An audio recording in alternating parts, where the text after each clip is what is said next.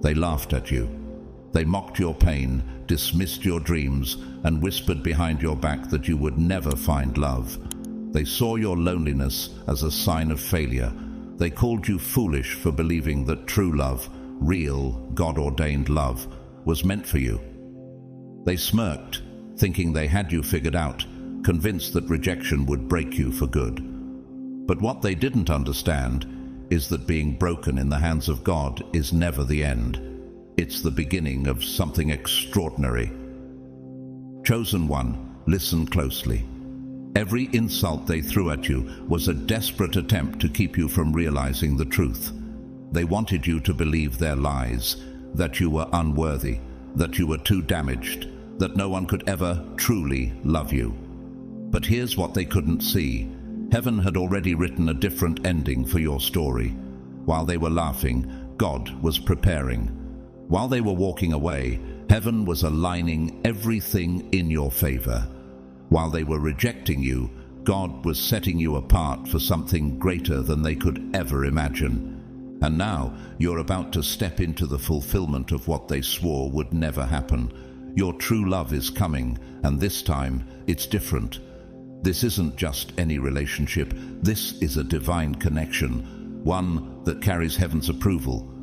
The love they said didn't exist for you. It's already sealed in the heavens, waiting for its appointed time. The very love they doubted, the one they mocked you for believing in, is on its way. And nothing, not their words, not their doubts, not even their curses, can stop what God has already set in motion. Let me tell you something. Rejection wasn't a curse. It was a blessing in disguise. Every heartbreak you endured was a setup for something greater. Every moment of loneliness was a divine strategy, a season of preparation, a time of refining. The love you're about to receive isn't ordinary. It's sacred. It's been preserved for you, tailored by the hands of God, and destined to leave every doubter speechless. They thought your story ended with their rejection, but they had no idea that heaven was just getting started. And before we go any further, let me take a moment to thank you. Yes, you. Your presence here is not by chance. To those who have supported this divine mission, who have sown into this message through your prayers, encouragement, and super thanks. You are part of something far greater than you realize. Drop 777 in the comments if you feel the shift happening in your spirit. If you know this message is speaking directly to you, hit that like button, subscribe, and get ready, because what you're about to hear is going to change everything. The enemy tried to convince you that love wasn't meant for you. They planted doubt, hoping you'd give up. But let me ask you this. If your love story wasn't powerful, why would they try so hard to convince you otherwise? Why would they work so relentlessly to make you believe you were unlovable? What is it about you that makes the enemy so afraid? Stay with me, chosen one, because by the time we're done, you'll see the full picture. You'll understand why the attacks were so fierce, why the road was so long, and why the waiting was necessary. And most importantly, you'll see why what's coming next will leave your enemies in awe. Let's dive in. God's chosen ones, your true love is coming. God has approved it.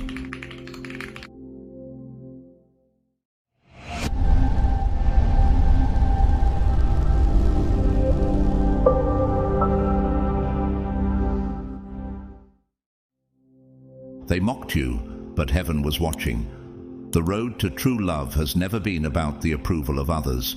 It has always been about God's divine timing. You have waited, endured, and faced rejection, but what they didn't know is that your story was never in their hands. Every scoff, every eye roll, every dismissive remark, they thought they were breaking you, but heaven was taking note. And now the appointed time is near. They ridiculed your belief in love. They sneered at your faith, calling it foolish, naive, and out of touch with reality. Someone like you? They asked mockingly. What makes you think you're worthy of something so rare and beautiful? Their words were meant to crush you, to strip you of hope, to make you abandon the very thing God planted in your heart. But let me ask you something. Who has the final say? The voices of mockery or the voice of the Almighty? Think of Sarah, the wife of Abraham. She was barren for decades, and even she laughed when God told her she would have a child in her old age. Genesis 18:12. But what did God do? He fulfilled his promise, and Isaac was born. Just like Sarah's doubters were silenced, those who mocked you will soon witness the impossible come to pass. They thought their words had power, but only God's word stands. Have you ever noticed how the world mocks what it cannot understand? They ridiculed Noah for building the ark, Genesis 6:14-22, laughing at the thought of a flood when the skies were still clear. Yet, when the rain began to pour, who was left standing? Those who doubted were swept away, but Noah, the one they mocked, was the one whom God had chosen to preserve. Doesn't that sound familiar? Haven't you too been ridiculed for trusting in what God told you? But just like Noah, you are building something they cannot yet see. You have heard the whispers. You have seen the pity in their eyes, as if your faith was some sort of tragic delusion. They wrote you off as someone who would always be alone, someone who would never experience the kind of love they see in fairy tales. But their laughter was never proof of your failure. It was evidence of their blindness. They failed to see the divine hand orchestrating your story. And yet, I know the weight of those silent questions that have crept into your heart. Why was I treated this way? Did I really deserve such mockery? Was I foolish to believe God had someone for me? If these doubts have lingered, let me remind you of something. The enemy always mocks what he fears. Your unwavering hope was unsettling to those who have already given up. They saw in you a faith they couldn't comprehend, a light they couldn't dim, and that's why they tried so hard to discourage you. They ridiculed your patience because they lacked the courage to wait.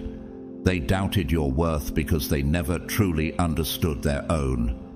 But while they were laughing, heaven was working. While they dismissed you, God was writing a love story greater than anything they could ever imagine. The very people who scoffed at you will watch in disbelief as God blesses you in ways they thought were impossible. Psalm 23:5 declares, "You prepare a table before me in the presence of my enemies. You anoint my head with oil. My cup overflows." This is what is coming for you. Love that is anointed, love that is overflowing, love that is beyond human understanding. Look at Joseph's life. His own brothers mocked him, sold him into slavery, and thought they had destroyed his destiny. But what they intended for evil, God turned for good. Genesis 50:20. When God lifted Joseph to power in Egypt, the same brothers who betrayed him had to bow before him. The same will happen for you. The very ones who doubted you will witness your elevation. And what about those in the world today who have been underestimated, only to rise beyond every limitation? Consider Thomas Edison, a man who was told by his teachers that he was too stupid to learn anything. Despite their rejection, he went on to invent the light bulb, illuminating the world in a way no one had imagined. Now, imagine if he had believed their words instead of the calling within him. Have you allowed their mockery to define you? Or have you trusted that God's plan will outshine every doubt cast upon you? The rejection you faced was never about your worth. It was about God's redirection. Some people were never meant to stay in your story. They were merely the background noise, the testing ground, the fire that refined you like gold. Imagine a potter molding clay. At first, the process looks rough. The clay is pressed, stretched, and reshaped. To the untrained eye, it may look like destruction, but to the master's hand, it is transformation. How many times have you felt like that clay, pressed down, broken, and seemingly shapeless? But what if I told you that every trial was simply God's way of shaping you for something greater? What if every rejection was actually preparation for the love that He has set apart for you? And so, here you are, standing after every trial, stronger than before. The love that God has prepared for you will not only fill your heart, it will serve as undeniable proof that His timing is perfect. The same voices that once belittled you will be silenced, not by revenge, but by the undeniable work of God in your life. True love is coming, and when it does, it will wipe away every lie spoken against you. The love that is destined for you will not be built on human approval, but on a divine foundation. They said it would never happen. They said you were dreaming. But heaven is about to remind them that when God writes a love story, no force on earth can erase it. And so, chosen one, lift your head. Your time has come. The world's rejection holds no power in the face of God's divine orchestration. The love He is bringing into your life is not just a romance. It is a testimony. It will silence the critics, shatter every doubt, and reveal the undeniable truth. You were always worthy, you were always enough, and you were always destined for something extraordinary. Will you choose to believe in what God has promised, or will you allow the doubts of others to steal what has already been written for you? Stay steadfast, because the best is not just coming, it has already been written. They thought rejection would break you, but they never realized that God was using it to redirect you. Every tear you shed, every moment of heartache, and every cruel word they spoke was never the final chapter. You see, when someone rejects you, it's not a declaration of your unworthiness. It's God's way of steering you towards something greater. They thought they had the last word, but heaven was already writing a better one. They walked away and left you in ruins, didn't they? They made sure you felt their absence, as if their rejection was some kind of proof that you weren't enough. They didn't just leave quietly. They left with smugness, as if breaking your heart somehow validated their own importance. And what stung the most wasn't just their departure, but the way they looked at you, as if you were disposable, as if you never truly mattered. You'll never be enough, their actions whispered. You'll never find the love you're searching for. And in the quiet of the night, when the world is still and your thoughts grow loud, those lies replay in your mind. Do you hear them even now? The doubts creeping in like shadows. Maybe they were right. Maybe I am unworthy. Maybe something is wrong with me. But listen to me, chosen one, rejection was never the end. It was the divine redirection of your life.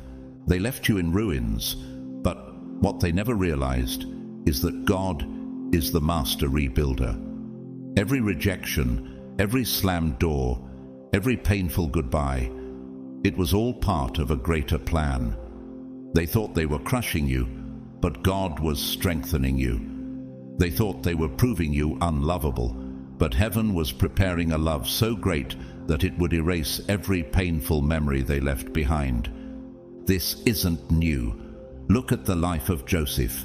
His own brothers despised him, betrayed him, and sold him into slavery. They wanted him gone, forgotten, erased from their story. But they didn't know that God was redirecting Joseph's path, not to destruction, but to destiny. The very pit they threw him into became the stepping stone to the palace. Genesis 50:20. Isn't that what God is doing for you? The very rejection they thought would destroy you is about to elevate you. And yet, I know what you might be wondering. If rejection is redirection, why does it hurt so much? Because we were never meant to carry the weight of someone else's inability to love us. Their rejection stung because you gave your heart sincerely, you trusted, you hoped, and they dismissed you as if you were nothing. But what if I told you that their rejection wasn't about you? What if I told you that their inability to love you wasn't a reflection of your worth, but of their limitations? Rejection wasn't a punishment, it was protection. God saw what you couldn't.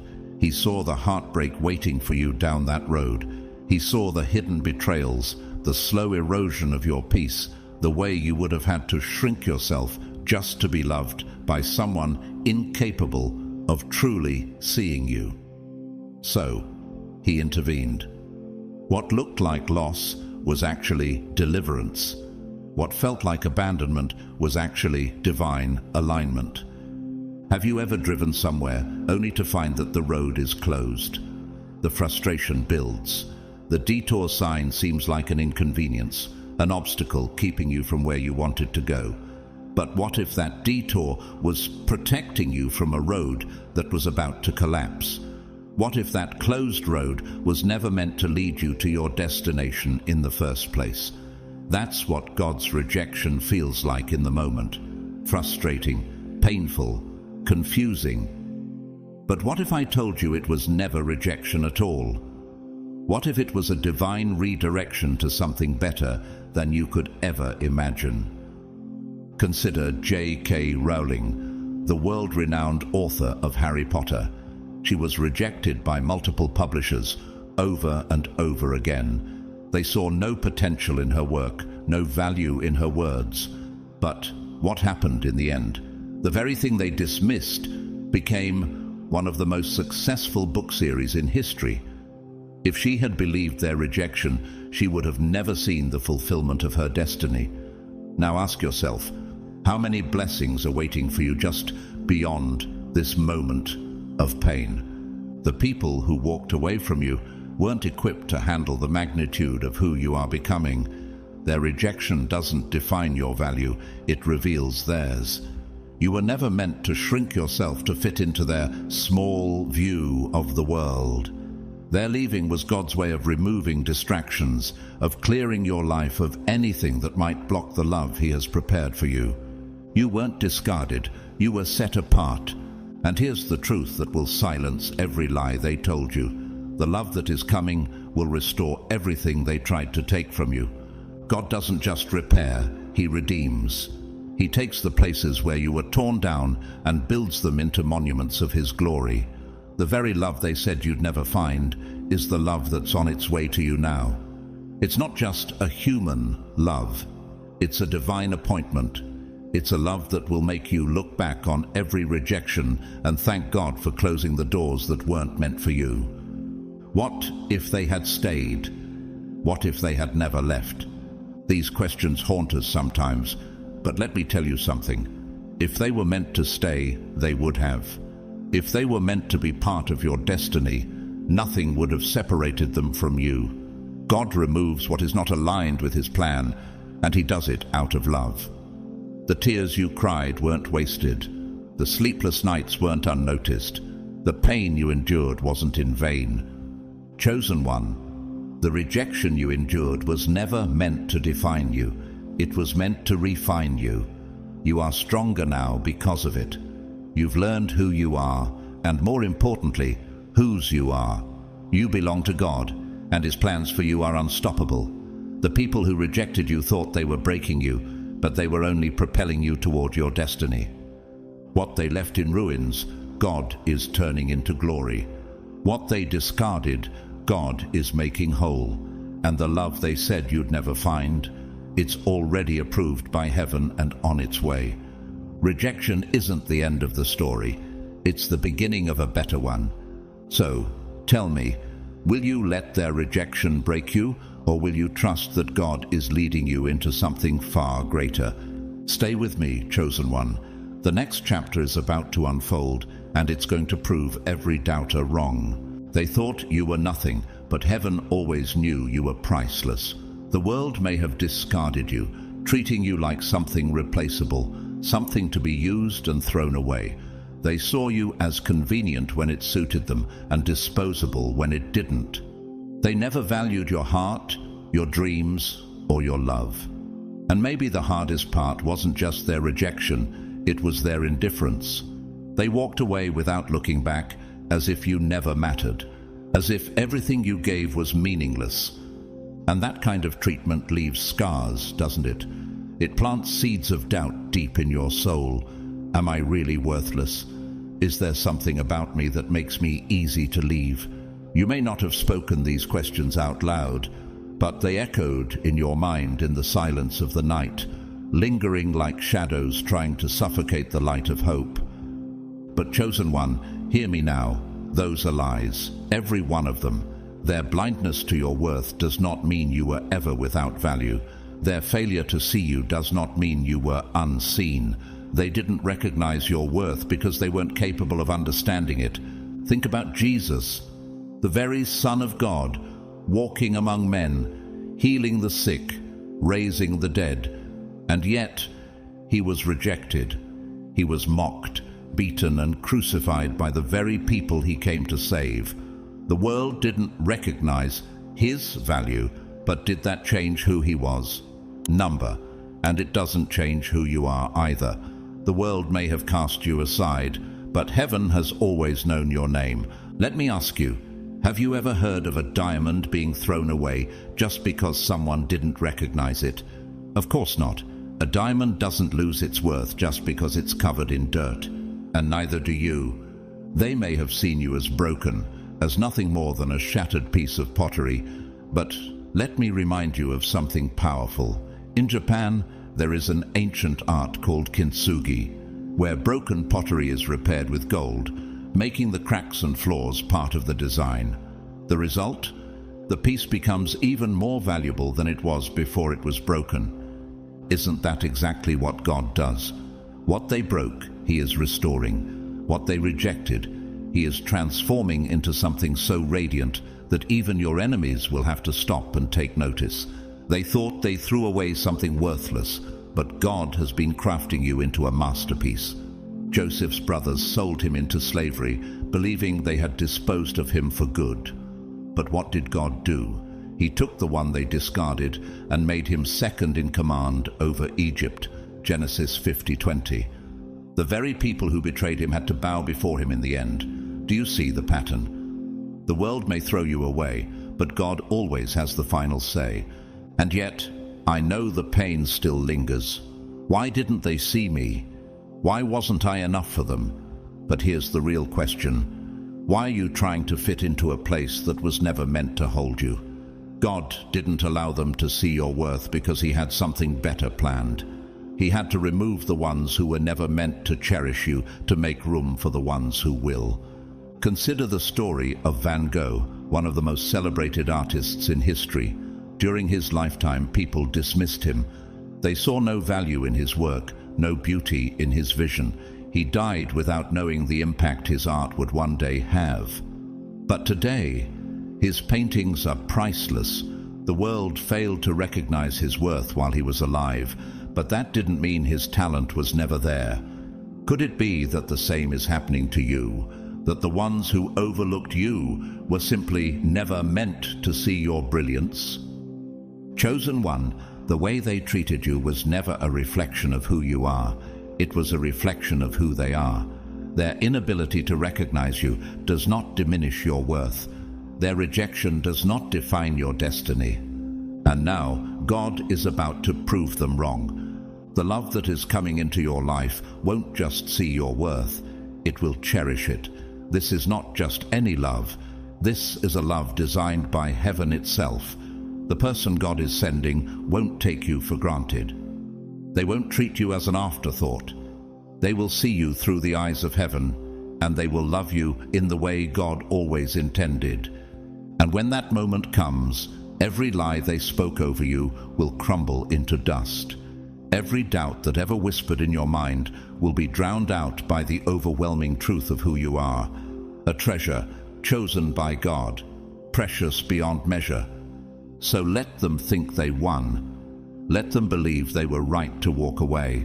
Because when God reveals what he's been preparing for you, they will realize too late that they didn't discard trash.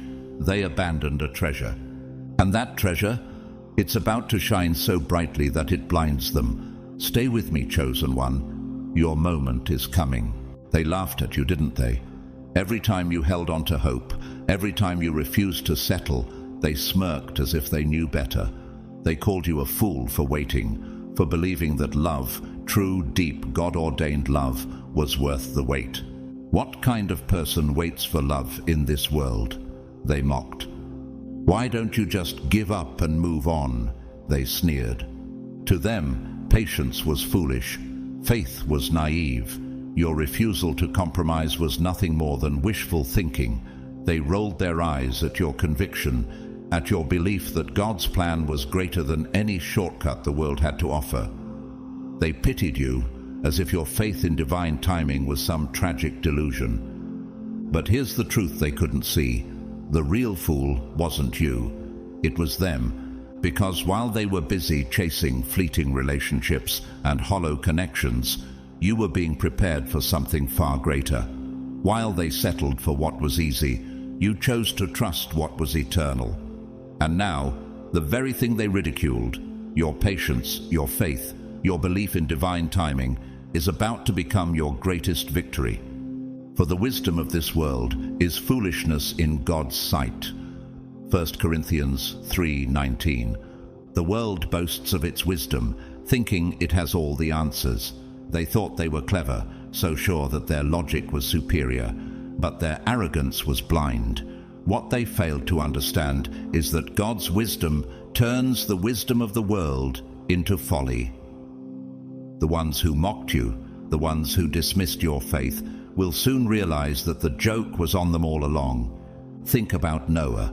God told him to build an ark, and the world laughed.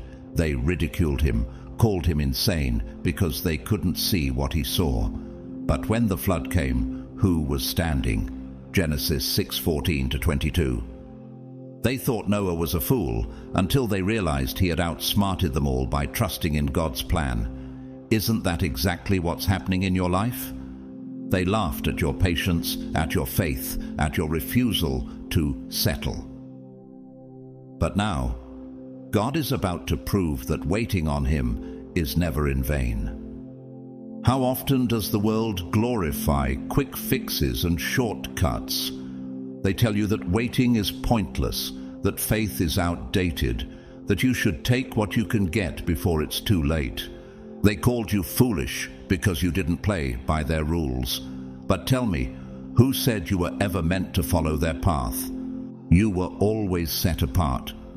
They couldn't understand that your patience wasn't passive, it was preparation. Every moment you waited was a moment God was working behind the scenes. Every time you chose faith over fear, heaven took note. And now, your trust in God is about to bear fruit in a way that will silence every doubter. Look at the story of Sarah and Abraham. God promised them a child, but decades passed with no sign of it. They could have given up. They could have listened to the voices saying it was impossible. But in the end, God fulfilled His promise, and Isaac was born. Genesis 21:1-3. Sarah's waiting wasn't foolish, it was the path to a miracle. And now, chosen one, your own miracle is unfolding. The love that is coming into your life is not just another relationship, it is a divine promise. It is the kind of love that will leave your enemies stunned and speechless, the very people who said it would never happen, who dismissed your faith as nonsense, will be forced to watch as God's plan for you unfolds before their eyes. Imagine the moment they realize they underestimated you, the moment they see that the one they called a fool was actually the one walking in divine wisdom. Your patience wasn't wasted, it was divinely orchestrated. It was the key that unlocked this very moment. And now, God is building something unshakable on the foundation of your faith. This is your testimony. This is the proof that waiting on God is never a mistake. So let them keep their arrogance. Let them cling to their shallow wisdom, because your faith has already outsmarted them all. Stay with me, chosen one. The best is yet to come. The very ruins they thought would bury you have become the stage where God's miracles are coming to life. Look back for a moment, chosen one. Do you remember the wreckage they left you in? The words they spoke cut deep. Rejection pierced your soul, and betrayal left you gasping for air. They left you in pieces, abandoned in ruins, and walked away without a second thought. In their eyes, you were nothing more than a passing memory, a defeated soul, a joke they once knew. They assumed you would never rise again. But what they failed to understand is that the very ruins they left behind became sacred ground for a miracle. The place where they thought your story ended became the altar where God began his greatest work. Think of Job.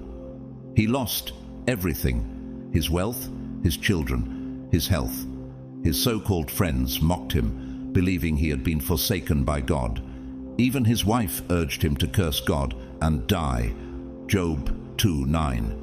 But what they didn't realize was that Job's suffering was not his end. It was his setup for restoration. In the end, God gave him twice as much as he had before. Job 42:10. Does this sound familiar? Haven't you too been left in the rubble, only for God to build something even greater from the ashes? Every tear you cried, every shattered piece of your heart, and every broken dream, God has used them as raw materials for something extraordinary. They thought they had destroyed you, but in God's hands, those ruins have become the foundation of a masterpiece. What if your greatest heartbreak was never meant to be your burial, but the soil where your spirit would begin to grow? You see, the enemy wanted those ruins to be your prison, but God transformed them into a platform.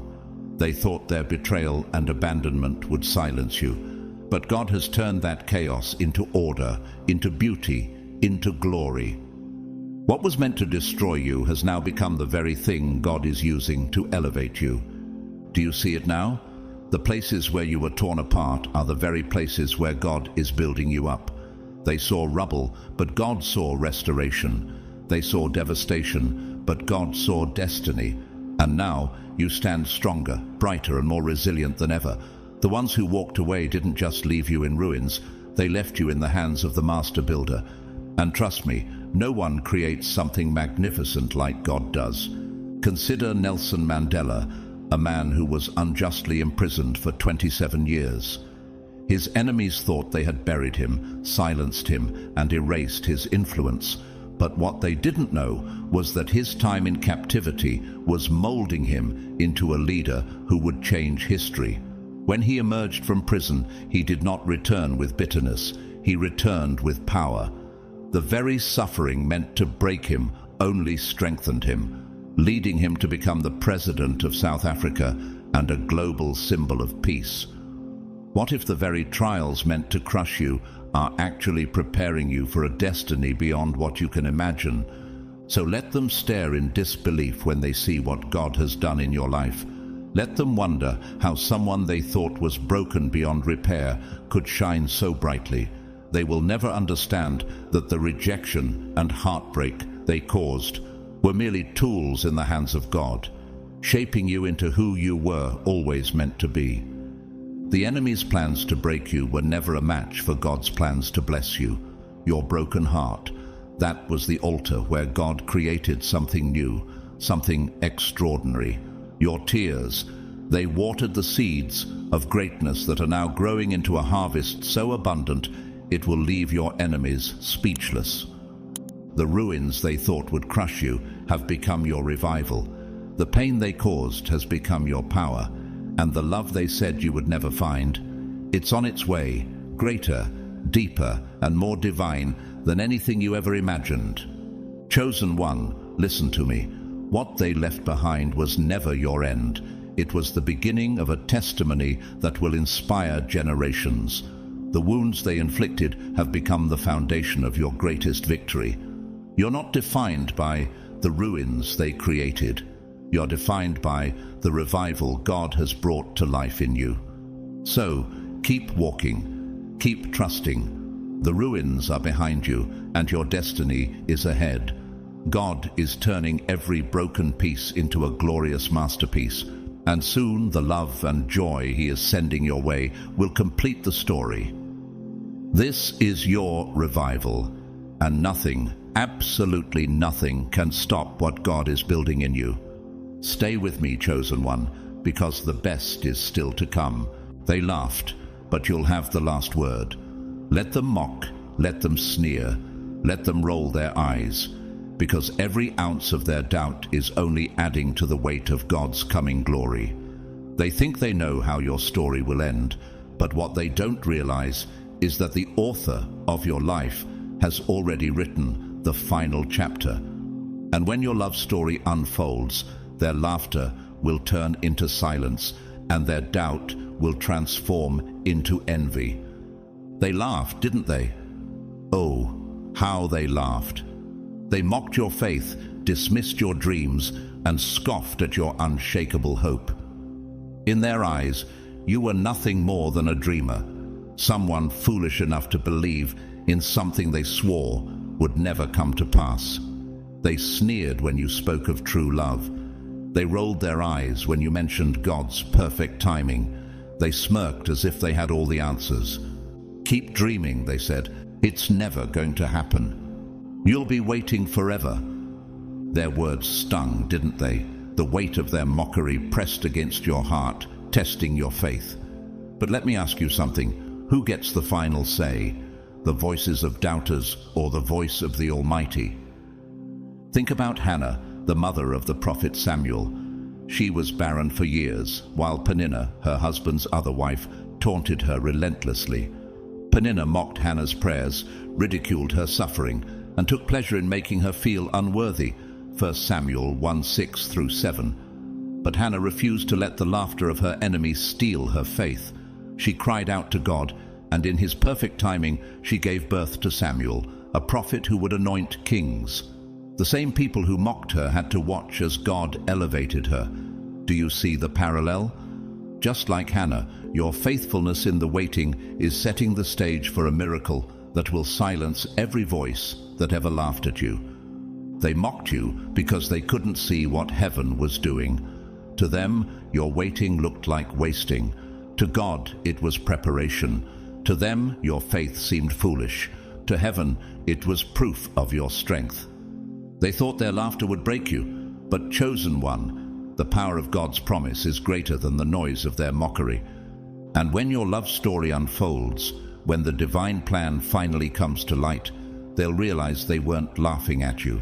They were laughing at a masterpiece in the making. They just couldn't see it yet. You see, the enemy thrives on mocking what he fears most. That's why their sneers came with such bitterness. They ridiculed you because they didn't understand you. People fear what they cannot comprehend, and chosen one, the depth of your faith and the favor of God on your life were too much for them to grasp. So they did the only thing they knew how to do. They laughed. But what they didn't understand is this: God always has the last laugh. Your love story will be a testimony so powerful it will make your enemies question everything they ever believed. The very people who said you were foolish for waiting, for hoping, for trusting, will look at you in awe and wonder how they ever doubted you. The love that God is preparing for you isn't just an answer to your prayers, it's a statement to the world. It will prove that God's timing is perfect, that his promises are true, and that no human opinion can stop what he has ordained.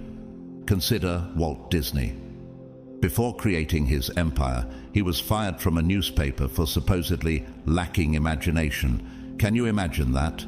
The man who would go on to create entire worlds of magic was once dismissed as uncreative. They laughed at him, but today his legacy speaks for itself. What if the laughter you've endured is just proof that something extraordinary is coming? What if every word spoken against you is only setting the stage for your undeniable rise? So let them laugh. Let their mockery fill the air, because it's only temporary. What God is about to do in your life will not just silence their laughter, it will transform it into regret. Regret that they ever doubted you. Regret that they couldn't see the divine light in you. Regret that they underestimated the power of the one who chose you. Chosen one, you don't need to defend yourself. You don't need to argue, explain, or prove your worth to anyone. God himself will vindicate you, and when your love story unfolds, it will be clear to everyone watching that this wasn't your doing, it was his. And that kind of victory It speaks louder than words ever could. So let them laugh now. Let them roll their eyes and shake their heads. Because when the time comes, and it is coming soon, their laughter will stop. Their disbelief will turn to awe. Their sneers will be silenced by the undeniable evidence of God's glory in your life. God always has the final word. And chosen one, His word over your life is victory. Your love story is being written by the Creator of the universe, and no amount of laughter or mockery can erase it. They laughed, but you'll rise. They doubted, but you'll shine. And in the end, they'll see what heaven has known all along. You were chosen, and God always delivers on His promises. Stay steadfast, because your testimony is about to unfold. The best is still to come. Your pain was the price for purpose. Every tear was a seed, every heartbreak a lesson. Chosen one, let's not sugarcoat it. The pain you endured was real. It wasn't just a passing ache or a fleeting wound. It was agony that gripped your heart, left you breathless, and made you wonder if you would ever feel whole again. You cried out in the stillness, didn't you? Why me, God? Why do I have to feel this much, break this often, lose this deeply? The world told you to shake it off, to move on, to stop being so sensitive. But what they failed to see is that your pain was never pointless. It was the price for purpose. Every tear you shed was a seed planted in the soil of your destiny. Every heartbreak, every rejection, every moment of betrayal or abandonment, it was all part of a greater plan. They thought they were breaking you, but God was using those very moments to build something within you that no one could take away. Can you see it now?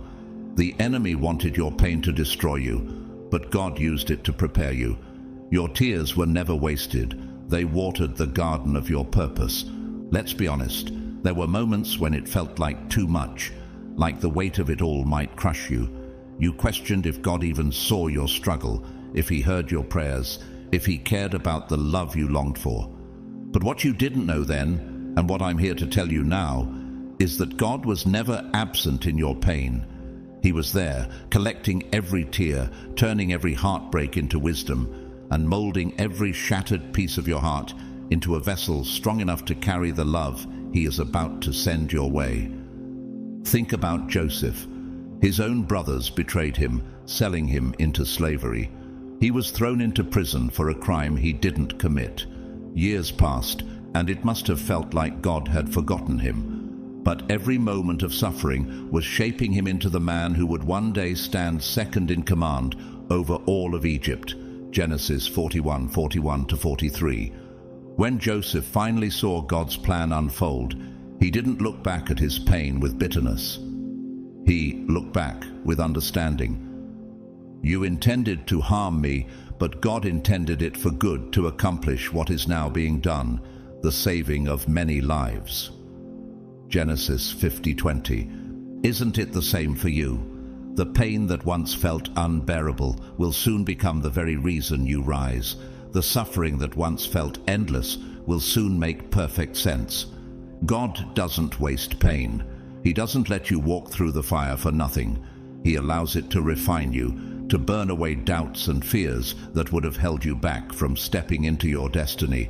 That ache you felt, it was teaching you patience, perseverance, and faith. That heartbreak, it was showing you how to recognize what is real and what is counterfeit.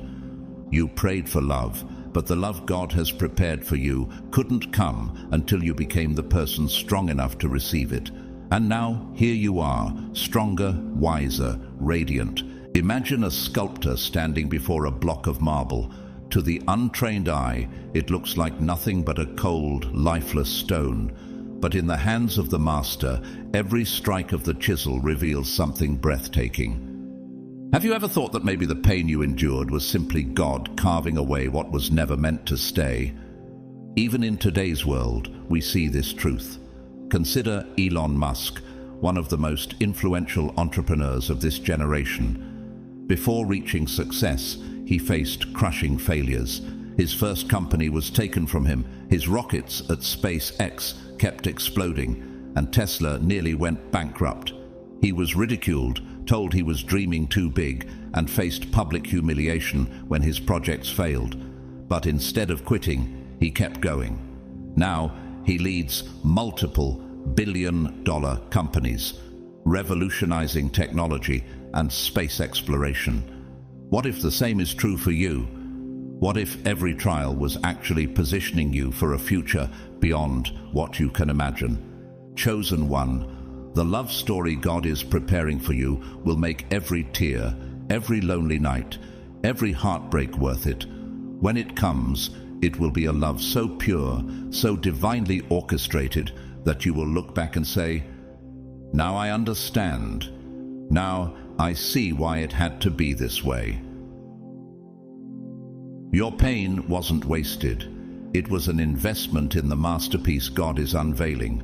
Remember this: your pain had a purpose, and that purpose is your elevation. God is not just giving you a love story, He is giving you a testimony that will inspire others. So keep walking, chosen one. You are on the brink of something extraordinary. God's approval carries more weight than any rejection you have ever faced. When heaven has stamped approved on your love story, no amount of human denial, doubt, or disbelief can stand against what has been divinely set in motion.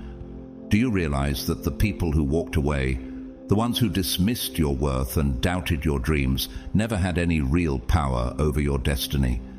Their rejection was never a true obstacle. It was simply a redirection.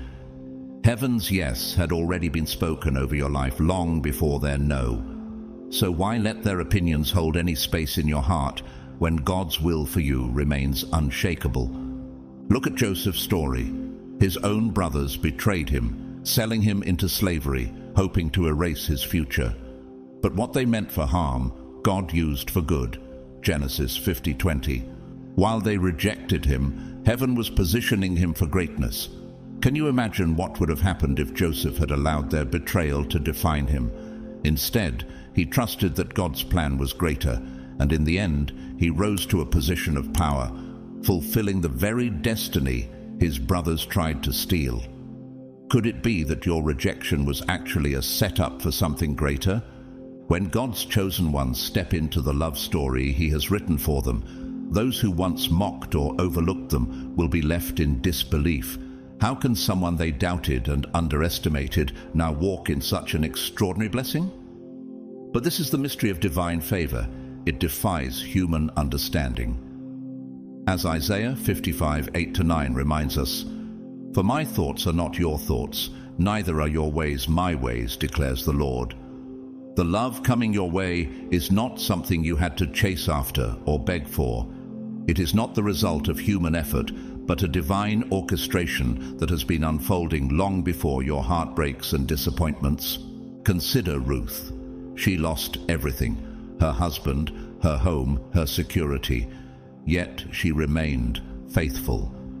Did she know that her steps were leading her straight into the arms of the man God had chosen for her? Boaz, a man of integrity and honor, recognized her worth immediately.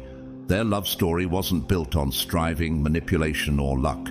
It was sealed by God Himself. Do you believe that your love story is already sealed in heaven? That even the heartbreaks you endured were never signs of failure, but rather stepping stones towards something far greater? Now, let this truth take root in your heart. The same God who placed the stars in the sky, who commands the oceans and holds the universe in His hands, has looked at your love story and declared, "It is good." His approval is final. What He has ordained, no rejection can cancel. What He has blessed, no enemy can destroy. What He has sealed, no force on earth or in hell can unseal.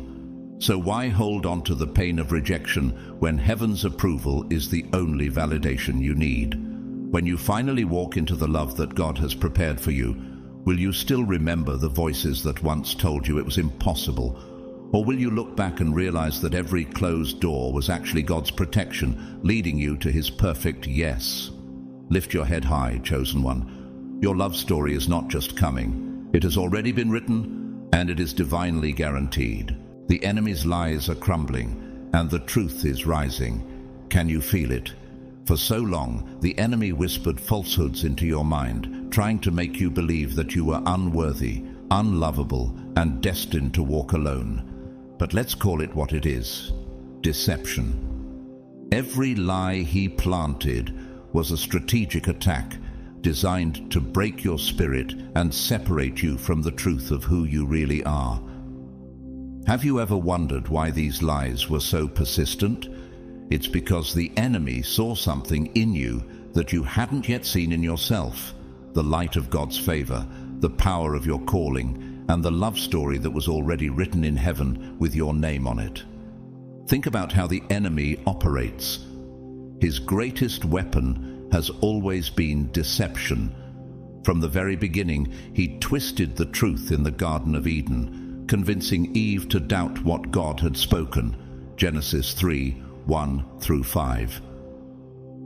He did the same to you, whispering in your quiet moments, making you question your worth. He told you that love wasn't meant for you, that no one would ever choose you, and that your very existence was a burden rather than a blessing. But do you see the pattern? His lies were never about you. They were about his fear. He was terrified of what would happen if you ever discovered the truth of who you are in Christ. And now that truth is being revealed. Every falsehood is being exposed. You were never unworthy. You were never forgotten. You were never meant to walk alone. God's eyes have been on you every step of the way, guiding you, preparing you, and loving you with an unshakable love. The enemy wanted to keep you trapped in fear because he saw what you could not yet see, that your love story had already been approved, already written, and already sealed by heaven. Consider the story of Hannah. She was barren, mocked, and made to feel like she was less than others because she had not yet received what her heart longed for. But what others did not know was that God was preparing something greater. He was not ignoring her. He was setting her apart for a blessing that would silence every mocker. And when the time was right, she received her promise. 1 Samuel 1:19-20. In the same way, the love that God has prepared for you is not delayed. It is being divinely orchestrated for the right moment. Do you believe that every tear, every heartbreak, and every moment of loneliness was not in vain? The lies are falling apart now. The enemy told you no one could love you, but God says you are fearfully and wonderfully made. Psalm 139:14. The enemy tried to convince you that you'd always be alone. But God has been working behind the scenes, preparing a divine connection that will not only heal your heart, but elevate your spirit. The enemy said you were forgotten, but heaven's angels have been tirelessly moving pieces into place to fulfill God's promise to you. Can you see it now? Every rejection, every lonely night, and every tear you cried was not a sign of abandonment, but a sign that God was leading you towards something greater. Now, take a moment to let this truth sink in. The love that is coming into your life will be undeniable proof that the enemy's whispers were nothing but fear masquerading as fact. Every doubt he planted will wither under the light of God's truth. Every time the enemy said, "You will never find love," heaven was already smiling, knowing that your love story was in progress. The enemy underestimated the power of God's plan for your life, and now you are stepping into the fullness of his promises. So let go of the lies. They hold no power here. Trust in the truth of who you are and the love that God has prepared for you. The enemy thought he could break you, but he was wrong. He did not account for the power of God's truth, the resilience of your spirit, or the divine favor that has always been upon your life. You are chosen, you are deeply loved, you are victorious, and nothing, no rejection, no past heartbreak, no lie from the enemy can change that. Your love story is not only coming, it is divinely guaranteed. The waiting was never wasted, it was warfare. Every moment you endured, every temptation you resisted, every silent prayer you whispered in faith was not an act of passivity, but of power. The enemy never wanted you to realize that your patience was not a delay. It was a weapon forged in spiritual battle. Can you see it now? The times you refused to settle, the moments when doubt crept in but you stood firm, the nights you wept yet still believed, those were victories in disguise. The world may have mocked you. They may have called you foolish for holding on to a promise they couldn't see. But did Noah look foolish when he built the ark while the sky was clear? The people laughed, ridiculed, and dismissed him. But in the end it was Noah who stood secure while the flood overtook the doubters. Genesis 6:14-22. And just like Noah, your faith in the unseen has been your shield, your defense, your weapon against every scheme designed to make you quit. The enemy assumed your waiting would break you, that the silence, the loneliness, and the seemingly unanswered prayers would wear you down. He thought you would grow weary and surrender to compromise, settling for less than what God promised. But what the enemy did not understand is that patience in God is not weakness. It is the ultimate strength. Every time you resisted the urge to take matters into your own hands, every time you chose faith over fear, you were disarming the enemy's attacks. Can you imagine how frustrated the enemy must have been watching you remain steadfast when everything in the natural told you to give up? Consider the story of Sarah and Abraham. They were promised a child, yet they waited decades without seeing the fulfillment of that promise. At one point, impatience led Sarah to take matters into her own hands. But God's plan had never changed. When the time was right, despite all odds, Isaac was born as the child of promise, Genesis 21:1-3. What if Abraham and Sarah had given up completely? What if you had given up? Could it be that your waiting was never just about the blessing, but about the transformation happening within you? Let's be honest. Waiting is hard. There were moments when the weight of it all felt unbearable, when the longing pressed so heavily on your heart that you questioned if it was all in vain. But even in those darkest moments, when the enemy whispered, "Just give up," you held on. You refused to surrender your faith, and that choice, again and again, became your greatest weapon. Every second you endured, you proved that your trust in God was stronger than the enemy's lies. Here's the truth. Waiting is not passive. It is not wasted time spent wishing and hoping. It is active alignment with God's divine timing. It is choosing to stay on His path even when it feels slower than you expected. It is trusting that He is moving behind the scenes, weaving together a story so breathtaking that only His hands could craft it. And while you waited, God was not just preparing the blessing. He was preparing you. The enemy underestimated the power of patience, but heaven never did. Every moment of waiting has built something unshakable within you, something that will make you unstoppable when the promise finally arrives. And now, chosen one, the wait is over. The season of patience is shifting into a season of fulfillment. The love you prayed for, the joy you longed for, the promises you clung to, they are here. Can you feel it?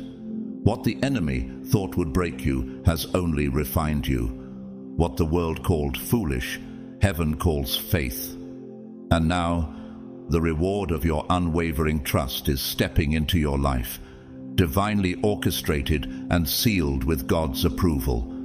This love, this blessing, this victory, it was never just about you. It is a testimony, a living declaration that waiting on God is never in vain. It is proof that faith, even in the quiet, moves mountains. So hold your head high, chosen one. The weight of waiting was your weapon, and now it is your testimony. You didn't just survive the waiting, you thrived through it. And now you are stepping into the promise that was always meant for you. Their words can't stop what's coming. Every cruel remark, every whispered insult, every dismissive laugh, they hold no power over the destiny God has declared for you. Do you remember the times they mocked you, called your dreams unrealistic, and scoffed at your faith. They spoke as if they had the final say, as if their opinions could dictate your future. But they failed to understand one undeniable truth. Human words have no authority over what God has already spoken into existence. Consider the story of David. When he stepped onto the battlefield to face Goliath, his own brothers mocked him, accusing him of arrogance. 1 Samuel 17:28. The giant taunted him, declaring that he was nothing but a boy, incapable of victory. But what happened? David didn't let their words define him. He stood on the promises of God, and with a single stone, he defeated the giant that everyone else feared. Can you see the parallel in your own life? The words of others may have tried to convince you that you were unworthy, that your dreams were too big, or that your faith was foolish. But just like David, you are armed with something far greater, God's promise. While they were busy tearing you down, heaven was lifting you up. Every negative word they spoke over your life was met with God's divine protection. Every time they said, "It will never happen," heaven responded with, "It is already done." Their words were mere noise, but God's word is unshakable. As it is written in Isaiah 55:11, "So shall my word be that goes forth from my mouth. It shall not return to me void, but it shall accomplish what I please." The love, the blessings, the season of joy that God has prepared for you are already written into your destiny, and nothing they say can erase it. The enemy loves to use words as weapons. Have you ever found yourself replaying their insults in your mind, allowing them to plant seeds of doubt? That is his strategy. He wants you to believe that their opinions carry weight, that their rejection defines your worth. But what if you stopped letting their words take root? What if you replaced their doubts with the truth of what God has spoken over your life? When Jesus was tempted in the wilderness, Satan used words, twisting scripture, trying to shake his identity.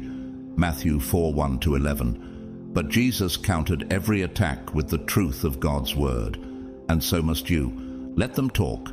Let them say whatever they want. It won't stop what's coming. In fact, their negativity will only make your victory that much sweeter. Think about Joseph. His brothers mocked him, threw him into a pit, and sold him into slavery, believing they had buried his destiny. But the very thing they meant to destroy him became the stepping stone to his promotion. One day, those same brothers had to stand before Joseph as he ruled over Egypt, witnessing the very fulfillment of the dreams they once tried to silence. Genesis 45:4-5. Can you picture the moment when God's promise for your life is fulfilled? The very people who doubted you will be left speechless. The ones who said you would never experience love, never walk in blessings, never step into your destiny, they will be forced to watch as you thrive. Because the truth is, they were never the authors of your story. God is, and his script doesn't include their lies. So lift your head high. You don't need to defend yourself against their words, because God is your defender. As he declares in Isaiah 54:17, "No weapon formed against you shall prosper, and every tongue which rises against you in judgment you shall condemn." What's coming is so magnificent, so divine, that it will speak for itself. And chosen one, the time is coming when they'll have no choice but to watch as you walk boldly into everything they swore was impossible. The only words that will matter then are the ones heaven already declared. Approved, blessed, destined. The divine union that will silence the doubters is unfolding before your eyes. This love, the one you have prayed for, dreamed of, and waited so patiently to receive, is not just another relationship. It is a masterpiece crafted by the very hands of the Creator. Can you feel it? The moment you've been preparing for, the love that heaven has ordained, is finally here. And it is not ordinary. It is not fleeting. It is eternal, unshakable, and so profoundly beautiful that it will leave those who doubted you utterly speechless. They said it wasn't possible. They scoffed at your faith. called your patience foolish, and dismissed your standards as unrealistic. How many times did they try to convince you that you were wasting your time, that you would never find the love you believed God had promised you? But what they never understood is that this was never just your dream. It was God's promise. And when God makes a promise, He fulfills it in His perfect time. Every whispered doubt, every mocking laugh, and every "you'll never have that" will now be silenced in the face of the love that is entering your life. Look at Abraham and Sarah. They were told they would have a child in their old age, yet doubt and time made it seem impossible. Genesis 18:11-14. Even Sarah laughed at the thought. But God's promises are not bound by human logic or limitations. Isaac was born, proving that God's word never fails. And just as He fulfilled His promise to them, He is fulfilling His promise to you. This love isn't just a personal blessing. It is a testament to God's faithfulness. It is proof that His timing is perfect, that His plans are flawless, and that no human rejection or earthly obstacle can interfere with what He has ordained. Do you see now why you had to wait? Why every disappointment was actually divine redirection? This love isn't here simply to make you happy. It is here to complete the work that God has been doing in you all along. Every tear you cried, every lonely night, every heartfelt prayer, they were never in vain. Heaven heard you, and now the answer has arrived. And this love, it is far bigger than your own healing and joy. It is a reflection of God's grace, a divine testimony that will inspire others. The world is watching, and as they witness this union, they will see the undeniable hand of God. The skeptics, the ones who thought your faith was misplaced, will have no choice but to acknowledge that this love could only have come from heaven. But this love will do something even greater. It will inspire. Your story will ignite hope in those who have stopped believing, those who have been crushed by rejection and weighed down by waiting. Your testimony will be a reminder that God's love is real, His promises are true, and His timing is always worth trusting. So hear this, chosen one. Your time has come. The love stepping into your life now is not just the fulfillment of your waiting. It is the beginning of a new chapter, one filled with joy, purpose, and divine fulfillment. And when this love is revealed, it will leave the world in awe and the doubters in silence. Can you imagine the look on their faces when they realize that everything they said was impossible has now come to pass? Let them watch. Let the skeptics wonder. Let the world stand in awe, because what God has brought together, no one can tear apart. Mark 10:9. This is your divine union, and it is glorious. What they thought would break you has only built you stronger.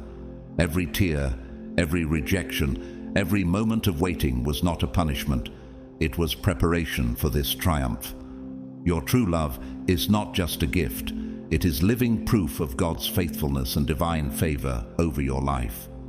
This love is a testament to His promises, a reflection of His glory, and a reward for your unwavering trust.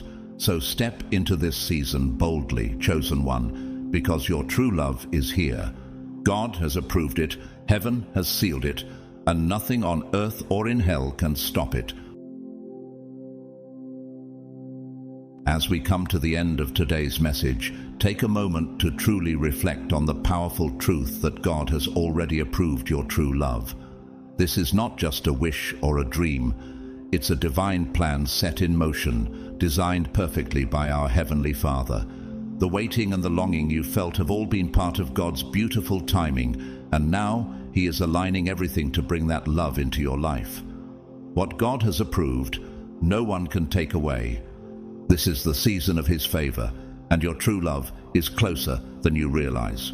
I want to thank you from the bottom of my heart for being part of this amazing community. If this message has touched you today, I invite you to support our channel through Super Thanks. Your generosity helps us continue sharing these messages of hope and faith. Whether you choose to donate or not, Your presence, likes, comments and shares are incredibly valuable to us. We appreciate each and every one of you, and we're grateful for the encouragement and love you bring to this space. May God continue to bless you abundantly. May His peace fill your heart, His love surround you, and His guidance lead you on every step of your journey. Remember, your true love is coming, and it's approved by God. His plans for you are greater than anything you could imagine. Stay in faith and trust that your time is coming. Thank you once again for being here. Don't forget to like, subscribe, comment, and share, and may God bless you richly today and always.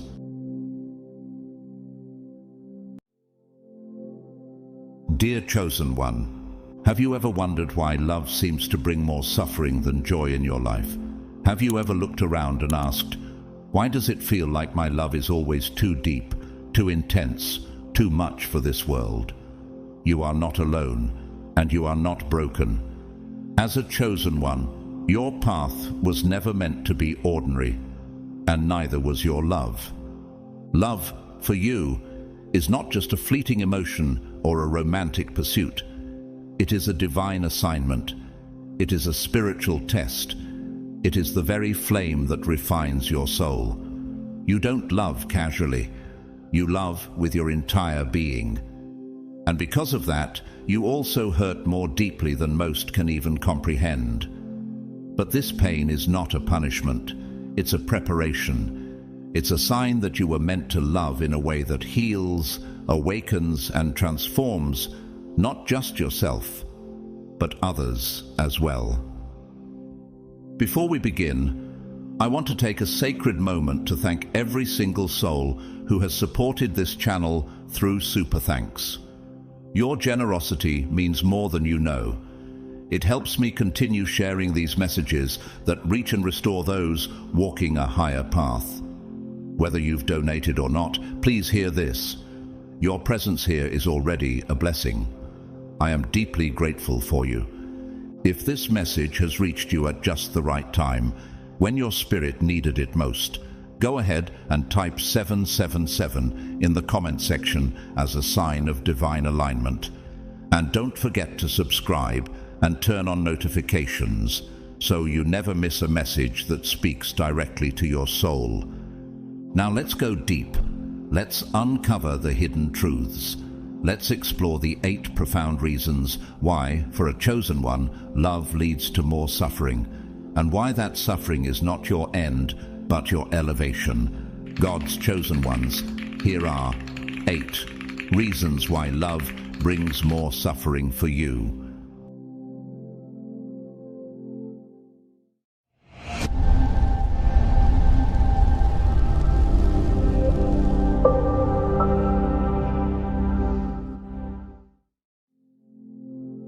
One, you love at a deeper frequency. Have you ever looked at someone and felt their pain before they even said a word? Have you ever loved so deeply that it frightened the very person you loved? If so, it's not because you're broken, it's because you're chosen, set apart by God to love in a way most people cannot comprehend. But if your love is so powerful, why does it bring so much suffering? Could it be that your love isn't just emotional, but spiritual? Could it be that when you love, heaven takes notice?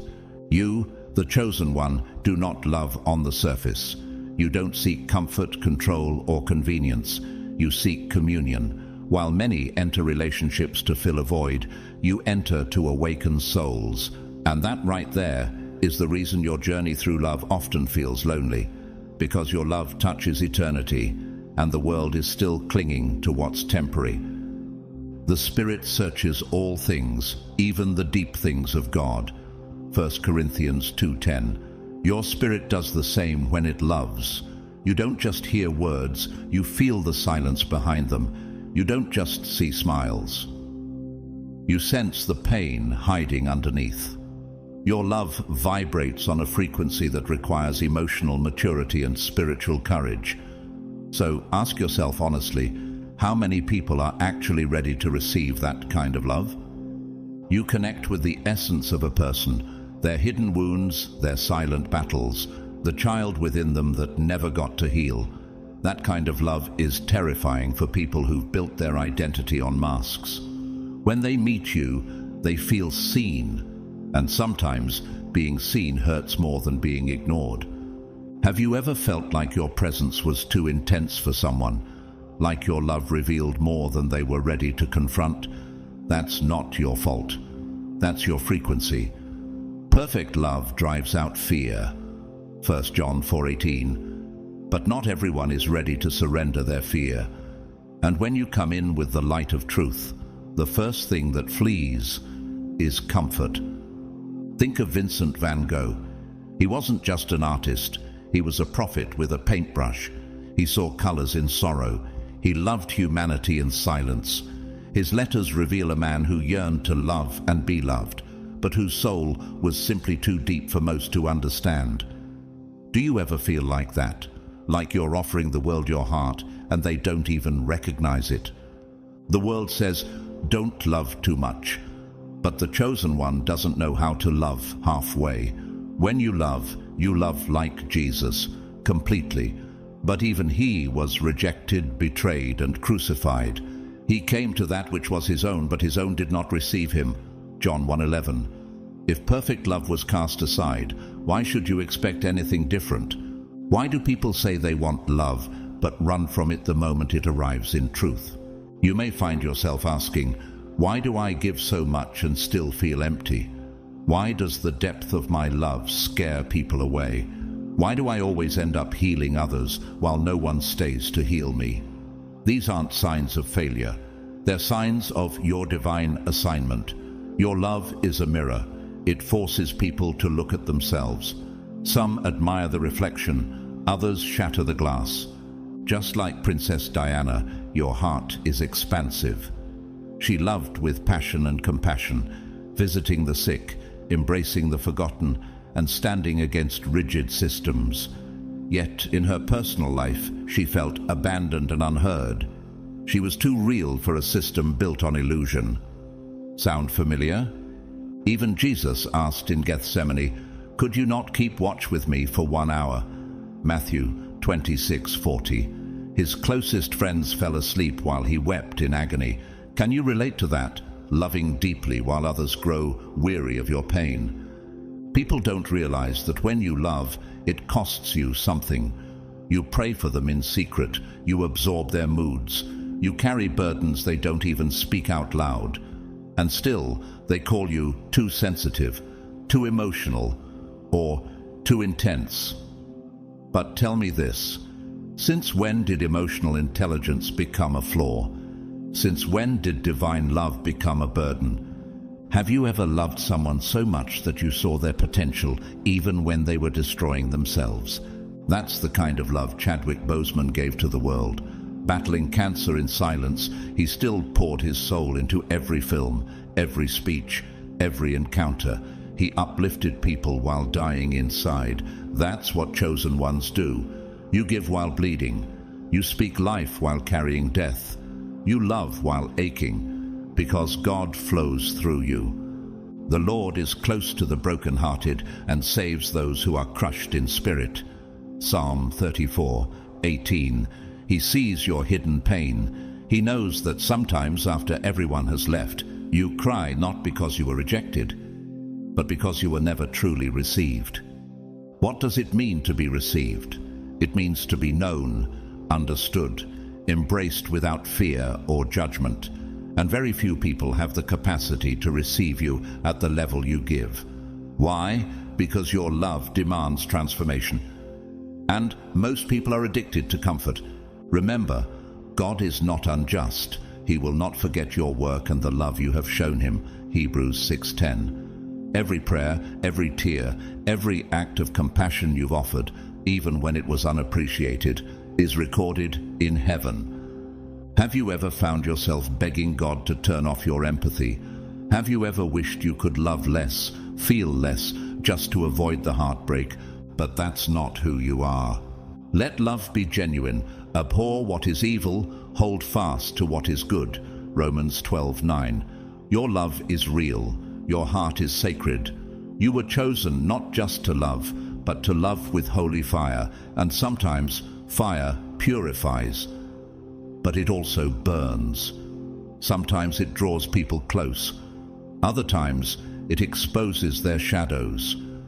So here's the real question, chosen one. Will you dim your light to make others comfortable, or will you keep shining knowing that your love will only be understood by those who are ready to rise? There will come a time when someone will not only receive your love, they'll revere it. They will not run from your light. They will be transformed by it. Until then, know this: you are not alone. You are not too much. You are not broken. You are blessed. You are anointed to love beyond logic, and that anointing will be your covering even when the world doesn't understand it. 2. You attract the broken but cannot fix them.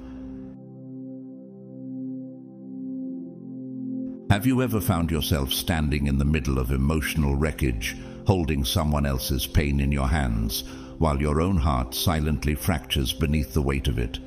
Have you ever watched someone you loved spiral into self-destruction, knowing you did everything in your power, prayed, comforted, sacrificed, only to be left behind, forgotten, or even blamed? Chosen one, you need to hear this with all your heart. It is not your fault. The burden was never yours to carry. The healing was never yours to complete. So why does this keep happening? Why does it seem like those who carry the deepest wounds, the messiest histories, the most unresolved trauma, always seem to find you? Why are you the one they call at 2 a.m.? Why are you the safe place they crumble into, even when they give nothing back? It's because your presence emits spiritual safety. Even when you say nothing, your spirit whispers, you are seen, you are loved, you are not alone. And that whisper travels beyond words. It cuts through silence, breaks past walls, and reaches into the soul of the broken. You don't even have to try, they find you. The addicted, the abandoned, the abused, the angry, and you, chosen one, don't turn away.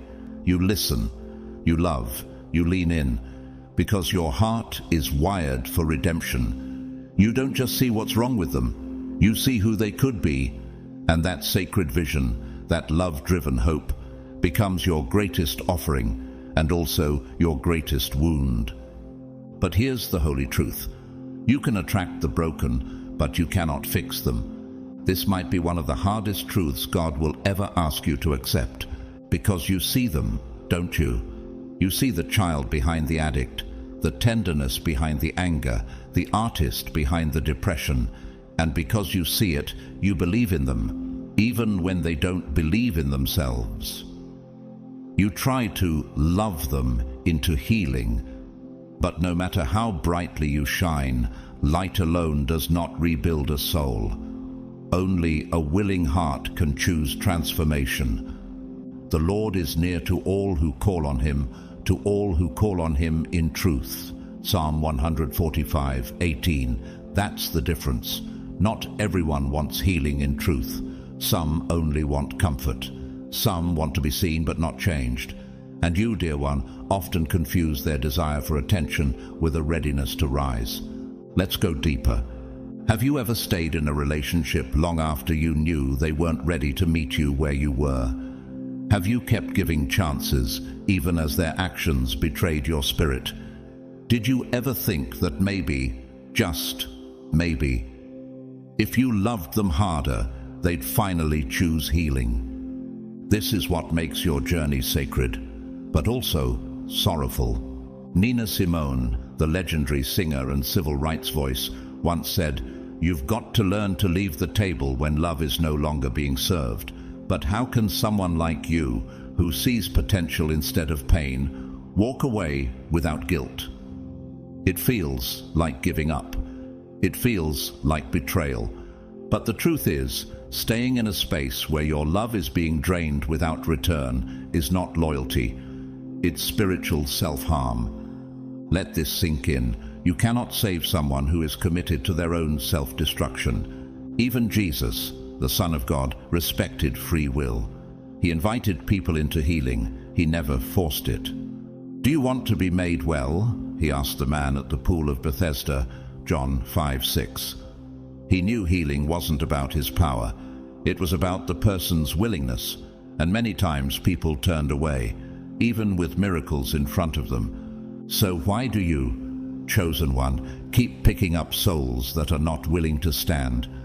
It's because you confuse empathy with responsibility. But here's the hard truth. Their pain is not your assignment. Their healing is not your job. Their inner work is not your battleground. You are called to love, not to lose yourself in the process. Have you ever noticed how you enter someone's life and they seem to come alive, more creative, more hopeful, more peaceful? And yet, when they leave you, they often return to old patterns. That's because your presence lifted them temporarily. But transformation requires consistency, not just inspiration.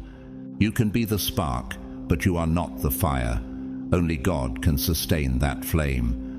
Let's reflect on Heath Ledger, an actor of profound depth, beloved by many, yet tormented by inner demons that no level of success or affection could resolve.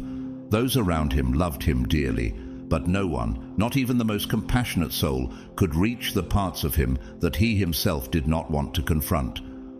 Ledger's story is a painful reminder that brokenness hides well, and often the people who smile the most are carrying the darkest battles. And perhaps that's why you attract them, because you see behind the smile. You feel energy others ignore. You read silences as clearly as words. Your discernment is divine. And for many, your presence is the only place they've ever felt safe enough to fall apart. But what do you do when someone keeps falling apart and never chooses to rebuild? Above all else, guard your heart, for everything you do flows from it. Proverbs 4:23. This isn't just a suggestion, it's a command. Not because God wants you to be selfish, but because He knows how costly your love is. When you give it to the unwilling, the unready, or the unavailable, you bleed spiritually. And no one can see that wound except Him. You carry other people's burdens as if they were your own. You cry over them, fast for them, intercede for them. But how many of them have stayed for you? How many have turned around and asked, "Chosen one, how is your heart?" It's time you ask yourself a sacred question. Are you helping them heal or enabling their avoidance of real work? Amy Winehouse once said, "I'm not a girl trying to be a star or anything other than a musician," yet behind her music was a soul crying out for help. Many loved her, but not enough people were honest enough to confront her pain head on. And ultimately, her brokenness became her prison. You, chosen one, must learn the difference between comforting someone and co-signing their pain. Love doesn't just hold hands. Sometimes love has to let go. It hurts to realize that some people only love the way you love them, not you. They love how your presence makes them feel. They love the light, but they're not ready to live in it.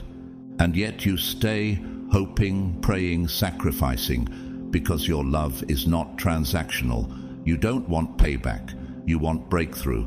But know this, you cannot resurrect someone who refuses to leave their grave. You are not their Jesus. You are not their Savior. You are God's vessel, and vessels are meant to pour, not break. So what now? Let go. Not with bitterness, not with guilt, but with trust. Trust that God will finish what He started. Trust that your love wasn't wasted, it was planted. Trust that your tears are seeds and God will water them in His time. And finally, trust that you are worthy of love that doesn't need to be rescued. 3. Love exposes your shadows. Chosen one, Have you ever fallen in love and suddenly found yourself wrestling with fears you thought you had conquered long ago? Have you ever felt the weight of old wounds reawakening, not because the person hurt you, but because the act of loving itself pulled the curtain back on parts of you that were still quietly bleeding? If you have, you are not broken. You are not too emotional. You are not too much. You are being refined. You are being revealed. And most of all, you are being transformed.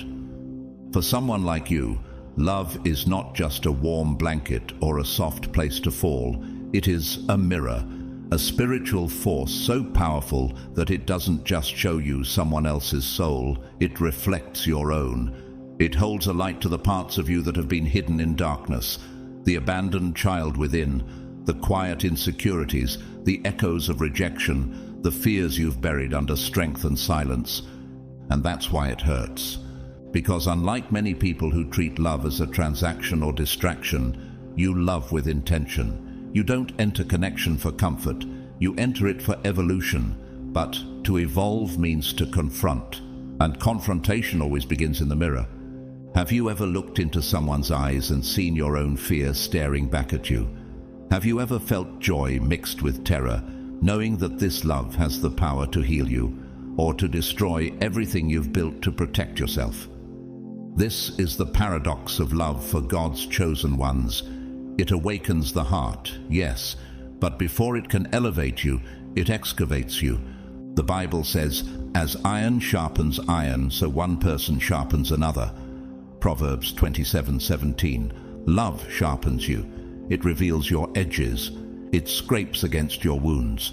It doesn't let you hide behind your calling, your ministry, your spiritual armor. When you love deeply, you are forced to see who you really are, not who you've learned to perform as. For many, love is about ease, but for the chosen, love is about exposure. And exposure is terrifying when your inner world is still healing. Have you ever been in a relationship where you suddenly feared abandonment, even though there was no threat of it, where the smallest silence felt like rejection, where you overanalyzed every word, every delay in response, every emotional distance? That's your shadow speaking. You see, the deeper you love, the deeper you remember, and not all memories are joyful. Some are wounds that haven't closed. Some are fears inherited from a parent who left, a lover who betrayed, a friend who vanished without explanation. And when love walks in the room, those shadows whisper, it will happen again. The heart is deceitful above all things and beyond cure. Who can understand it? Jeremiah 17:9. This verse isn't to shame you. It's to reveal how complex the heart truly is. Even when we feel whole, love has a way of pointing out the cracks. But here's what most people never tell you. This exposure is not a punishment. It's a divine invitation. God uses love to bring to the surface the things that need to be healed. He lets someone else's presence stir what's been silent inside you for years. Not to shame you, but to cleanse you. And that's why it hurts so deeply. Because the love you're experiencing isn't surface level. It's spiritual surgery. Think of Sylvia Plath, a literary genius whose works explored the intricate relationship between love, identity, and inner turmoil. Her writing wasn't just poetic, it was prophetic. In her journals and novels, she openly wrestled with how love forced her to confront herself. For Plath, love was both beautiful and violent, not because of others, but because of what it awakened in her. Like you, she saw love not just as connection, but as confrontation with her own soul. Have you ever asked, why does love make me feel like I'm losing control? It's because love asks for surrender, and surrender means removing the masks. You, chosen one, have likely built layers of strength to protect your heart. Layers formed from past betrayal, abuse, disappointment, even spiritual warfare. But love doesn't negotiate with masks. It strips them away. And that stripping process can feel like death. Death of your ego, death of your control, death of the idea that you can remain untouched while being deeply connected. But death is the seedbed of resurrection. Unless a grain of wheat falls into the earth and dies, it remains alone. But if it dies, it bears much fruit. John 12:24. Love is the ground where your old self dies, and your divine self begins to bloom. Yet many chosen ones suffer in this process, not because they are weak, but because they are willing to look at themselves, willing to sit with their fear, willing to unearth trauma that others spend a lifetime avoiding. Love for you is not just about who you're with, it's about who you're becoming. That's what sets you apart. Most people run from discomfort. You lean into it, even when it rips you open. Björk, the Icelandic musician and artist, once said in an interview, "I go through hell and back every time I love, but I do it anyway because I believe in it more than anything else." Her work, filled with emotional and spiritual complexity, reflects the reality of love that breaks and builds at the same time. And so do you. Have you noticed how the moment you begin to truly care about someone, your worst fears rise up? Suddenly, you fear abandonment, even if they're loyal. You fear rejection, even if they reassure you. You fear not being enough, even though they chose you. That's not intuition, that's your shadow, and the only way through it is through it. God will not let you settle for shallow love because He has destined you for sacred love, and sacred love requires you to be seen, fully, truthfully, painfully. It doesn't allow you to hide behind spiritual cliches or religious performance. It requires emotional nakedness, and that nakedness is the holiest ground you will ever stand on.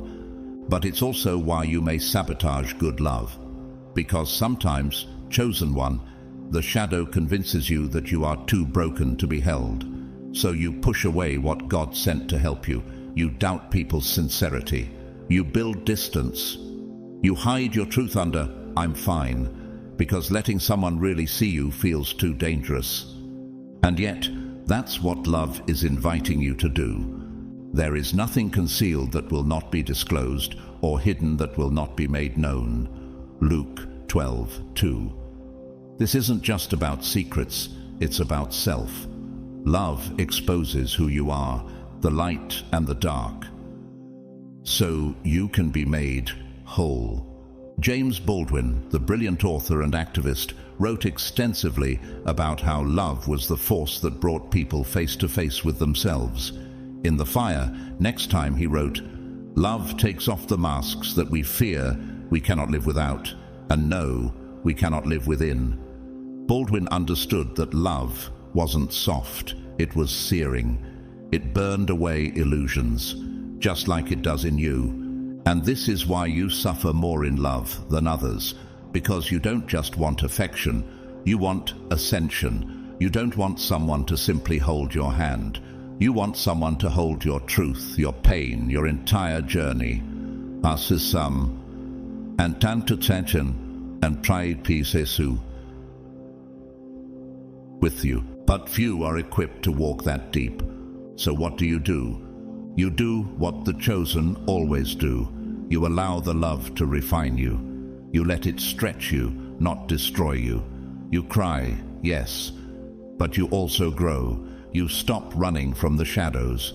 You begin to bless them, because they are showing you what still needs healing. And most importantly, you remember, this is not happening to you. It's happening for you. So, chosen one, the next time love triggers your abandonment wound, pause and ask, what part of me still believes I'm not worthy of staying for? The next time your inner child panics over rejection, ask, whose voice am I hearing? God's or my past? The next time you're tempted to run from intimacy, ask, is this fear or is this transformation? Let the questions become your guide. Let the discomfort become your classroom, and let the shadow become your gateway to deeper light. You are not suffering because you're unlovable. You are suffering because you are awakening. You are being prepared for love that doesn't just feel good, but makes you holy. 4. People fear what they cannot control.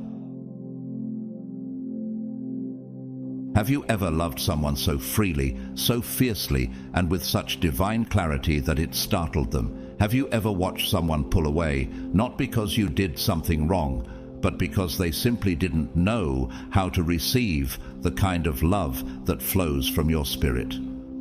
If you've ever been rejected or misunderstood for how deeply you love, you must understand this truth. It was never about your value, it was about your power. Your love is a force that cannot be manipulated, tamed, or neatly placed into the boxes society constructs. And because of that, people fear it.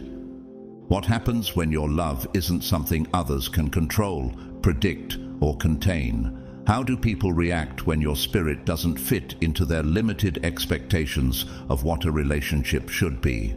You, chosen one, carry a love that refuses to be domesticated. It is not born from fear or self-interest. It doesn't play by the rules of social convention or emotional games. Your love is an expression of God's nature within you, raw, pure, transformative. And just like God's Spirit, it goes where it pleases, reveals what is hidden, and refuses to be controlled. In a world where so many relationships are built on predictable scripts, ego comforts, and shallow control dynamics, your love walks in like a wild wind and shakes everything loose. Some people call it overwhelming, others call it intimidating. But the truth is, they don't have the spiritual maturity to handle it. Have you ever been told that you're too intense, too emotional, or too spiritual? Was the label a mask to cover their inability to sit in the truth you carried? You weren't made to love halfway. Your heart doesn't operate on autopilot. You show up with presence, intensity, and emotional depth. But for those who are used to transactional relationships that revolve around performance and ego, your energy feels like too much. They've grown accustomed to safe love, the kind that doesn't challenge them to grow, doesn't ask them to confront their wounds, and doesn't require true reciprocity. So when you arrive with a love that asks for honesty, accountability, healing, and transformation, it exposes their inability to meet you where you are, and instead of rising, many retreat. They try to downplay your love, call it dramatic, intense, or unrealistic. They may even label you as emotionally unstable or too deep, not because you've done something wrong, but because your authenticity confronts their false sense of control. But how long can a person live inside a version of themselves that is only half true? The Bible says, "The light shines in the darkness, and the darkness has not overcome it." John 1:5. Your love is that light, and while light brings clarity, it also brings discomfort. It illuminates what has been kept in the dark. It invites growth, and that's exactly what many people are not ready for. Have you ever found yourself being resented after helping someone grow? Have you watched someone walk away after you called forth the best in them? That's because they weren't expecting to be changed. They were expecting to be coddled. And when they realized that your love came with a mirror, not just a hug, they ran. They weren't looking for truth. They were looking for comfort. And you, chosen one, were never created to make people comfortable. You were created to wake them up. What happens when your very presence begins to unravel the illusions people depend on? Think of Jean-Michel Basquiat. His art was honest, spiritual, unapologetic. He couldn't be contained by categories or controlled by expectations.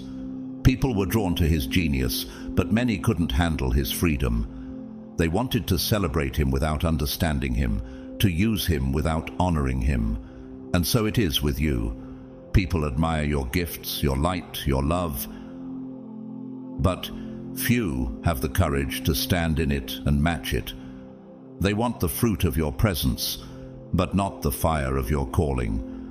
And so, when they realize they can't control you, your thoughts, your emotions, your heart, they start to distance themselves.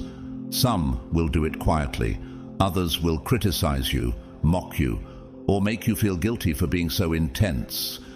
But what they're really saying is, I don't know how to handle something this real. Don't take their fear personally. People always fear what they cannot control. Am I now trying to win the approval of human beings or of God?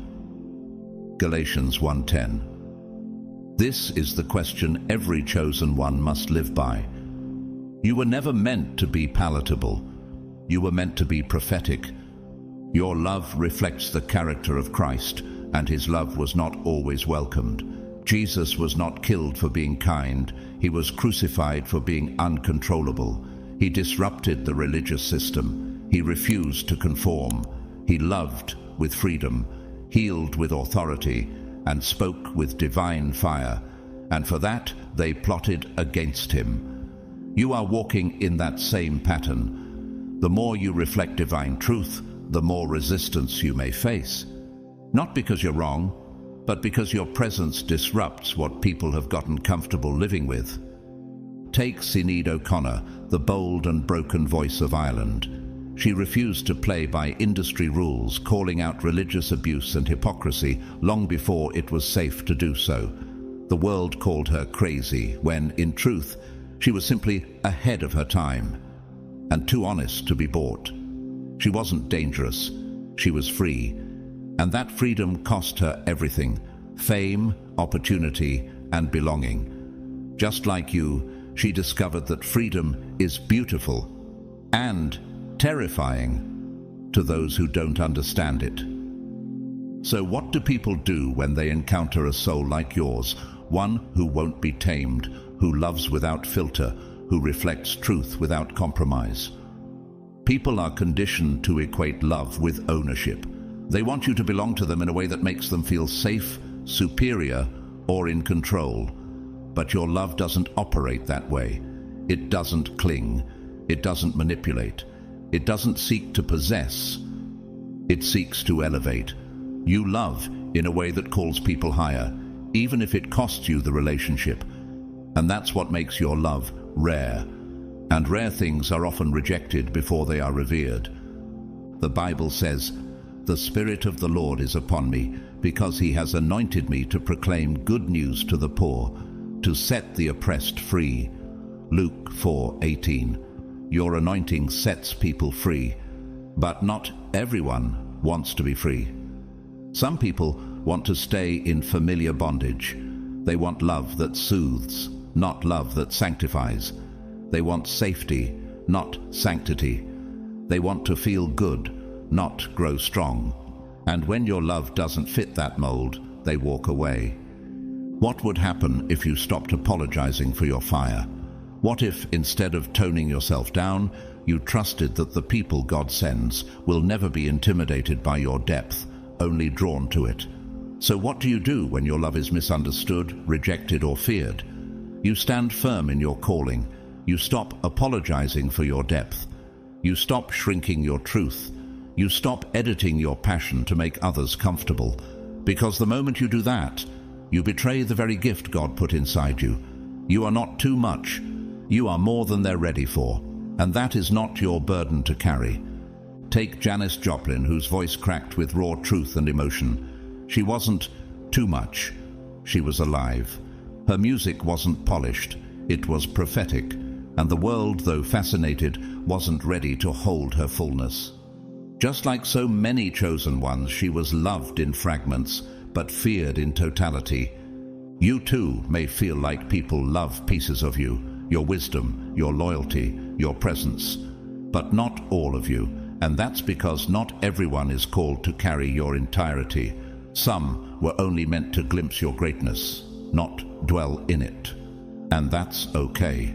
The next time someone calls you overwhelming, remember, they're used to lukewarm love. They're used to relationships built on avoidance, not honesty. And when you walk in with fire, they mistake the purification for pain. Let them go, not with bitterness, but with blessing. Because their rejection is often God's redirection. God will not allow you to be tamed by someone he didn't call to handle you. And he certainly won't let your fire be dimmed just to make someone else feel comfortable in their shadows. For God gave us a spirit, not of fear, but of power and love and self-control. 2 Timothy 1:7. Your love carries power, your spirit carries freedom, your presence carries divine order, and anyone who tries to reduce that is not your assignment. So ask yourself one final question, chosen one. If your love is from heaven, why would you ever dim it for people who haven't yet tasted it? Let them fear, let them retreat, let them misunderstand, but never let it change who you are, because one day God will send someone who doesn't try to control your flame, but will match it. Until then, stay wild, stay holy, and stay true to the love that God planted in your heart. 5. You have a higher purpose that love often distracts you from. Have you ever loved someone so deeply that it made you forget who you were before they arrived? Have you ever poured so much of yourself into a relationship only to realize, too late, that you were neglecting the very path God had placed you on? If you've felt that conflict, that sacred tension between love and purpose, you're not alone. And more importantly, you're not wrong for feeling it. As a chosen one, you were never meant to walk an ordinary path. Your life isn't just about relationships, security, or emotional fulfillment. You've been set apart for something greater, a divine mission that transcends personal desire. And while love is beautiful, healing, and even God-ordained, it can also become a distraction when it isn't aligned with your higher calling. What happens when the thing you crave most is the very thing pulling you away from your assignment? Chosen one, you carry a sacred responsibility. There is something inside of you that was placed there before the foundation of the world, a purpose encoded in your soul by God Himself.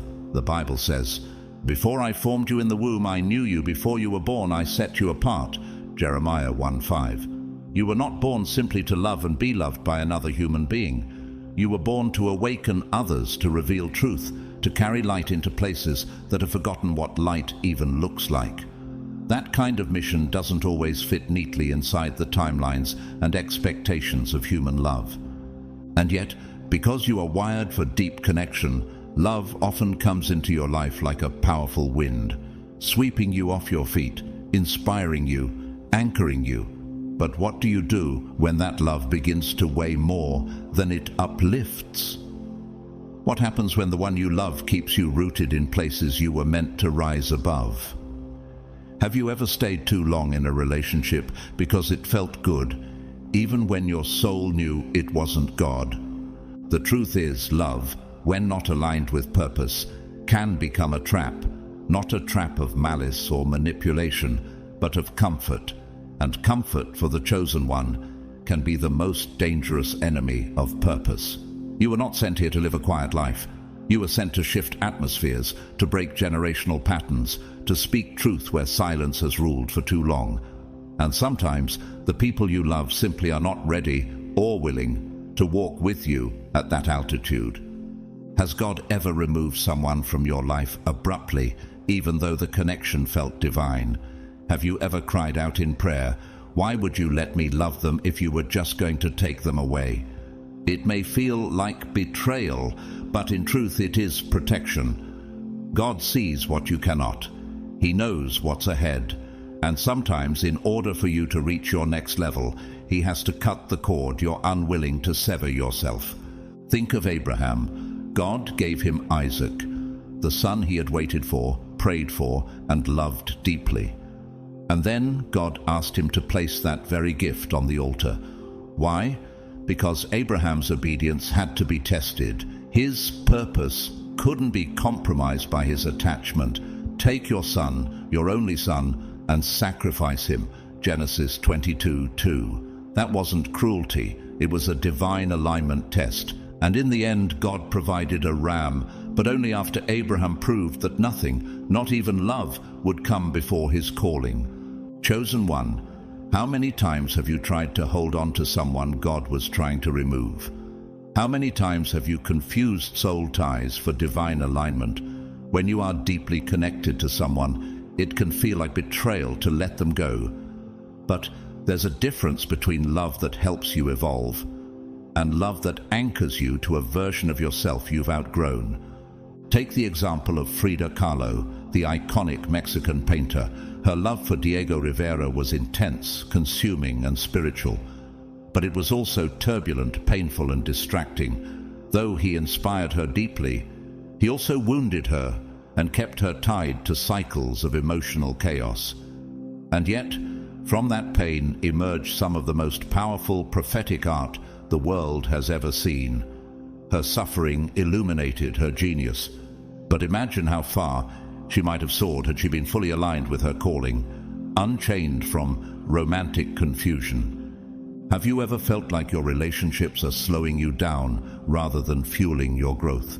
Do you sense that your time, energy, and emotions are being poured into people who cannot walk with you into your divine future?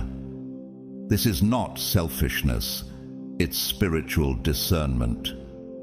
Do two walk together unless they have agreed to do so? Amos 3:3. Agreement is more than shared feelings. It's shared purpose. If someone's presence in your life causes you to compromise your vision, dilute your voice, or delay your movement, it may be time to ask, are they here to elevate me or just comfort me? One of the deepest forms of suffering for the chosen is realizing that love does not always mean alignment. And alignment, more than affection, is the true currency of destiny. You can love someone deeply and still know they cannot walk with you where you're going. That awareness hurts, but it also sets you free, because God never allows subtraction without preparation for multiplication. Seek first His kingdom and His righteousness, and all these things will be given to you as well. Matthew 6:33. When your priority is the kingdom, everything else, including love, must align with that pursuit. If it doesn't, it will fall away. And when it does, don't chase what God has removed. Don't beg for what heaven had to break. Trust the release. Trust that your tears are seeds. And trust that God will send a love that matches your mission.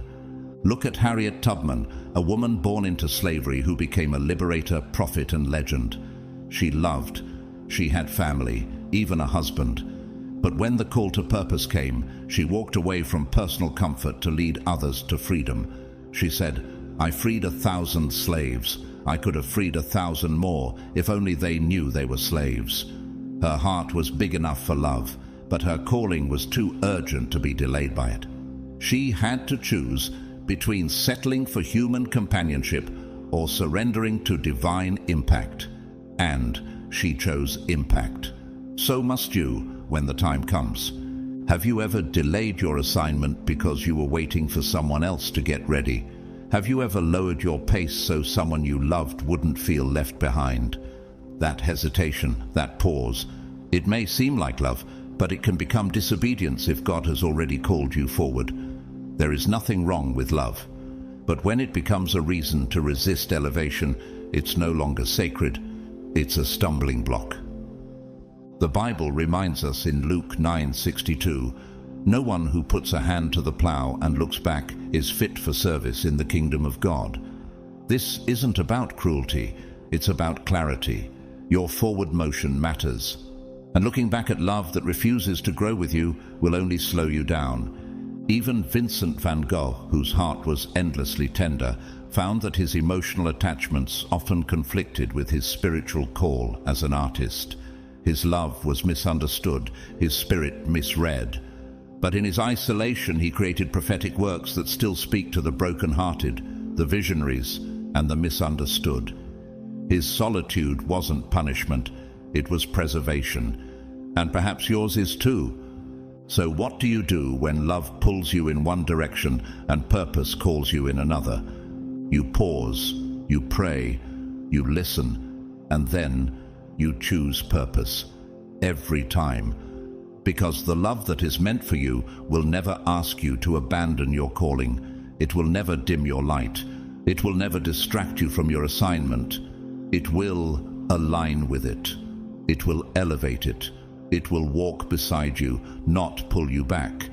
And if you haven't found that kind of love yet, don't lower your standard just to avoid the loneliness. You were not made for common love. You were made for covenant, and covenant takes time. Chosen one, do not confuse temporary emotional fulfillment with eternal alignment. The one God sends will not only recognize your purpose, they will protect it. Until then, stay rooted, stay obedient, stay clear. Your mission is too important to be compromised. 6. You feel love more intensely, including the pain of loss. Have you ever loved someone so deeply that when they left, whether by choice, betrayal, or circumstance, it felt like your entire world shattered? Have you ever looked at an empty space and felt your chest tighten, as if the absence had become louder than presence?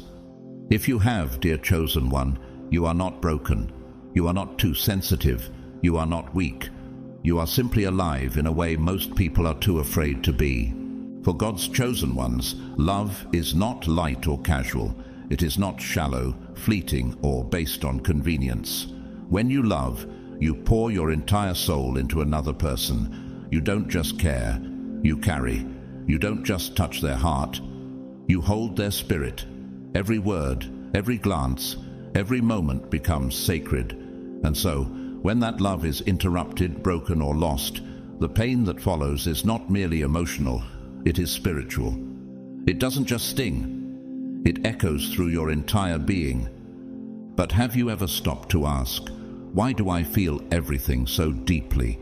Why does my heart hold on longer than others seem to? Why do I grieve in silence while the world moves on so easily? It's because you were created for divine connection. You were wired to experience love the way God designed it, not as a transaction, but as a transformation. I will give you a new heart and put a new spirit in you. Ezekiel 36:26. And with that new heart comes an entirely new way of feeling. Most people fear this level of vulnerability, but you embrace it. You lean in. You don't avoid the storm. You walk through it. And that, chosen one, is both your glory and your grief. When love leaves your life, it doesn't just hurt, it haunts. The silence becomes loud. The memories replay like scenes from a film you can't stop watching, while others distract themselves with busyness, rebound, or spiritual bypassing. You sit with the ache. You let the sorrow do its work.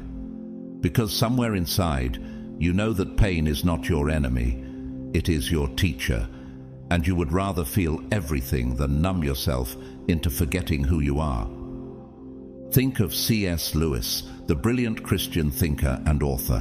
When his beloved wife Joy died, he wrote a raw and honest book titled A Grief Observed. In it, he didn't hide his heartbreak or mask his confusion with spiritual cliches. He questioned, he cried, he sat in the dark.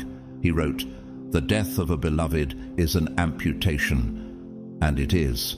When someone you love deeply is torn away, it doesn't just hurt your heart, it feels like a piece of your soul was carved out. Have you ever looked at your own reflection and felt like a part of you disappeared with someone else? That's not a flaw. That's evidence of your capacity to love completely.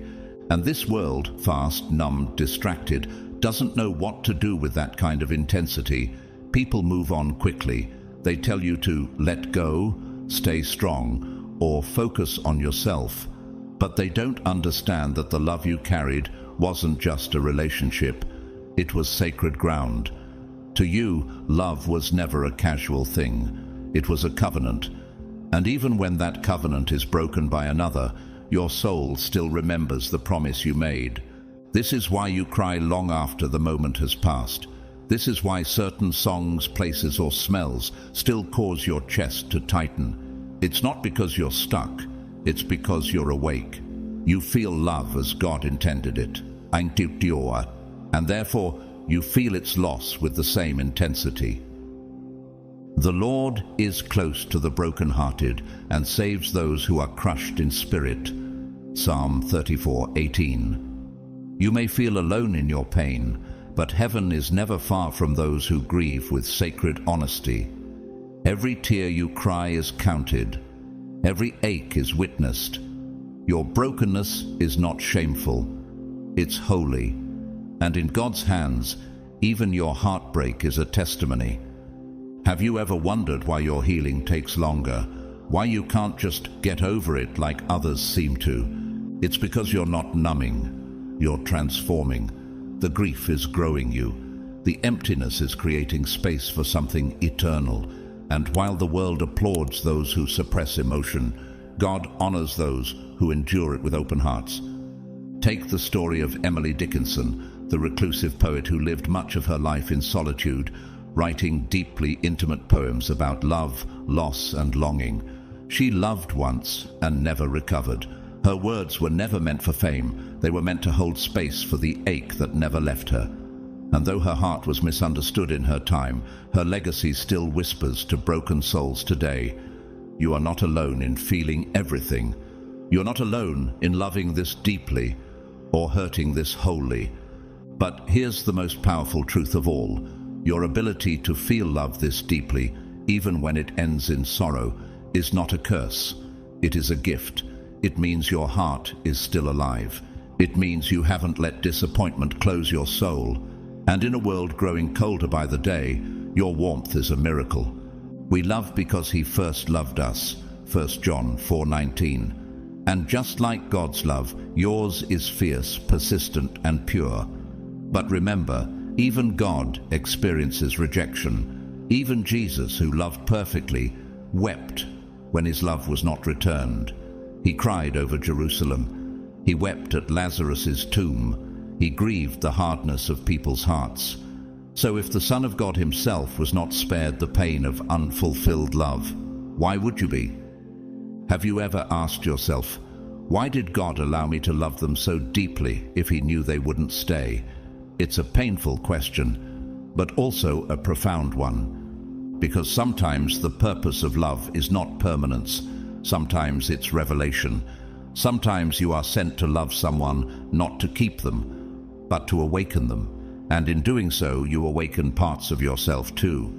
Your patience, your grace, your vulnerability, your soul. Look at Florence Welch, the front woman of Florence plus the Machine.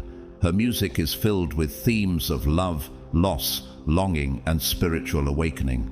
In interviews, she's spoken about how heartbreak led her to God. How the pain of loving deeply and losing deeply forced her to face the parts of herself she had avoided. Her heartbreak wasn't a detour, it was the doorway.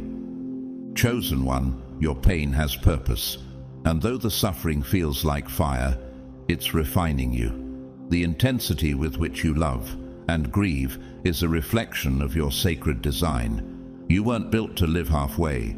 You weren't sent here to numb. You were sent to feel. Because through your feeling, God reaches others.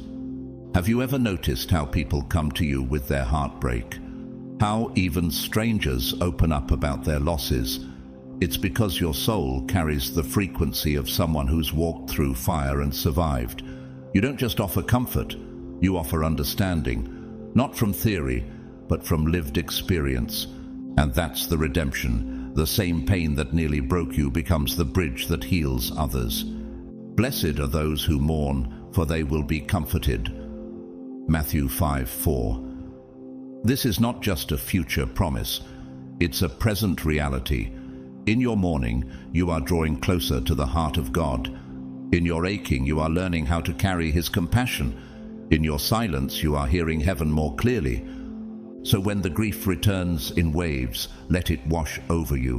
When the memories pull you back, honor them. When your soul aches for what was, hold it gently. Because none of this means you're weak, it means you're awake.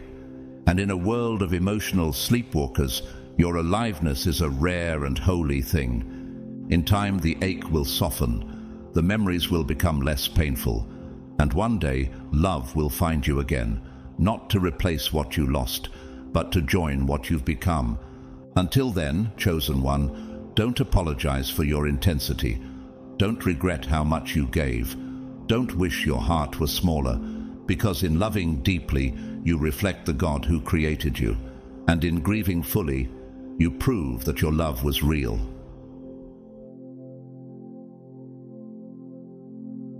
Seven, you are tested through love. Have you ever wondered why love never seems to come easy for you?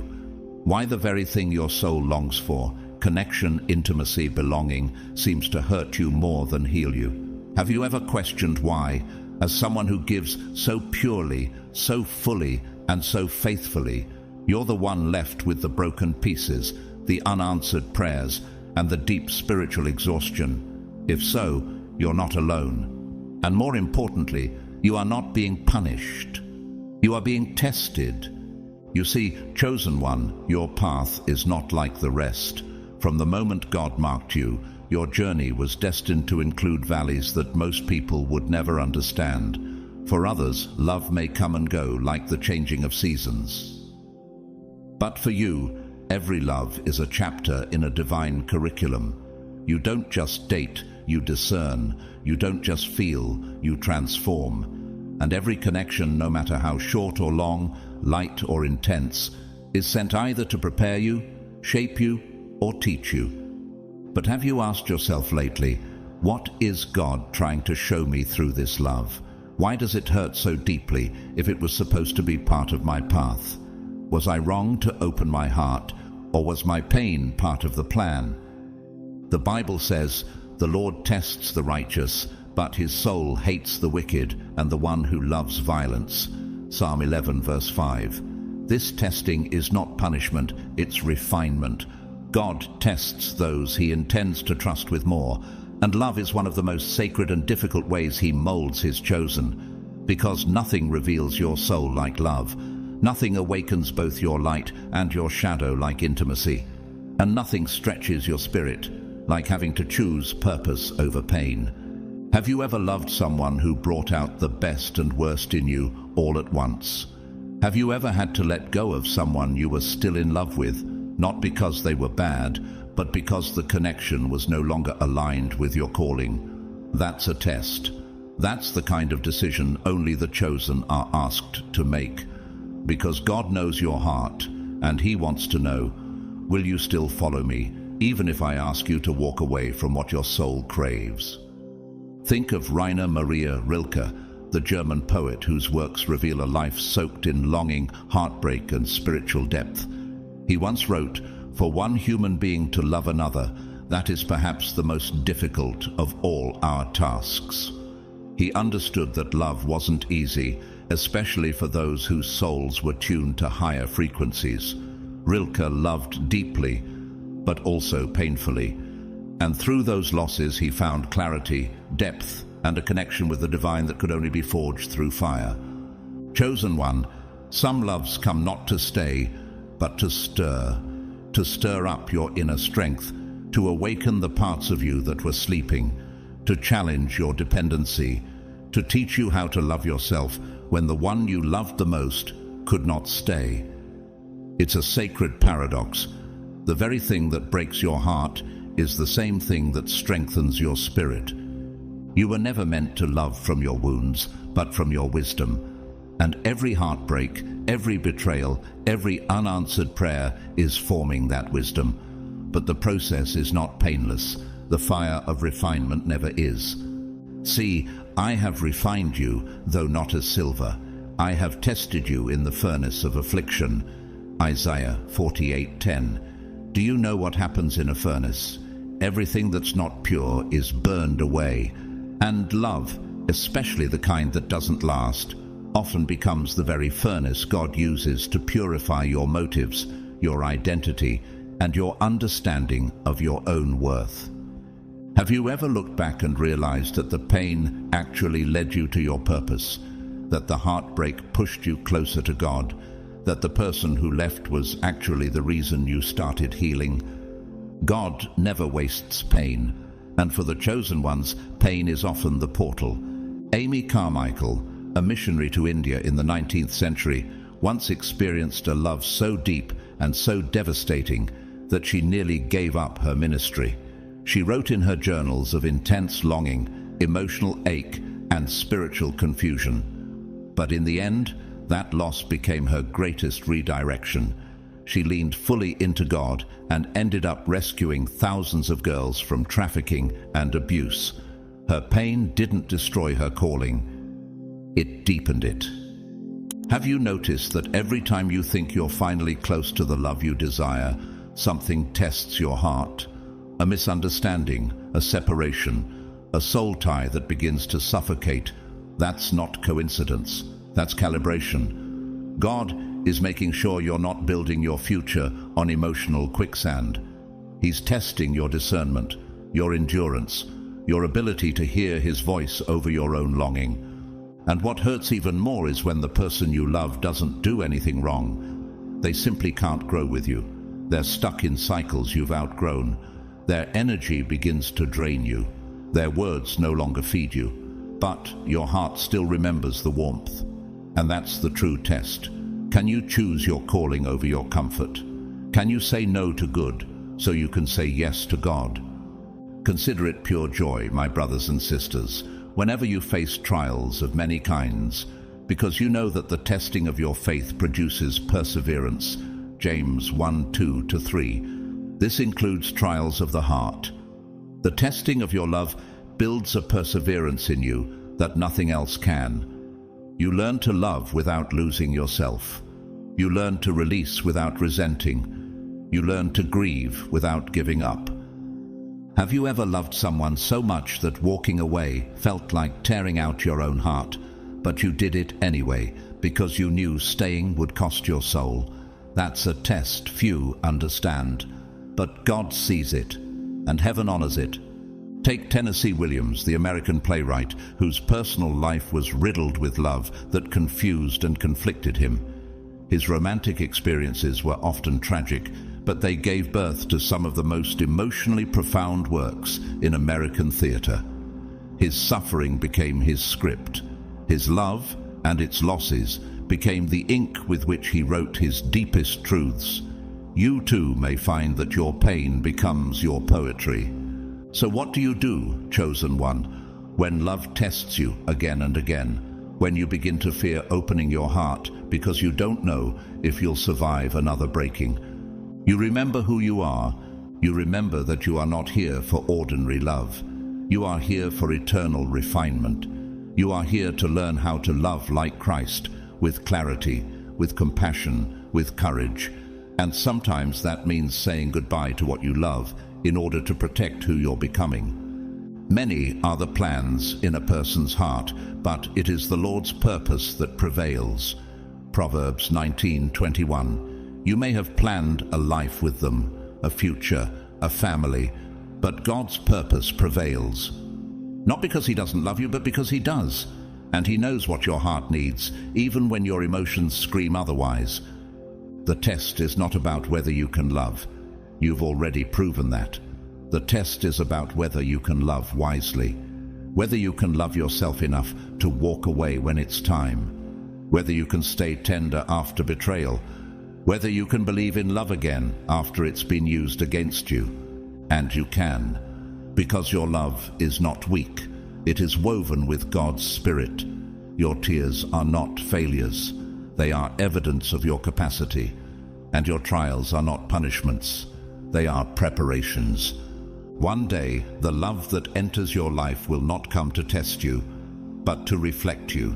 It will be whole, healed, aligned, and until then, every heartbreak is shaping you to receive it. 8. You love without conditions, but the world loves with them. Have you ever loved someone without needing anything in return? Have you ever shown up when it wasn't convenient, offered your heart when it wasn't earned, and stayed when others would have walked away? If you have, then you already know what it means to love like God. And if you've been left shattered, empty, or misunderstood after giving that kind of love, then you also know what it feels like to love in a world that doesn't love the same way. Chosen one, Your heart does not operate by the standards of this world. Where others love with strings, you love with surrender. Where others calculate what they can gain, you give without measuring the cost. And while that kind of love is rare, beautiful, and divine, it is also the reason you suffer more deeply than most, because while you love like heaven, the world often responds like hell.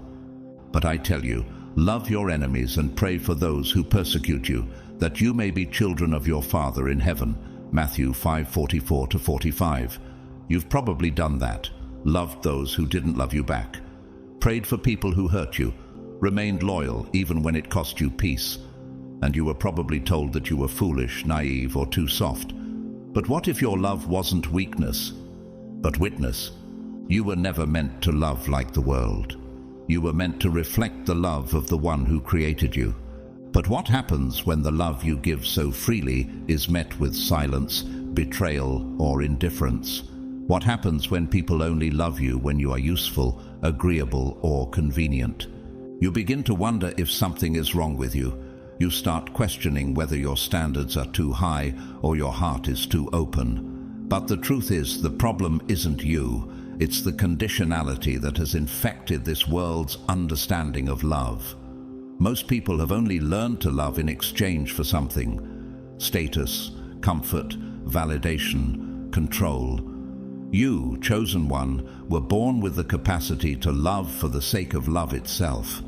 And that love is not something the world is prepared to receive. Have you ever felt like people only wanted access to your presence when it benefited them? That when you gave freely, they took advantage, and when you needed even a fraction of what you offered, they disappeared? That's because most people are used to transactional relationships, but you're not a transaction. You're a temple. The Bible says, "Let all that you do be done in love." 1 Corinthians 16:14. That's how you live. You forgive without being asked. You show up without being begged. You offer your heart without being coaxed. But that kind of love, pure and unconditional, is often misunderstood. Not because it's wrong, but because it exposes what others have never known. Look at the life of Fred Rogers, known to generations as Mr. Rogers. His show wasn't flashy. He didn't manipulate emotion. He simply loved, consistently, quietly, unconditionally. But even he was criticized for being too gentle, too trusting, or too naive. Some ridiculed his softness, failing to recognize the spiritual strength it takes to remain kind in a cruel world. But decades later, his legacy is clear. Unconditional love leaves the deepest mark.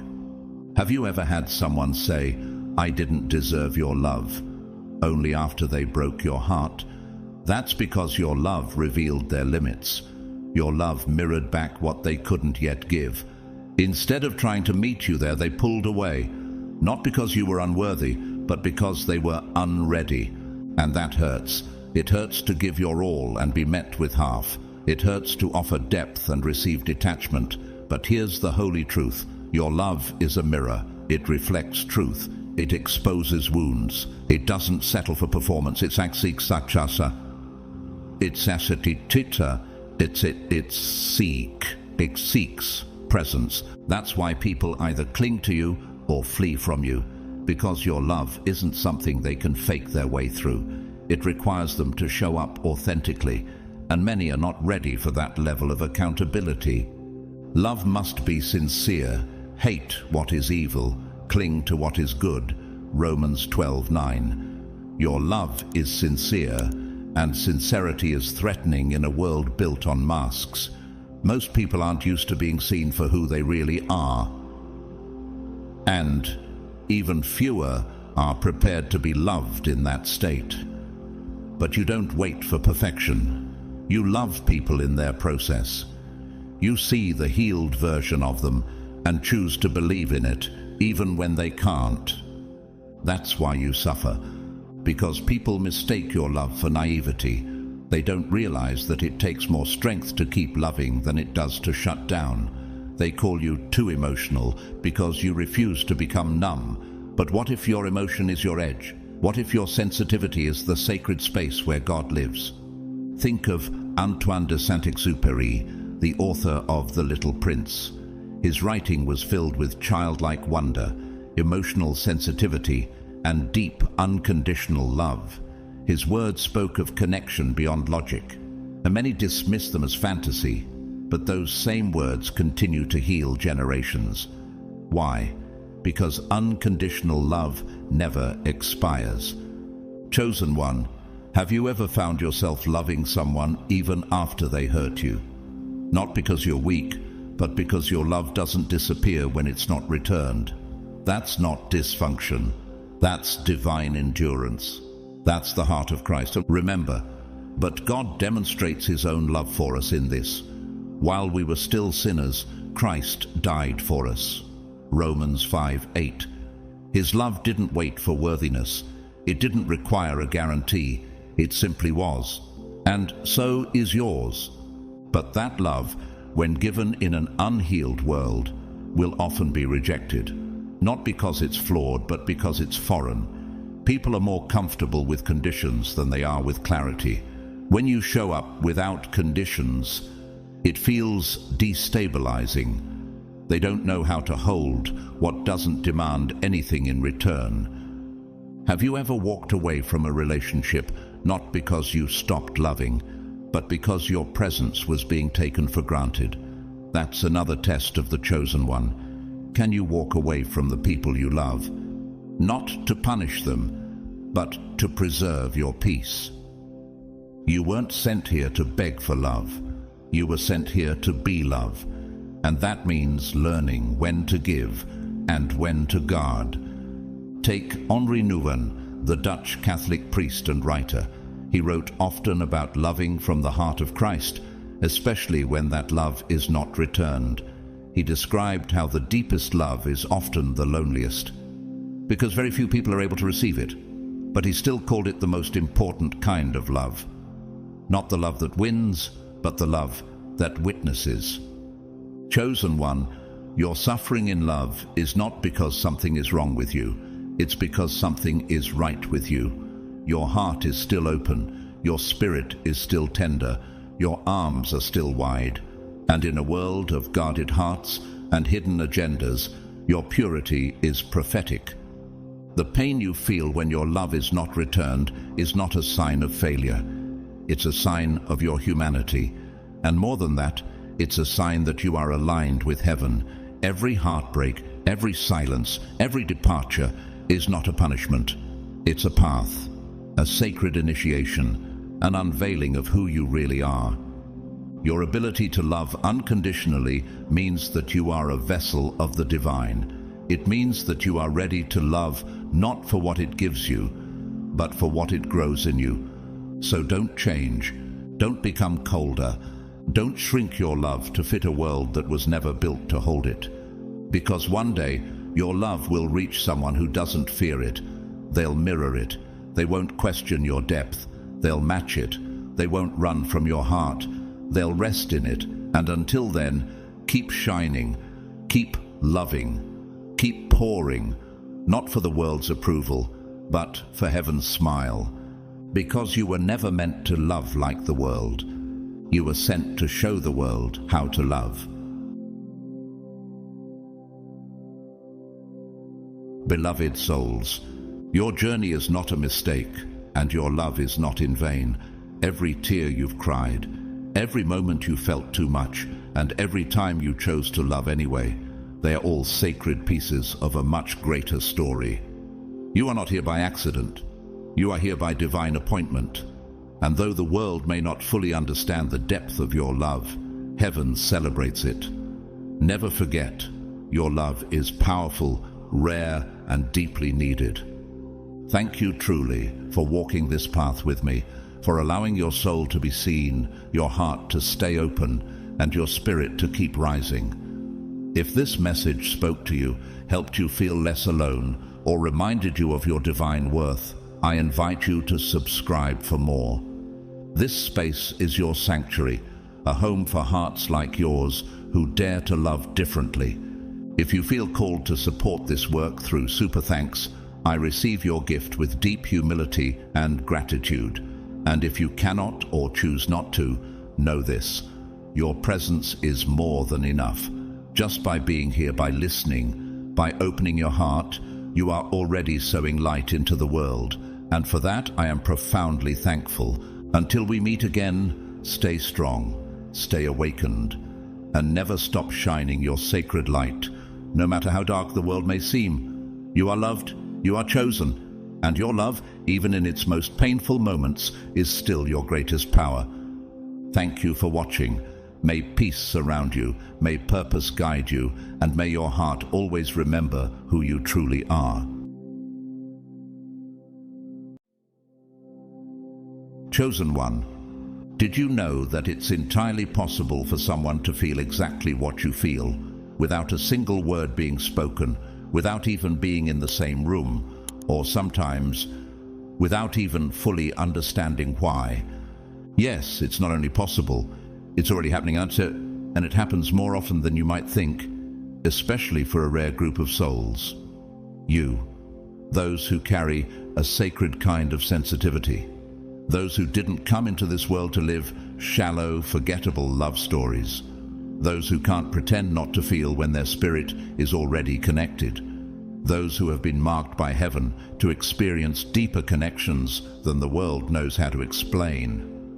Because of this divine gift, you notice things others ignore. You pick up on signs, shifts, vibrations, emotional signals most people are too distracted to sense. But when the feelings become intense, when your soul whispers truths your mind can't prove, and the other person seems silent, it's natural to question everything. Is this connection even real, or am I just imagining it? If you've ever asked yourself that question, you're exactly where you need to be.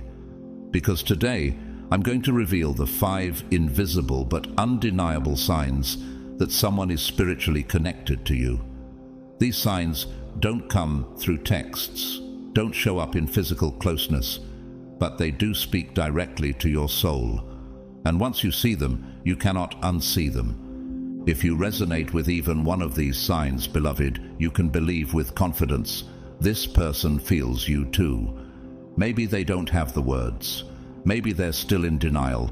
Maybe they don't fully understand what's happening in their own heart.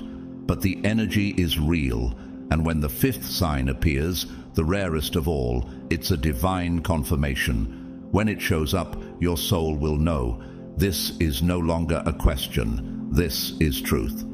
So stay with me until the very end, because what I'm about to share may be the confirmation your heart has been praying for, or the sign the universe has been trying to show you over and over again, waiting for you to recognize it.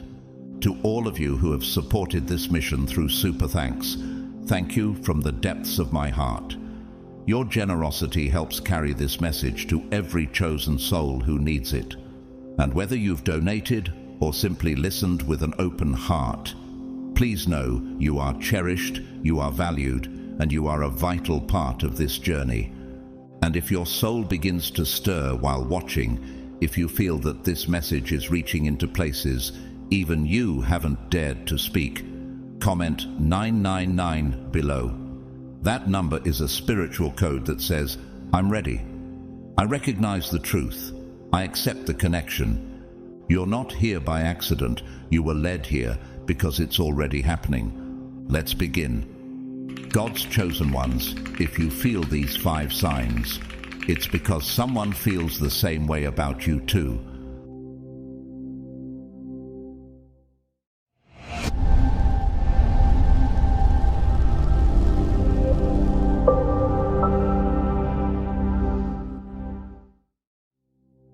The first sign, your body knows before your mind does. Have you ever paused in the middle of your day and suddenly felt something shift inside your body? An unexplained chill running down your spine, a momentary warmth across your chest, or even a tightness that came out of nowhere? Could it really be just a random sensation, or is something deeper trying to reach you? As one of God's chosen ones, your body often becomes a vessel of divine signal, before your conscious mind can even comprehend it.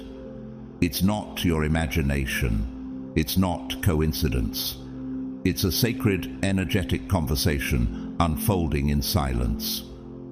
Before your thoughts have time to analyze, and before your heart begins to feel, your body is the first responder to invisible frequencies. These are not ordinary experiences. They are spiritual messages encoded into physical sensations. You might brush it off. Maybe it's just the weather. Maybe I didn't sleep well. Or maybe I'm overthinking. But what if you're not?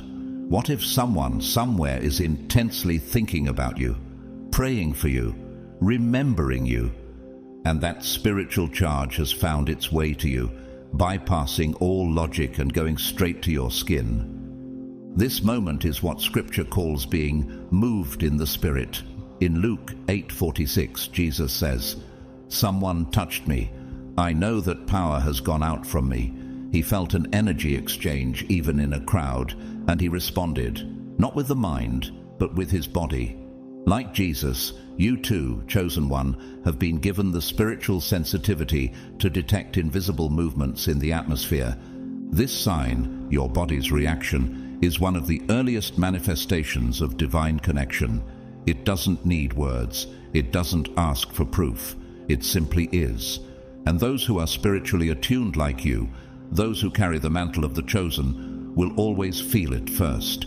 It is the body's way of echoing God's unseen rhythms. But what makes your gift even more sacred is your ability to not just feel, but recognize. Do you remember the story of Florence Nightingale? Known as the founder of modern nursing, she once described receiving a spiritual calling through physical discomfort and illness, long before she ever heard it clearly in her heart or mind. Her body was unsettled because her soul was being summoned. She followed that call and changed the world. What if your strange sensations are not symptoms to dismiss, but directions to follow? You may ask, but what if I'm just being emotional? What if I'm making this up? That doubt doesn't belong to your soul. It belongs to your ego, your fear, and the world that taught you to ignore your inner knowing. But the truth is this: the body doesn't lie. Job 33:14-15 reminds us, "For God speaks again and again, though people do not recognize it. He speaks in dreams, in visions of the night, when deep sleep falls on people. And sometimes he speaks in your body too, when you're wide awake but spiritually open." Actor Jim Carrey once opened up about experiencing depression not as a mental health crisis, but as a sign that his spirit was being misaligned with his purpose. He said, "Depression is your body saying, 'I don't want to be this character anymore.'" Imagine that. Even Hollywood's most humorous minds feel the silent pull of something deeper, and so do you. Except in your case, chosen one, the signs aren't merely emotional, they're divine messages being transmitted through your very being.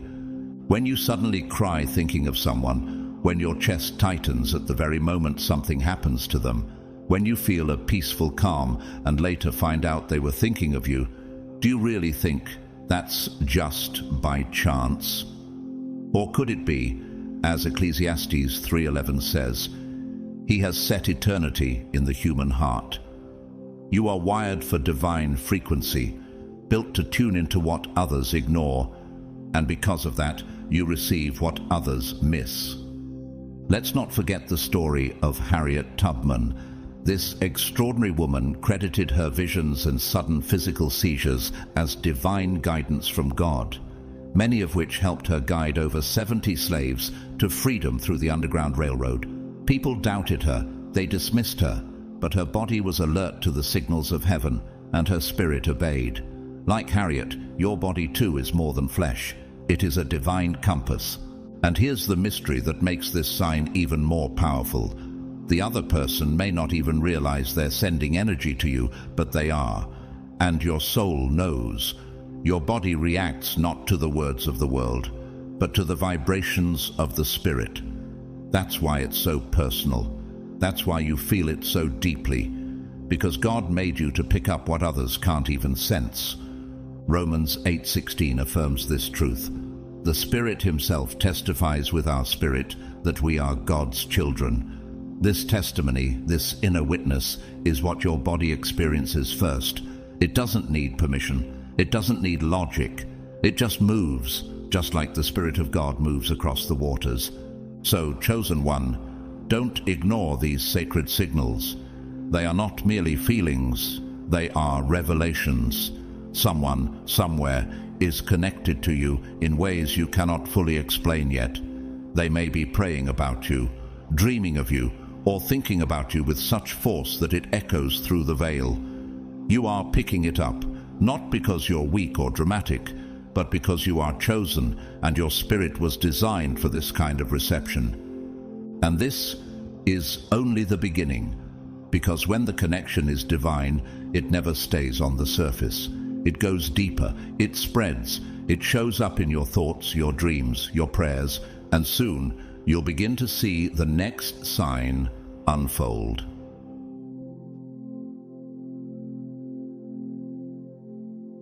The second sign. Your dreams are not just dreams, they're divine conversations. Have you ever awakened from a dream so vivid that you could still feel their touch, still see their eyes, still hear their voice echoing inside your chest? Have you wondered why they keep showing up? Not once, not twice, but again and again in your dreams, smiling at you, reaching for you, or simply watching you in silence. Chosen one, this is no accident. You are experiencing something far more sacred than mere imagination. When the world falls asleep, your soul begins to listen. And when there is spiritual connection between two people, dreams become more than symbols. They become meeting places between realms. Why do they keep appearing in your sleep when you haven't thought of them all day? Why do your thoughts carry their face when you close your eyes? The answer isn't found in logic, it's found in the spirit.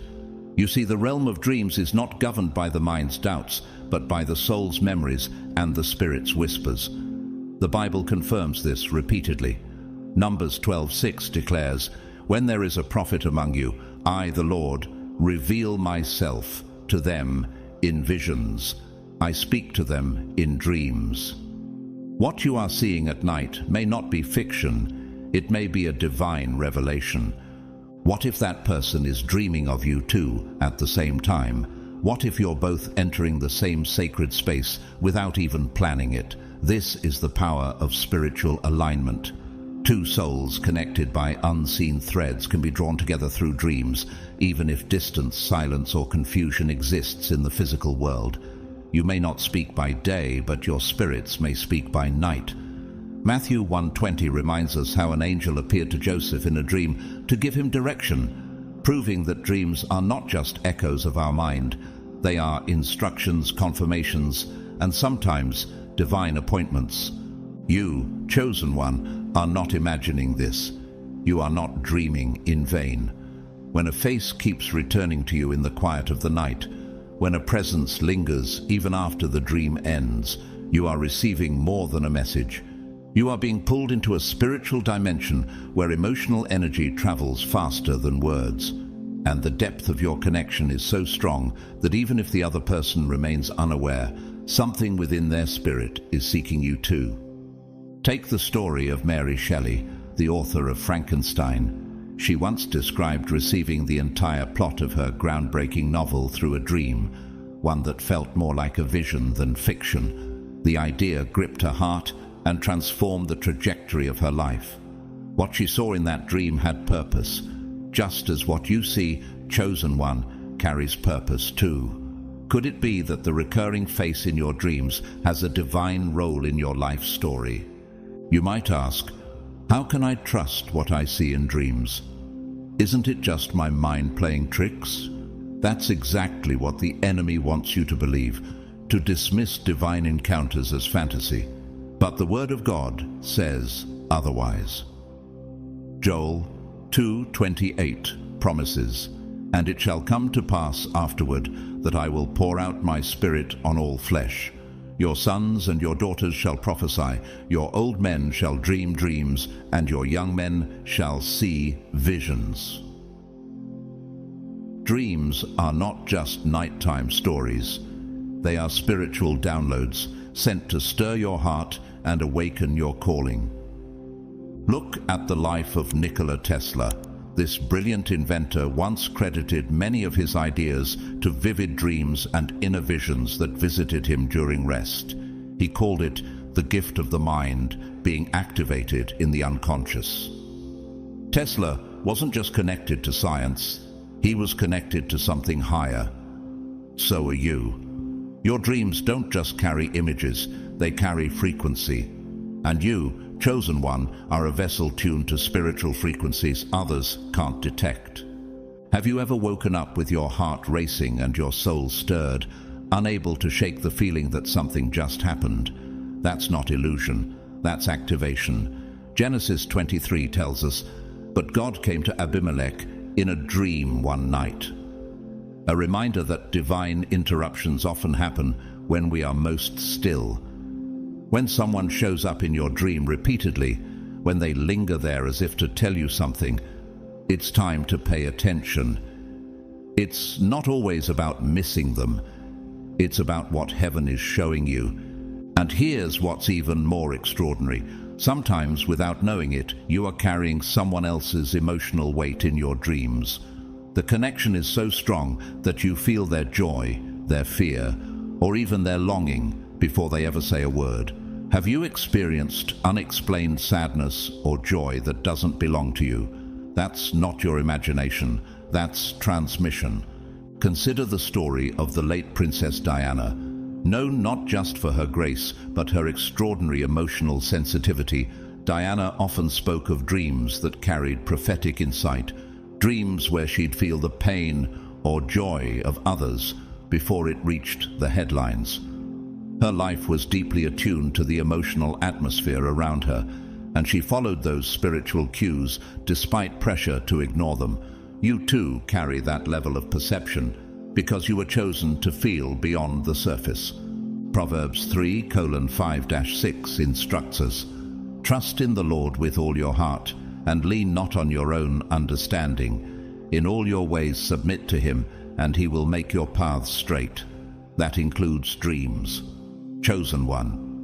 God doesn't waste time showing you the same face over and over unless it matters.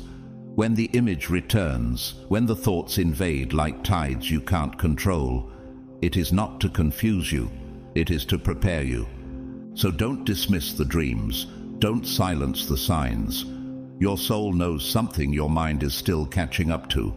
Someone is sending out waves of spiritual energy, and you, with your prophetic antenna, are receiving them clearly. The dreams are not illusions, they are invitations. They are signals that something sacred is forming behind the veil. The one who appears in your sleep may be called to walk beside you in God's divine plan. And whether they understand it or not, their spirit is already reaching for you. And now, chosen one, brace yourself, because this spiritual connection goes even further. What happens when your emotions suddenly shift? When you carry feelings that don't even belong to you? That, beloved, is the third sign, and it holds more power than you've been taught to believe. The third sign, you're feeling emotions that aren't yours because someone's soul is calling to you. Chosen one, have you ever been going about your day in complete normalcy, walking, working, laughing, only to suddenly be hit with a wave of emotion that doesn't belong to the moment you're in? Perhaps it was an unexplainable sadness that crept into your heart, a sudden tightness in your chest, or even a warm sense of longing that wrapped around your soul like invisible arms. You looked around, tried to make sense of it, searched your mind for a trigger, but there was no event, no conversation, no memory to justify the feeling. So where did it come from? What if I told you that this emotion didn't originate within you, but was sent to you? What if your soul is so spiritually connected to someone else that their feelings cross time, distance, and logic just to reach you? What if what you're carrying isn't your own burden, but a spiritual transmission from someone whose heart is silently reaching for yours. When two souls are spiritually linked, their connection transcends the limitations of space and silence. It's not fantasy, it's not psychological projection, it's a real, living energy bond, a vibrational empathy that allows one soul to echo the emotions of another without a single word being spoken. As one of God's chosen, you're gifted with a heightened sensitivity. That sensitivity isn't weakness. It's your superpower, and it's how you become a receiver of spiritual truths that others can't even sense. But you may be wondering, can I really feel someone's sorrow from miles away? Is it even biblical? Yes, and it is as ancient as the Spirit of Christ himself. In John 11:33-35 we are told, "When Jesus saw her weeping, and the Jews who had come with her also weeping, he was deeply moved in spirit and troubled." Jesus wept. Jesus wasn't grieving over Lazarus. He knew he was about to raise him from the dead. No, Jesus was spiritually absorbing the pain of Mary and those around her. He felt what they felt. That's divine empathy. So when your soul is struck with grief that has no explanation, or love that floods you out of nowhere, what if it's a reflection of someone thinking of you in that exact moment? What if it's a message not meant to confuse, but to connect? Let me tell you a story about Frida Kahlo, known not only for her art, but for the profound emotional and spiritual depth she infused into every painting. Frida once said, "I am not sick, I am broken, but I am happy as long as I can paint." Much of her emotional expression came not from her physical condition, but from absorbing the emotions of those she loved, and even those who loved her from afar. Her heart was a vessel for invisible pain and longing, just like yours might be. Her artwork was a way of processing what others didn't say aloud. Could it be that you too are spiritually painting someone else's unspoken longing in your heart? Romans 12:15 encourages us to rejoice with those who rejoice, weep with those who weep. This isn't just a call to compassion, it's a spiritual invitation to feel what others feel, to embody empathy on a divine level. And when you are chosen, this goes even further. You don't just share emotions, you receive them. You embody them. You awaken in the middle of the night with tears that aren't your own. You feel homesick for someone you've never met or haven't seen in years. That is not madness. That is spiritual resonance. Take the story of musician Johnny Cash. Later in life, he described how he would sometimes feel overwhelming joy or sorrow before even hearing from family or loved ones, only to find out hours later that something major had happened. He called it a soul tug, an invisible pull that alerted his heart before his mind ever knew what was going on. That's what you experience when your spirit is aligned with another's. And for you, chosen one, these soul tugs are not occasional. They're sacred markers on your journey. So what do you do when the emotions rise but have no origin? Do you ignore them? Do you push them away? Or do you lean in and ask God, whose pain am I holding? Whose love am I feeling? Whose tears have found their way to me? You were never meant to carry these sensations alone. You were meant to discern their meaning, to listen deeper than the surface of things. For you were never called to be ordinary. You were called to be a spiritual interpreter of the unseen. 1 Corinthians 2:11 teaches, "For who knows a person's thoughts except their own spirit within them? In the same way, no one knows the thoughts of God except the Spirit of God." When someone's spirit is reaching toward you, it bypasses logic and lands in your emotional field. That's how you know. That's why it feels real. That's why you feel heavy even on days that are bright, because you're not just feeling for yourself. You're feeling for someone who's spiritually tied to you. Actress and humanitarian Audrey Hepburn once remarked that she could sense the suffering of children in war-torn countries before she ever stepped foot on the ground. When she arrived and saw their pain with her eyes, she wasn't surprised. She had already felt it in her spirit. This intuitive compassion is not random. It's a divine assignment. It's the ability to carry the unspoken emotions of others and respond with grace. And you, chosen one, are wired in this same way. You may have tried to shut these feelings down before. You may have been told you're too sensitive, too emotional, or reading too much into things. But what if I told you sensitivity is one of God's favorite tools? What if you were never meant to fit the world's expectations because God needed you to feel what others hide? Galatians 6:2 says, "Carry each other's burdens, and in this way you will fulfill the law of Christ." But how can you carry a burden unless you can feel its weight? How can you respond to another soul's cry unless your spirit is tuned to hear it? Your tears are not a weakness, they're translations. Your chest aches not from anxiety, but from alignment. Someone is thinking of you. Someone's heart is reaching for you. And your spirit, chosen by God, receives it with holy clarity. So the next time a wave of emotion strikes you from nowhere, ask yourself, what if this is someone else's longing passing through me? What if I'm feeling their pain as an act of love? What if my sensitivity is the very evidence of a spiritual bond that still lives, even in silence? And what if, just what if, God is using you as a vessel to carry their invisible prayers? Don't deny the moment. Embrace it. Your soul is doing what it was born to do. Respond to the hidden frequencies of heaven. You're not crazy. You're not imagining things. You are chosen. And because of that, you are allowed to feel more, see more, carry more. But there is something even greater than the pain, even deeper than the sadness. What happens when what you feel isn't sorrow, but a powerful, unexplained, divine love that overwhelms your being, so consuming that you don't know whether it's coming from you or toward you? A love that appears in stillness, that haunts your quiet moments with beauty? That's not ordinary. That's not emotion. That's the next sign. And it may be the one you've been experiencing the most lately.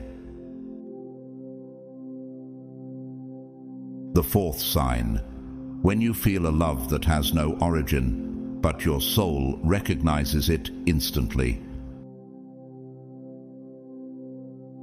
Chosen one, has it ever happened to you that, in the midst of a calm and ordinary day, an overwhelming wave of emotion rises in your chest, without warning, witut context, without any clear reason?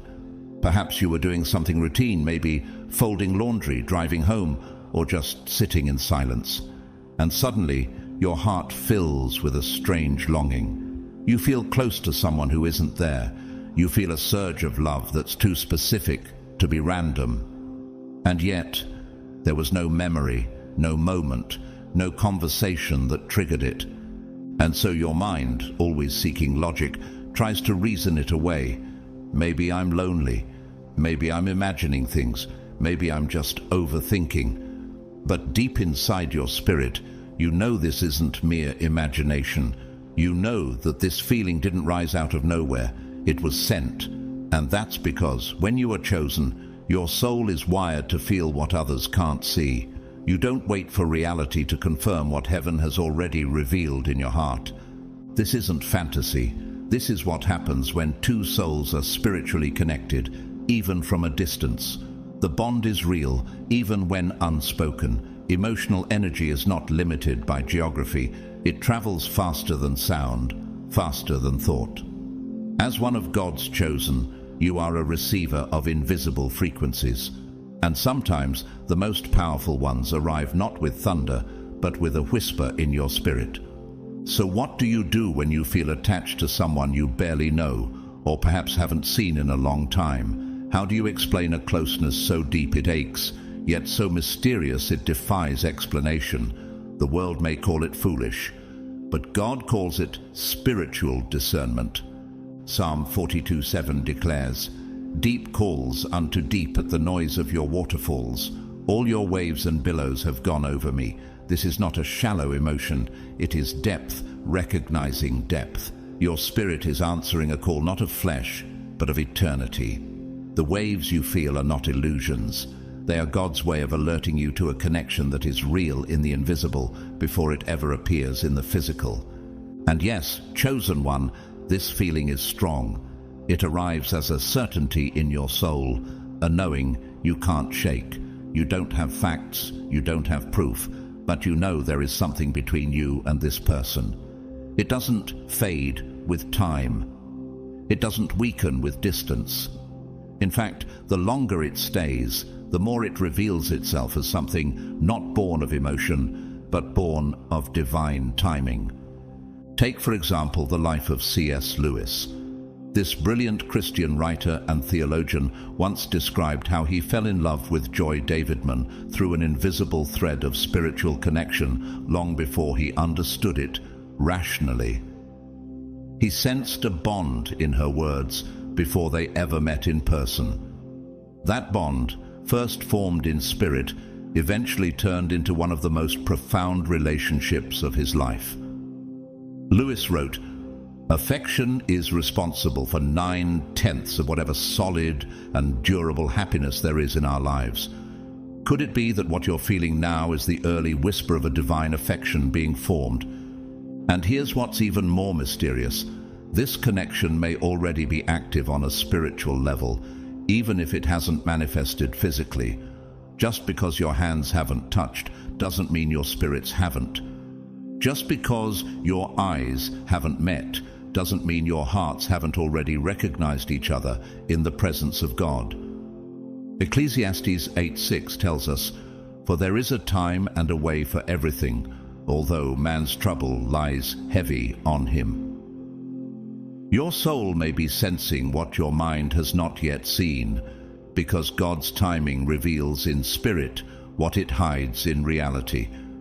For now, sometimes you may feel an intense love for someone you haven't even spoken to in years, or someone you only shared a brief moment with, but whose presence lingers in your heart like a song that won't stop playing. Other times it's someone you don't fully know, but you keep feeling drawn to them, as if God himself keeps turning your heart in their direction. Don't dismiss that. Don't suppress that. Because, chosen one, your spiritual radar is real. In her memoir, singer Adele revealed that the deep emotions in her songs often didn't come from recent heartbreaks, but from sudden surges of feeling she couldn't trace. They were rooted in unspoken stories, longings that weren't easily explained. She said, "Sometimes I feel something before I know what it's about." That's how emotional energy works. It travels ahead of action. And when you are connected to someone spiritually, their emotions may arrive in your atmosphere before they arrive at your door. This is why your longing may not make sense and still be completely true. Your desire to be near them is not just yours. It's part of an energetic exchange that happens between two souls designed to align. The other person might not even understand it. They may feel the pull, but push it away. They may distract themselves while your heart remains open. But this doesn't mean they don't feel it. It simply means you're more spiritually tuned. 1 Samuel 16:7 reminds us, "People look at the outward appearance, but the Lord looks at the heart. And because you carry the Spirit of God within you, you too see what cannot be seen. You feel what others silence. You perceive what is still hidden beneath the surface. That is not a flaw. That is your calling." This is why so many of the chosen ones feel things long before they happen. You're not just sensitive, you are prophetic. You don't need evidence to believe, because God often whispers truths to you before the world is ready to confirm them. You feel the beginnings of bonds before words are spoken. You dream of connections that haven't begun in the physical. You ache for someone you barely know, because deep in your spirit you've already known them. Look at the life of Martin Scorsese, the legendary film director. He often spoke of receiving entire scenes, even characters, in sudden moments of clarity, as if they were being whispered into his heart. Some of his deepest works were born not from deliberate planning, but from emotional movements within him that he could not explain. What if the emotion you're feeling now is not something to analyze, but something to accept? Proverbs 4:23 urges us, "Above all else, guard your heart, for everything you do flows from it." That's because the heart is not just a seat of emotions, it's a spiritual receptor. When you feel a deep love that shows up for no reason, don't assume it's emptiness. It may be fullness sent from afar. It may be confirmation of something divinely aligned. And it may be a sign that someone is emotionally reaching for you, even if they don't have the words or awareness to say so. What if the love you feel isn't yours alone? What if someone's soul is already pouring that love toward you, and you're simply the one sensitive enough to catch it? What if your longing isn't a cry for something lost, but an echo of something on its way? So when your heart races without a cause, when your chest aches in longing that can't be traced, when you feel with certainty that someone out there is thinking of you, loving you, missing you, believe it. Because as a chosen one, you're designed to receive messages in advance. You are the one who feels it first, and often you're the one who carries that love with more faith than reason. Don't let the world convince you that love must be proven to be real. Love that begins in spirit is more real than anything seen with the eyes. That attachment you feel, that silent pull, that emotional connection. It may be invisible now, but it is active. It is alive. It is already flowing in the spiritual realm, waiting for the physical world to catch up. And when it does, it will feel like you've known them forever, because in truth you have. In the divine you met long before your eyes ever locked. Isaiah 65:24 says, "Before they call, I will answer. While they are still speaking, I will hear." This is how fast God works. This is how spiritual love operates. Before you understood the longing, before you even knew what to pray for, God had already started aligning your hearts. So don't run from that love. Don't fear that attachment. It is not weakness, it is prophecy. It is the fourth sign, and it was sent to you for a reason. Because soon, chosen one, what you feel so deeply will no longer be invisible. The fifth sign, when God sends you signs through the outside world, because the connection is already written in the Spirit. Chosen one, have you ever walked through an ordinary day only to witness something extraordinary, something so specific, so personal, so precisely timed that you were left breathless? You think of someone you're connected to, and their name suddenly appears on a screen, in a comment, on a passing car. You're trying to forget them, trying to move on, and suddenly a song begins to play, and the lyrics say exactly what your soul is feeling. You whisper a silent prayer for clarity, and just moments later, the answer unfolds before your eyes. Is this coincidence, or is this confirmation? These are not random moments. They are sacred signals, divine echoes.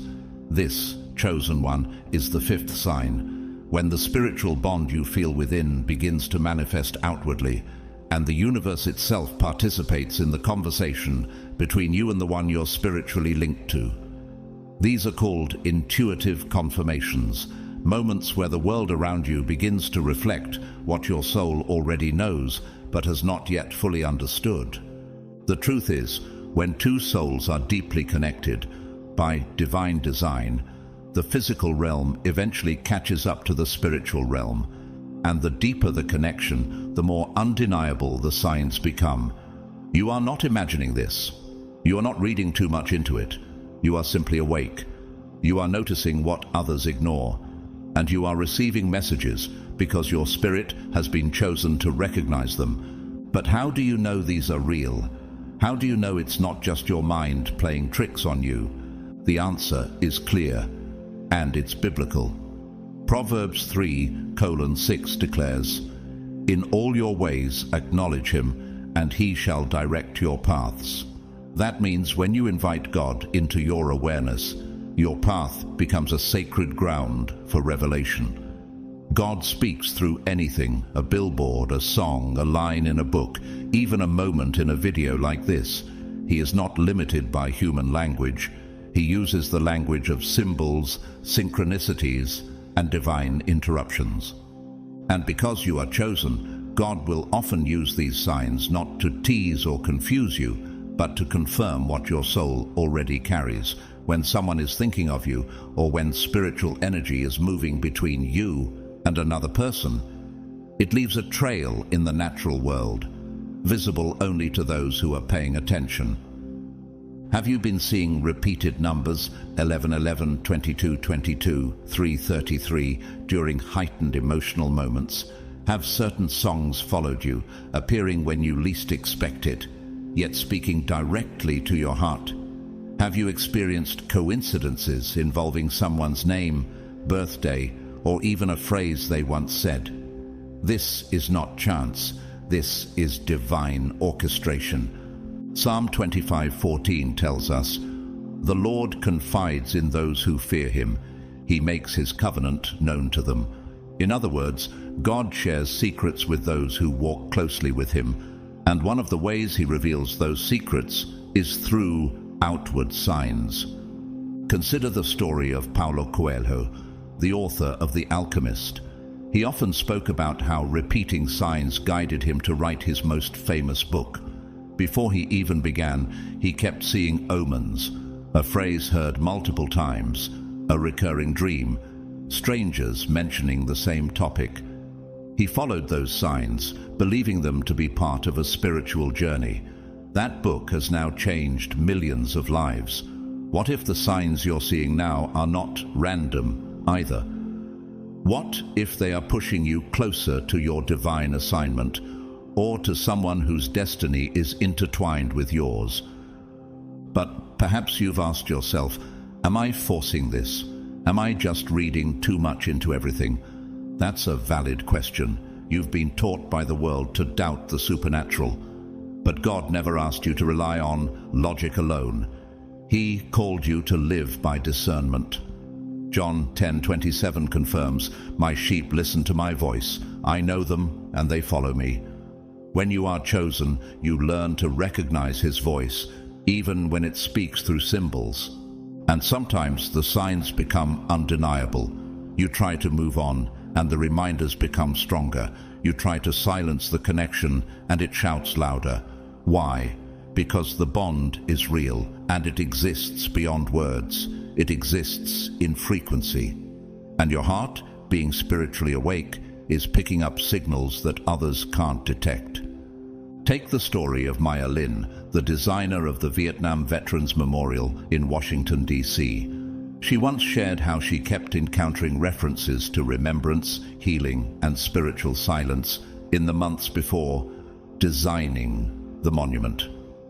These signs guided her toward creating one of the most powerful sacred spaces in modern history. She listened, and what she created became a place where millions connect with the past, with others, and even with God. Like Maya, your signs may be pulling you towards something sacred, not just for you, but for others as well. But how do you respond when the universe keeps sending confirmations? Do you brush it off, thinking it's just your mind? Or do you start walking in obedience, believing that these signs are part of a bigger plan? Isaiah 30:21 gives you the answer. "Your ears shall hear a word behind you saying, 'This is the way, walk in it,' whenever you turn to the right hand or whenever you turn to the left." God doesn't send signs to play games. He sends them to provide direction. And when your steps align with your spirit, the path becomes illuminated, even if only one step at a time. Chosen one, the world around you is starting to mirror the divine frequency between you and this person for a reason. Because when you carry a spiritual bond that hasn't yet manifested in the physical, God begins to gently, lovingly nudge you toward understanding. You are not imagining this connection. You are being prepared for it. Even actor Keanu Reeves, known for his humility and deep introspection, has spoken about how life often sends him signs when he's at major crossroads, repeating dreams, certain phrases from strangers, or symbols that appear consistently. He said, "I trust the quiet moments. They often say the most." Like Keanu, you've been chosen to notice the quiet things, and often the quietest signs are the loudest in spirit. So what should you do when these signs appear? Pause, pay attention, ask God, "Is this you? What are you trying to show me?" Because the more you lean into it, the more the signs will multiply. And soon, what once felt like a mystery will begin to take shape with stunning clarity. The more you acknowledge God in the small things, the more He'll reveal in the big ones. Jeremiah 33:3 declares, "Call to me, and I will answer you, and tell you great and unsearchable things you do not know." You've been calling out in your heart, haven't you? Asking for confirmation, asking for peace. And now, God is answering, not just in your dreams or emotions, but in the very reality around you. So don't be surprised when you see their name again. Don't be shocked when the song plays at the exact moment you needed it. Don't dismiss the way the same numbers keep following you, or the way you just happen to hear a story that mirrors your own. You are not crazy. You are not imagining things. You are perceiving what others can't see, because you, chosen one, were made to live in both the seen and unseen realms. The signs are not coincidences. They are God's whispers turned visible. They are heaven's way of aligning the invisible with the visible, and they are telling you that something powerful is unfolding between you and this person, something sacred, something intentional, something divinely orchestrated. So the next time the world reflects your heart, remember, you asked for confirmation. God is answering. And if you keep watching with eyes of faith, you'll begin to realize this isn't just a spiritual connection, it's a divine assignment in motion. Chosen one, now that you've seen the signs, one by one, layer by layer, you're faced with a sacred question. It's not just about them. It's not just about the energy, the dreams, the emotions, or the divine synchronicities. Now the spotlight turns inward, and the question becomes, if all of this is real, what does that say about you? Pause for a moment. Breathe. Feel the stillness around you, because this is where revelation begins. Have you ever wondered why you feel so much when others seem numb? Why you pick up on energies that no one else talks about? Why your heart won't stop dreaming even when your mind begs for silence? You may have spent years doubting yourself, suppressing your sensitivity, trying to force yourself to get over it or just move on. But your soul never let you. And now, perhaps for the first time, something inside you is exhaling. Not because the feelings have gone away, but because you're finally understanding them. You were never imagining it. You were hearing truth before others could. Romans 8:14 says, "For those who are led by the Spirit of God are the children of God." And you, chosen one, have been led not by logic or noise, but by whispers from heaven. What you thought was overthinking was actually spiritual listening. What you believed was emotional chaos was divine sensitivity. What the world called too much, God calls exactly enough. Maybe no one ever validated that for you. Maybe the people you trusted told you to quiet down, harden your heart, or grow a thicker skin. But your soul never conformed because it was never meant to. You weren't created to be like everyone else. You were created to feel deeper, to hear clearer, to see sooner. You don't feel more than others. You feel deeper than most are capable of feeling, and that, dear one, is not a flaw. It is your holy gift. 1 Peter 2:9 declares, "But you are a chosen generation, a royal priesthood, a holy nation, His own special people, that you may declare the praises of Him who called you out of darkness into His marvelous light." Do you hear that? You are chosen, set apart, spiritually awakened, not to be like everyone else, but to be a mirror of the unseen. You're not here to follow the noise. You're here to translate the divine. The feelings that have chased you all your life, the longing, the unspoken attachments, the dreams, the tears you couldn't explain, they were never punishments. They were preparations. Each one was an invitation from heaven, calling you deeper, guiding you toward your soul's assignment. Let me share the story of Susan Cain, the best-selling author of Quiet, The Power of Introverts in a World That Can't Stop Talking. For most of her life, she felt her sensitivity and depth of emotion were liabilities. But once she embraced them, she discovered they were her greatest assets. Her book went on to awaken millions who had silenced their inner world, reminding them that deep feeling isn't weakness, it's wisdom. You, chosen one, are part of this same tribe, the sacred feelers, the prophetic hearts, the quiet spiritual warriors. And that person you've been spiritually connected to, they didn't enter your awareness by chance. The bond wasn't an accident. Whether they've acknowledged it or not, whether they're near or far, seen or unseen, your connection to them has served a holy purpose. It awakened your gifts. It reminded you that your soul speaks a language not everyone can understand, but that God hears perfectly. Maybe your heart is still aching for clarity. Maybe you're still unsure if the connection will ever be fully known, returned, or completed. But know this, just because something hasn't happened yet doesn't mean it isn't real. The spiritual world always moves before the physical catches up. Hebrews 11:1 reminds us, "Now faith is the substance of things hoped for, the evidence of things not seen." You are not just feeling blindly, you are standing in faith. Your emotions, your dreams, your synchronicities, they are evidence. Sacred evidence that God is working behind the scenes, that something is being aligned, that love is not random, it's divine. Take the example of Steve Harvey. Before becoming a globally recognized TV host and motivational speaker, he faced immense rejection, homelessness, and seasons where nothing made sense. But he always said, "God lets you be uncomfortable so you can grow into your calling." Steve credits divine signs, strangers who spoke life into him, dreams that refused to die, and feelings that defied logic for pushing him toward destiny. What if your unexplainable emotions, your endless longing, are God's way of stretching you into the version of yourself that can carry what's coming? And here's the deeper truth, the love you carry inside you, that ache, that yearning, that unwavering belief. It was never just about another person. It was about unlocking you, because only a soul this pure, this prophetic, this in tune, could ever love with such endurance.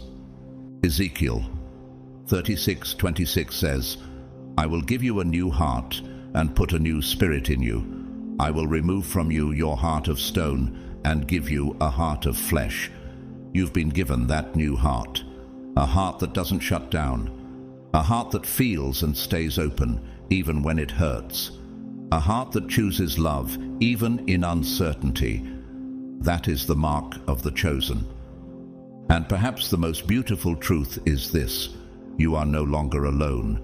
You are part of a hidden family, a spiritual generation, a network of chosen ones who walk among the world quietly, sensing what others overlook, carrying light into dark spaces, and hearing God through symbols, signs, silence, and sensation. You are not broken. You are blessed with sight in a world that lives blindfolded. Remember the story of Viola Davis. She endured poverty, trauma, and years of silence, carrying pain so deep it almost became her identity. But she used that pain to tap into truth. Her performances became spiritual transmissions, and through her work she found that what once made her different made her divine. So it is with you. You were chosen not in spite of your sensitivity, but because of it. So what does this all say about you, now that you've come this far? It says you are awakened. It says you are anointed to feel what others suppress. It says that your spiritual empathy, your dreams, your tears, your goosebumps, your deep knowing, they are not exaggerations. They are not burdens. They are gifts from God Himself, embedded in your soul before you were born. You are the one who feels what hasn't yet been spoken, the one who knows what others haven't yet understood, the one who sees what is still hidden and believes even when no one else does. You, dear chosen one, are the vessel, the receiver, the channel. Chosen one, now that all 5 signs have been revealed, you may find yourself looking back on moments that once felt confusing, random, or even painful, and seeing them through an entirely new lens. That unexpected shiver down your spine, the dream that lingered in your chest like a memory you didn't live, the wave of emotion that had no origin, that sudden longing you couldn't justify, the name that kept showing up just when you were ready to walk away. You see it now, don't you? They weren't random, they weren't illusions, they were messages, warnings, confirmations, divine interruptions. Every sign was part of a sacred pattern pointing you towards something real, not just a person, but a purpose. And perhaps the most beautiful truth is this: you were never the only one feeling it. But maybe you've carried this connection in silence. Maybe you've wrestled with fear, doubt, or even shame, wondering if you were just too sensitive, too spiritual, too open. Maybe the other person doesn't fully understand what's happening. Maybe they feel it but can't explain it. Or maybe they're not ready to face what you've already embraced. And yet the energy moves, the bond breathes, and your soul still knows. Because what you're experiencing is not fantasy, it's spiritual reality. The connection is alive in the unseen realm, and just because it hasn't taken form in the physical world doesn't mean it's not true. So now the question emerges, not from emotion, but from alignment. What are you supposed to do with this? Should you chase after them, wait in silence, try to forget it? The answer isn't found in waiting nor in chasing. The answer is found in alignment. This is your divine assignment now, not to fixate on what the other person is doing, but to tune your energy toward the calling God has placed inside of you. Because when you align yourself with His purpose, when you grow in strength, healing, and clarity, you activate the connection more than words ever could. Matthew 6:33 says, "But seek first the kingdom of God and His righteousness, and all these things will be added to you." That includes the connections ordained by heaven. That includes the person your spirit is already tethered to. That includes divine timing. The more you seek God's alignment, the closer the unseen becomes seen. Take the story of Simone Biles. Despite being one of the most decorated athletes in the world, Simone chose to step back from the Olympics to prioritize her spiritual and emotional well-being. In doing so, she sparked a global conversation, reminding us that true strength is inner alignment, not outer performance. She didn't chase success. She aligned with her soul, and the world followed. Chosen one, what could begin to shift around you if you stopped running and started aligning? You've been entrusted with a gift, a spiritual connection that transcends space, time, and logic. But this gift is not meant to paralyze you. It's meant to propel you into the next stage of your purpose. That person you're connected to, they are part of your path, but they are not the center of it. God is. And when you prioritize your mission, the divine connection follows in perfect timing. Psalm 37:23 promises, "The steps of a good man are ordered by the Lord, and He delights in His way." Your next step is not to wait in limbo. Your next step is to move forward with divine obedience. Because with every step of healing, self-love, and surrender, you're not only transforming yourself, you're awakening the bond in the spirit realm. Perhaps that's what you didn't see before, that you are the activator, the one who feels first, the one who dreams first, the one who believes when no one else understands, not because you're too emotional, but because you're chosen. And God often speaks to his chosen ones through invisible threads and sacred discomforts. Do you remember the story of Tasha Cobbs Leonard? This powerful gospel singer once shared how she felt overwhelming emotions that didn't make sense until she realized God was preparing her to minister to people who hadn't even entered her life yet. She said, "Sometimes God gives you the weight of what's coming before he gives you the view." Could it be that the emotions you've been carrying are not just reflections, but rehearsals for a divine future? And here's what's even more powerful. You're not alone in this. You are part of a hidden spiritual generation. Thousands around the world who, like you, love silently, feel deeply, dream prophetically, and long for truth in a world that numbs itself with distractions. And today, you've received something sacred, clarity. Because now you know, you didn't feel all this for nothing. You didn't dream for nothing. You didn't experience all those signs by coincidence. You weren't weak. You were never too much. You were being prepared. Isaiah 60:22 declares, "When the time is right, I, the Lord, will make it happen, and the time is closer than you think."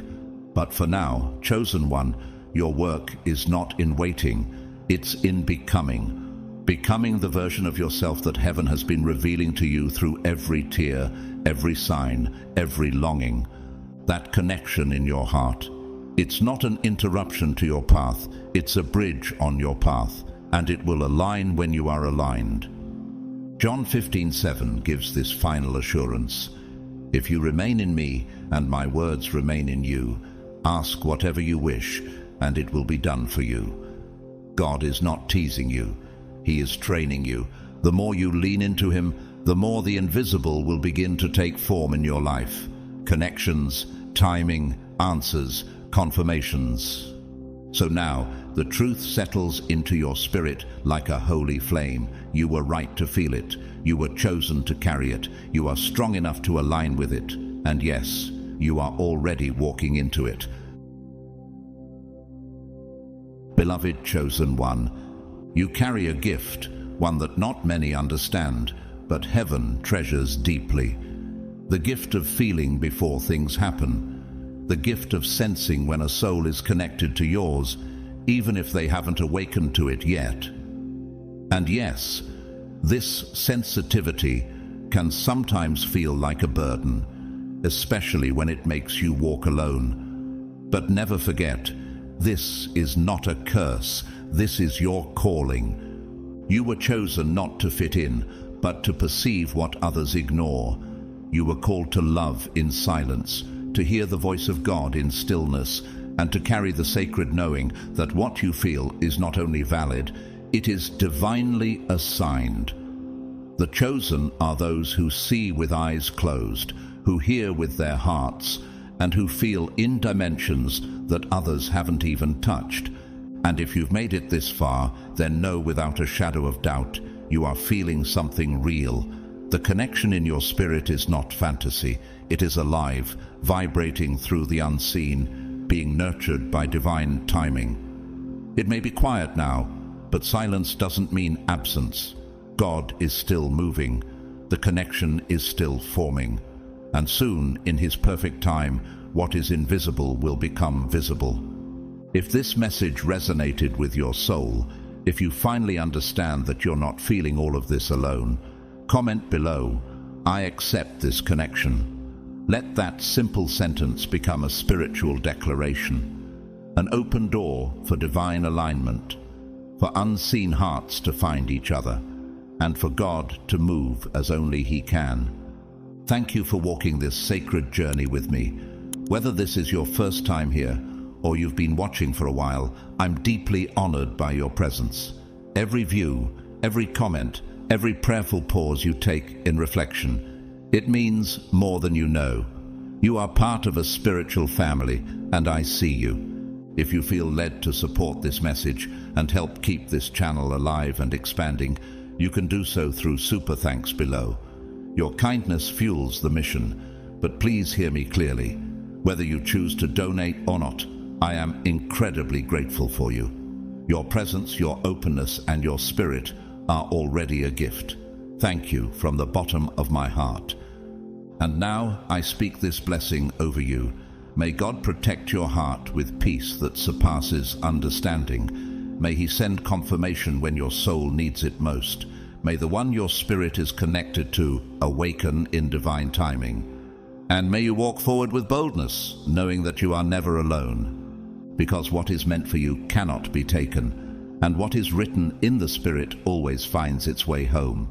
With love, with light, and with faith unshaken, you are God's chosen one. Chosen one, this message has found you at the perfect time. Have you been feeling something different in your life lately? Maybe a shift in your energy or a growing sense of anticipation that something extraordinary is about to happen. If so, know that there are no accidents in this universe. If you're here right now, it's because the divine has a message specifically for you. What you're about to hear will shift your energy, align your spirit, and prepare you for a love that's closer than you think. This is not a fantasy or wishful thinking, but a spiritual reality that has been unfolding for you all along. Love, real, divine, and powerful, is closer than you can imagine. The universe is aligning the pieces, and your person is on their way. You've been walking this path alone for so long, feeling like love has eluded you.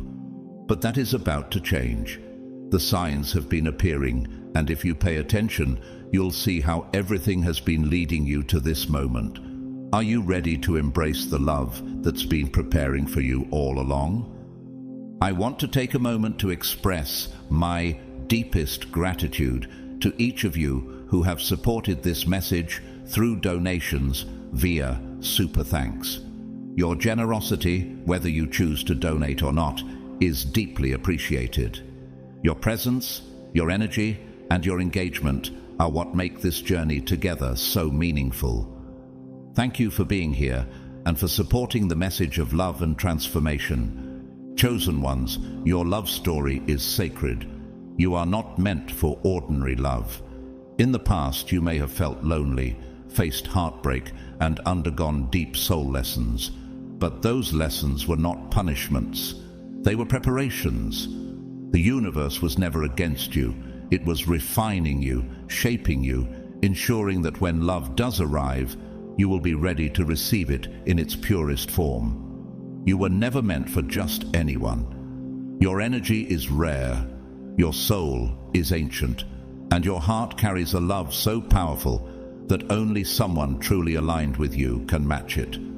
Your person has taken time to arrive, and now that time is near. If you feel that this message is resonating with you, I want you to affirm it by typing 777 in the comments right now. This is your confirmation. This is your signal to the universe that you are open, receptive, and ready for the divine love that's coming into your life. When you declare it, you send a powerful vibration into the universe, drawing your soul-aligned partner even closer. As you step into this new season, know that love is not coming. It is already aligning for you. The universe has been guiding you to this very moment. You are standing at the edge of a great transformation, and love is one of the many blessings about to enter your life. Stay with me, and let's explore the 7 signs that prove your divine love is closer than ever before. Listen closely, because if you recognize even one of these signs in your life right now, know that you are on the verge of something extraordinary. Your love story is already written, and now it is about to unfold. God's chosen ones, 7 sign you're about to find true love.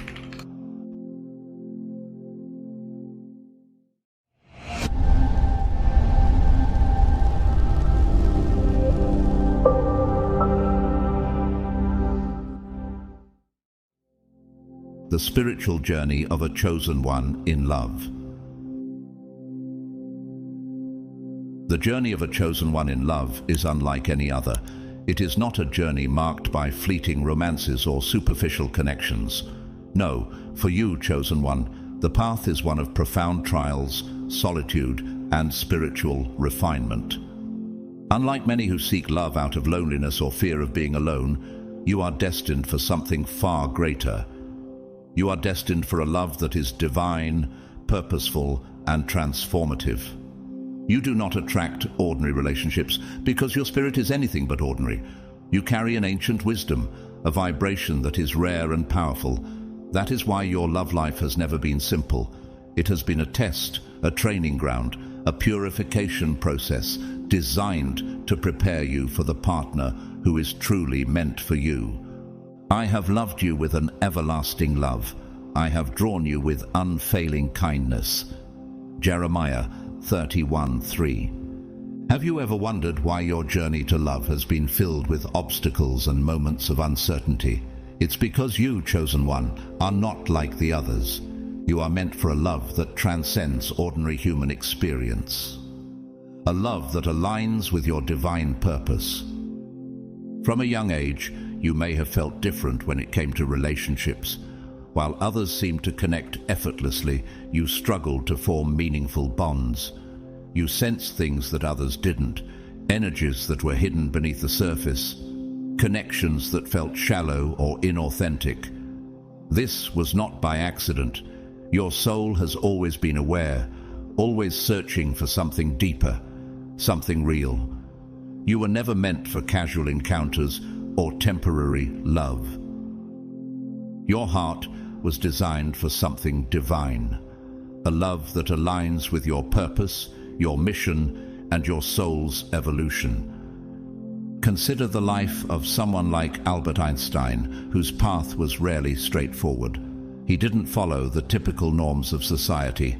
His journey to personal and professional fulfillment was a testament to his unique mindset and profound inner wisdom. Just like Einstein, your love life may not follow the conventional path, but it's leading you towards something extraordinary. Because of this, the universe has placements that required growth, healing, and spiritual refinement. You may have experienced heartbreaks that felt unbearable, betrayals that tested your trust, or moments of intense loneliness where it seemed like love would never arrive. But every tear you shed, every disappointment you endured, was part of the divine plan. The pain was never meant to break you, it was meant to shape you. It was designed to prepare you for the love that would come, the love that would align with your highest self. For I know the plans I have for you, declares the Lord, plans for welfare and not for evil, to give you a future and a hope. Jeremiah 29:11. Do you see now that every trial in your love life has been part of the universe's plan? You were being shaped, purified, and strengthened so that when love does arrive, you will not sabotage it, you will not fear it, you will not run from it. Instead, you will recognize it, receive it, and honor it as the divine gift it is. Think about Oprah Winfrey, whose early life was filled with struggles, including heartbreak and adversity. Yet, through it all, she found her path to true love and fulfillment. Oprah's journey is a powerful reminder that, through hardship, we are often being prepared for something far greater than we can imagine. The reason your love life may have taken longer than others is because the universe was not just bringing you anyone. It was aligning you with your true divine counterpart. Not all love is meant to last, and not all relationships are meant to evolve into something eternal. Many people settle for relationships that fill a temporary void, provide comfort, but lack depth. But you, chosen one, were never meant for that. Your soul carries a mission, and your love story is intricately woven into that mission. But the fruit of the Spirit is love, joy, peace, forbearance, kindness, goodness, faithfulness, gentleness, and self-control. Galatians 5:22-23. Have you experienced moments where you thought you had found the one, only for the relationship to falter? Those moments were not failures, they were divine redirections. The universe was removing what was not meant for you, clearing the path for the one who truly aligns with your soul's purpose. Each failed relationship was a lesson in discernment, patience, and self-love. Before you can truly receive divine love, you first had to become whole within yourself. Take the story of Tim Tebow, whose personal faith and journey were key to his understanding of love. Tim's commitment to his faith and patience in waiting for the right person led him to find love that aligned with his values and mission, showing how God's timing is always perfect. The greatest lesson you, chosen one, must learn in love is that love is not found, it is attracted. You do not chase love, you do not beg for it, you do not compromise your soul to keep someone in your life. Instead, you simply become the highest version of yourself, and love will find its way to you. Delight yourself in the Lord, and He will give you the desires of your heart. Psalm 37:4. When you heal, when you vibrate at your highest frequency, when you walk confidently in your purpose, your divine partner will be drawn to you like a magnet. This is why so much of your journey has been about healing and self-discovery. You had to break generational cycles. You had to unlearn toxic patterns. You had to step away from people and environments that drained your energy. Consider the story of Steve Jobs and his journey towards self-realization. After years of struggle and self-discovery, Jobs eventually found both success and deep fulfillment. His journey was not linear, but through his own healing and transformation, he was able to manifest the life and love he was meant for. While this path may have felt lonely at times, it was never meant to be permanent. The isolation was a necessary part of your training. Now, you are stepping into a new season, a season where love is no longer a lesson in pain, but a blessing in alignment. Have you felt this shift? Do you sense that the loneliness you once experienced is now giving way to peace and readiness? When divine love is near, you will feel it in your spirit before you see it in your reality. There will be a profound shift within you. You will no longer feel desperate for companionship. You will no longer fear being alone. Instead, you will feel a deep sense of peace, an unshakable knowing that love is already on its way. For the mountains may depart and the hills be removed, but my steadfast love shall not depart from you, and my covenant of peace shall not be removed, says the Lord, who has compassion on you. Isaiah 54:10. This is the difference between the chosen ones and the rest of the world. While the world searches for love externally, the chosen ones first find it within themselves. When your heart is at peace and your soul is aligned, love will manifest effortlessly. So, chosen one, if you've been feeling different lately, if you've noticed a shift in your heart, energy, and perspective on love, take it as a sign. You are nearing the moment when your divine partner will enter your life. You have done the work, you have healed the wounds, and now love is being aligned for you in a way that will feel effortless, natural, and destined.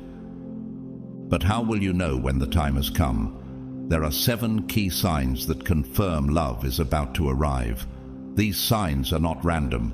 They are the universe's way of preparing you, letting you know that the wait is almost over. Stay with me as we reveal these 7 powerful signs, the 7 signs you will find your love very soon. Sign number 1, a deep inner peace within yourself.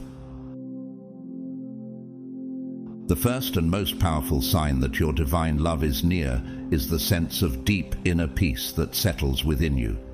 Chosen one, for much of your life, you've likely spent countless hours feeling restless, longing, and searching for love.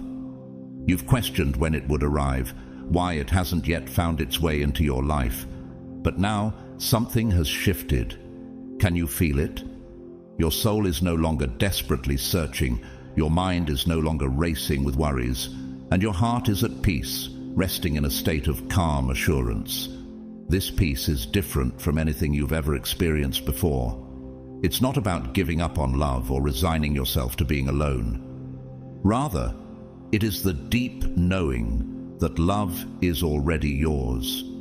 You no longer feel anxious about when or how it will manifest. Can you recognize that shift in energy within yourself?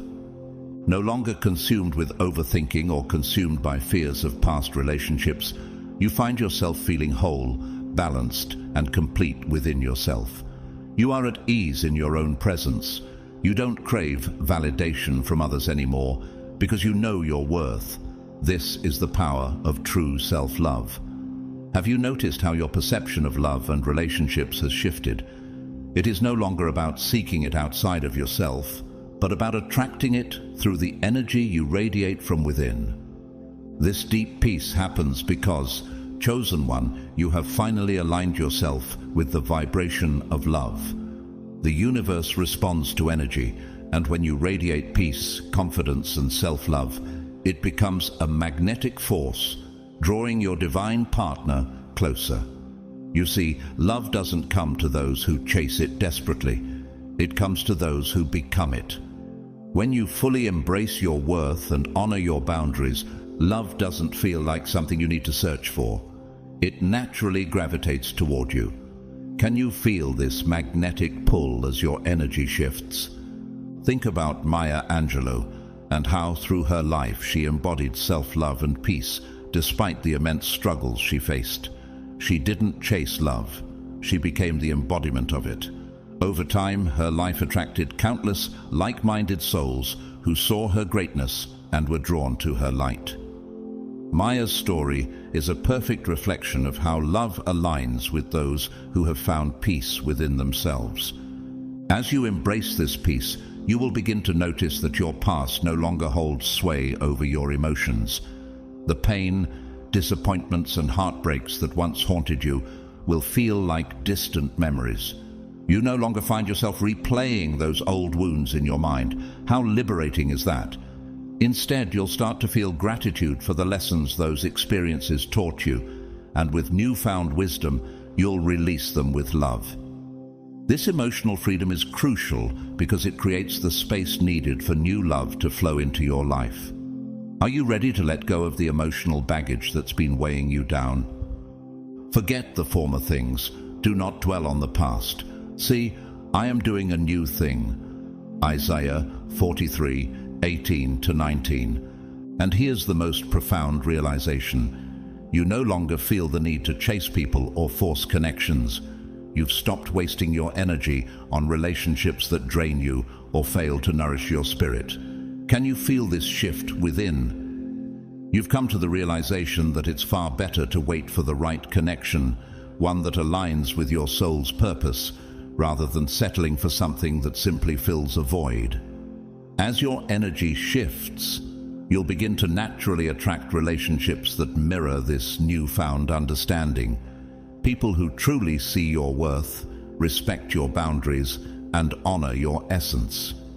Isn't that a beautiful prospect?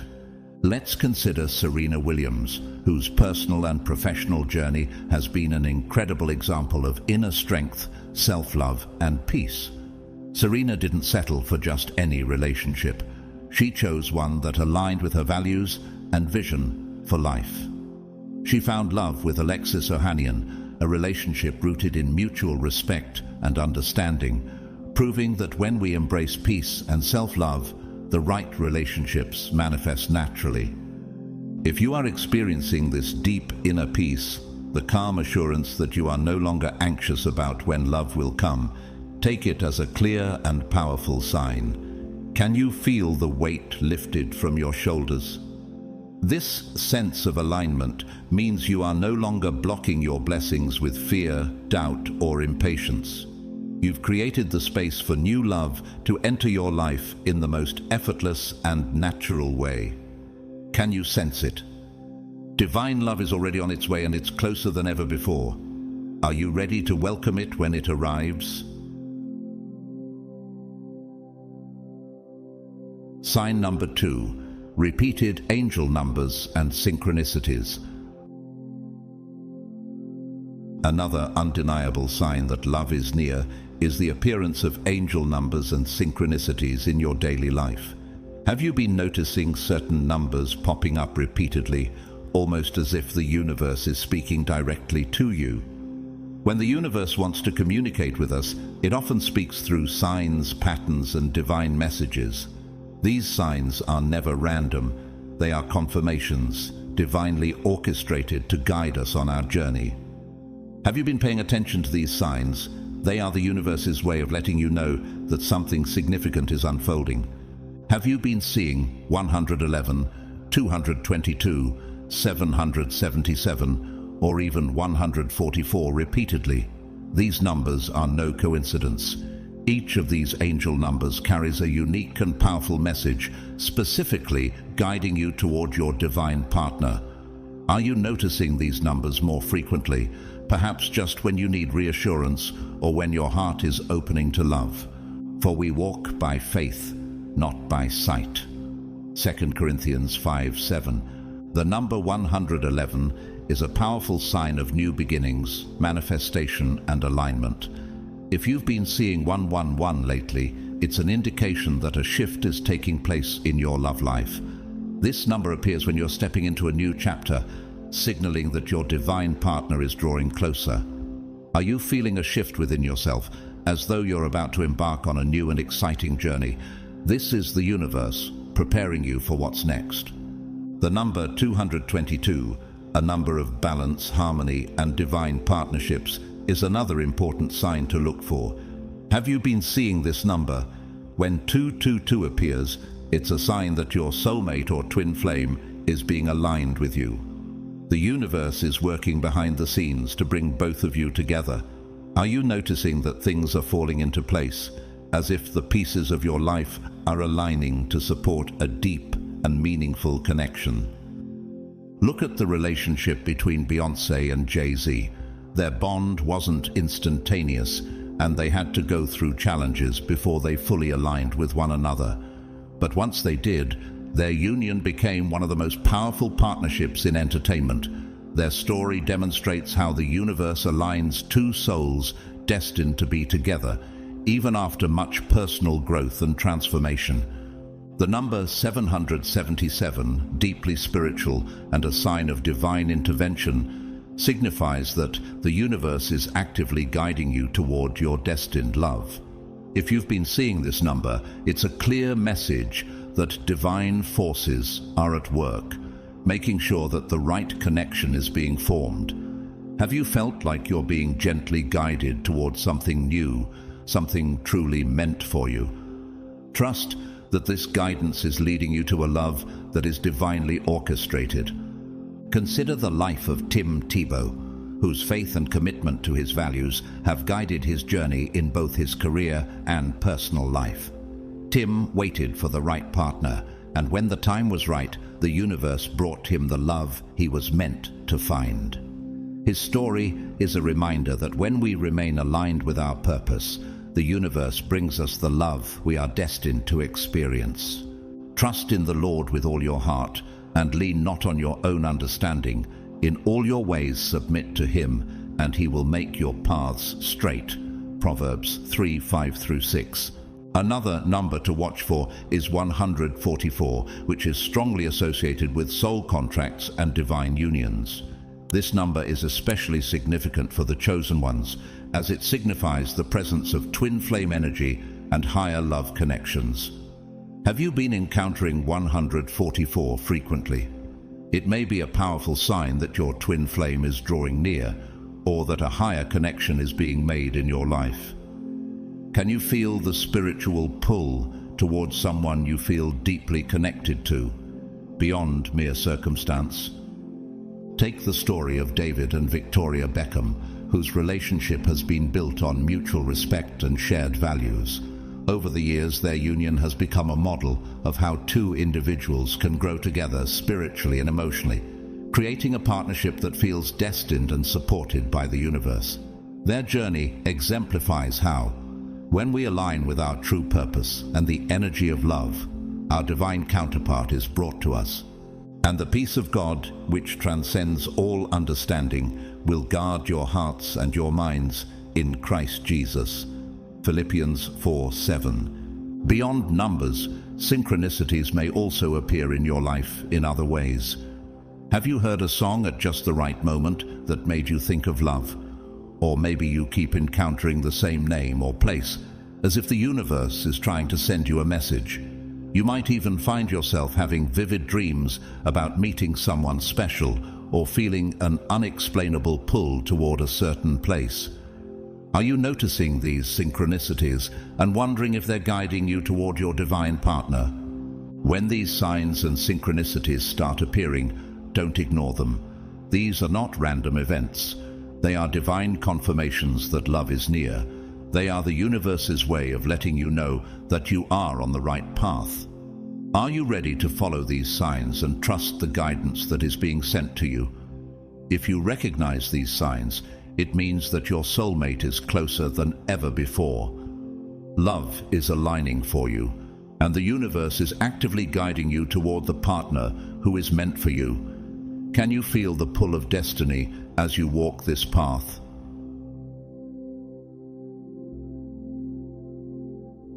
Sign number 3, the release of past trauma and emotional baggage. One of the biggest obstacles that blocks love from entering your life is unresolved pain from the past. Have you ever felt like certain emotional wounds or memories just keep holding you back? Many people carry these unresolved scars, often without even realizing how much they prevent them from fully receiving love. But when you are about to meet your divine partner, something incredible begins to happen. You experience a powerful release of past trauma, toxic attachments, and emotional burdens. Can you feel the weight lifting off your shoulders as you let go of the past? This release can be profound. You may notice that memories that once triggered you no longer have the same effect.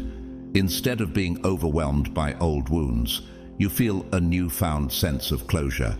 This happens even if you never received an apology or an explanation from those who hurt you. Isn't it freeing to realize that you no longer need closure from others in order to heal? You will stop feeling the need to revisit the past, seek revenge, or prove anything to anyone. Instead, you will feel lighter, freer, and more at peace. Can you feel that peace settling in your heart, knowing that the past no longer defines you? Forget the former things. Do not dwell on the past. See, I am doing a new thing. Isaiah 43:18-19. This emotional release occurs because the universe does not send divine love to someone who is still holding on to pain from the past. Love requires space to grow and flourish, and if your heart is still tangled in unresolved wounds, it cannot fully embrace what is meant for you. Can you imagine how much room will be created in your heart when you finally release all that emotional baggage? Love cannot find its way to you if there is no space for it to grow. Another sign of this emotional release is that you start forgiving, not for the sake of the other person, but for yourself. Have you noticed that you're no longer holding on to resentment or anger? Forgiveness is not about excusing the actions of others. It is about freeing yourself from the heavy weight of negative emotions. You stop replaying old conversations in your head. You stop dwelling on what could have been, and instead you begin to feel gratitude for the lessons those experiences taught you. Forgiveness gives you the ability to move forward with a light heart. Do you feel the strength to forgive and set yourself free? Be kind and compassionate to one another, forgiving each other, just as in Christ God forgave you. Ephesians 4:32. When you embrace forgiveness, you open your heart to the future. Instead of being stuck in the past, you begin to embrace the possibilities of what's to come. Your heart becomes an open vessel, ready to receive the love that is meant for you. Can you sense that shift within? Do you feel yourself becoming lighter and more open to love? Look at the inspiring story of Nelson Mandela. After spending 27 years in prison, Mandela chose to forgive those who had wronged him rather than carrying resentment. This powerful act of forgiveness allowed him to heal and become the leader of a united South Africa. Mandela's journey shows us that forgiveness can release us from the past and open the door to a future filled with peace and love. And when you stand praying, if you hold anything against anyone, forgive them, so that your Father in heaven may forgive you your sins. Mark 11:25. If you've been feeling this emotional shift, if you've recently let go of resentment, sadness, or disappointment, know that this is a powerful sign. It means you are ready. It means your heart is open. You have made space for new love, and now the universe is preparing you to receive it. Can you feel the excitement building as you let go of the past and step into a future filled with love and possibility? Love is coming, and it's on its way to you. Sign number 4, unexplained pull toward a certain place or event. Have you ever felt an unexplainable urge to visit a certain place, attend a specific event, or make an unexpected move? Perhaps you have been drawn to a location or activity, yet you can't quite explain why. This is not random. This is divine orchestration. When you are about to meet your soulmate, the universe guides you to the right place at the right time. How often have you followed a sudden desire to travel or explore something new, only to find that it was precisely what you needed to experience? These intuitive nudges are signs, and they serve as the universe's way of aligning you with your destined encounter. The steps of a good man are ordered by the Lord, and he delighteth in his way. Psalm 37:23. You may feel a sudden pull to explore a new hobby, visit a location that has been calling to you, or attend an event you never thought you would. This kind of inner urging is a message from your intuition, guiding you toward something or someone important. Have you ever questioned a feeling like this, only to find that it leads you to exactly what you were seeking?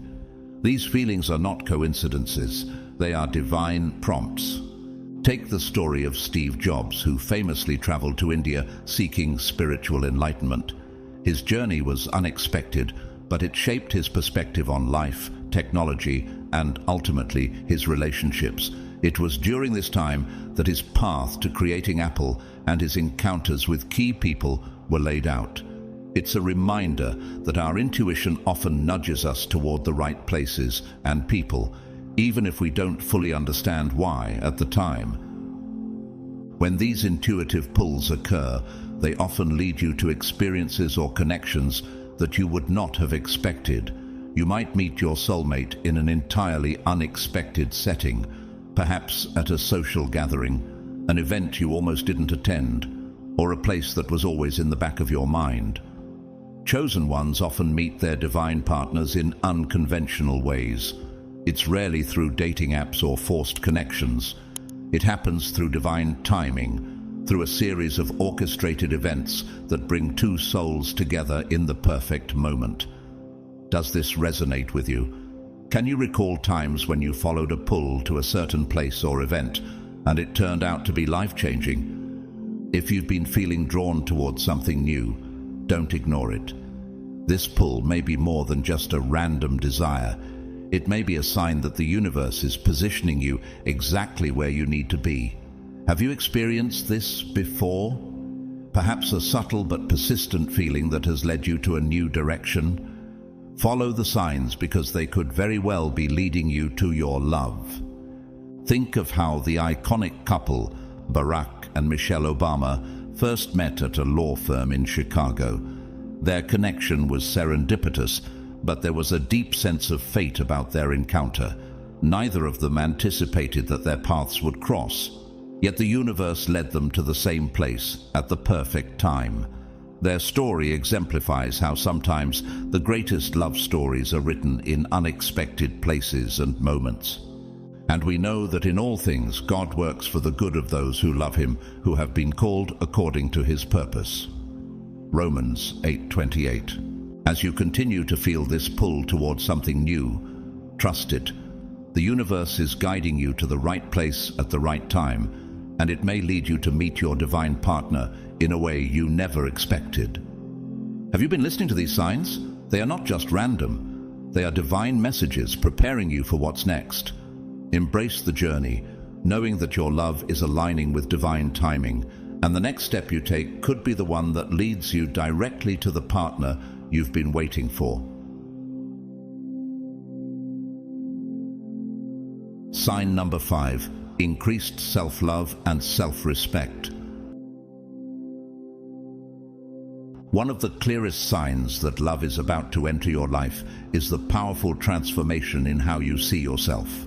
Chosen one, love is not just about finding another person. It is about becoming the version of yourself that is truly ready for it. When you start embracing deep self-love and self-respect, you send a clear signal to the universe that you are prepared to receive a love that matches your worth. Have you noticed a shift in how you see yourself lately? Perhaps you're starting to recognize your true value and inner strength. For so long, you may have struggled with doubts, insecurities, and wounds from past relationships that made you question your value. Maybe you tolerated mistreatment, settled for less than you deserved, or gave your energy to people who didn't honor you. Have you ever found yourself in relationships that drained you, leaving you feeling unappreciated or undervalued? But when love is near, that all changes. A shift happens within you. You no longer seek validation from external sources. You no longer chase after people who are not meant for you. Instead, you recognize your own value and refuse to accept anything that does not align with it. Can you feel that inner transformation? Do you now stand firm in knowing that you deserve a love that truly honors you? You are precious in my eyes and honored, and I love you. Isaiah 43:4. This transformation is not arrogance, it is alignment. You begin setting boundaries, not out of fear, but out of self-respect. You no longer allow people to drain your energy.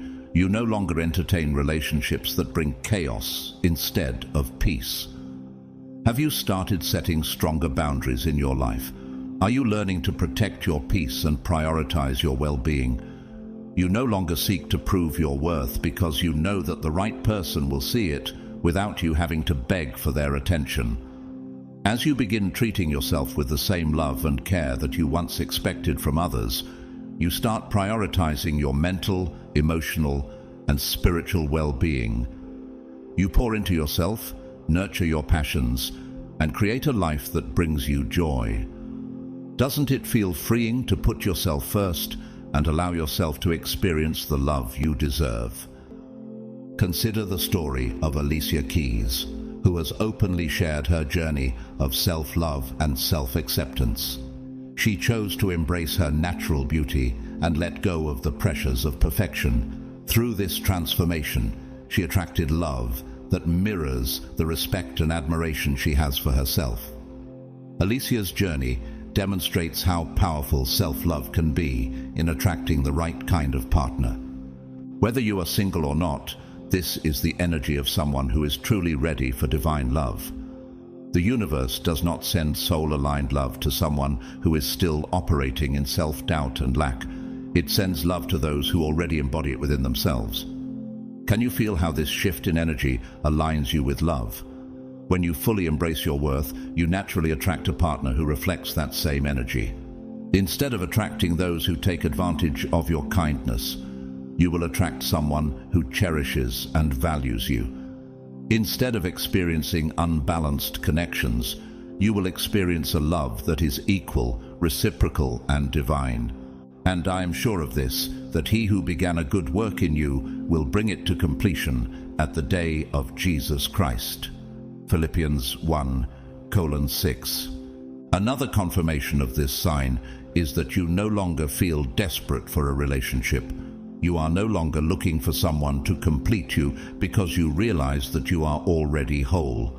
Have you noticed how much more peaceful and content you feel when you stop seeking validation from others? Ironically, this is the exact energy that magnetizes love toward you effortlessly. When you let go of attachment to the outcome and simply live in your highest vibration, love finds you naturally.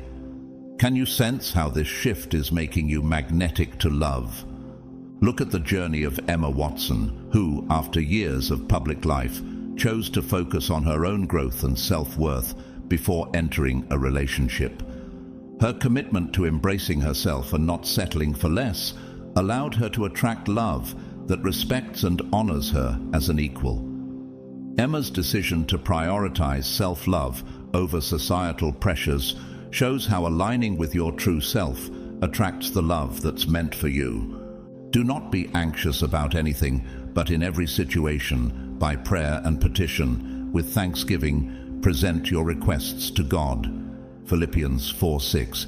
If you have recently experienced this deep shift, if you have started embracing radical self-love and self-respect, know that this is a sign. Love is not just coming, it is already being prepared for you. The version of you who doubted your worth is gone. The version of you who accepted less than you deserved is gone. Now, you are aligned with the kind of love that will honor, cherish, and uplift you in the way you have always deserved. Get ready, chosen one. You're no longer chasing love. Love is chasing you. Can you feel the anticipation building as your true love aligns with the high vibration you've created? Sign number 6, meeting people who mirror your future partner's energy. Chosen one, when you're about to meet your divine partner, the universe begins preparing you in ways that may seem subtle, but are incredibly powerful. Have you noticed that you've started meeting people who carry the energy, traits, or characteristics of the person you are destined to be with? These encounters are not accidents. They are previews, reflections, and confirmations that your divine love is near.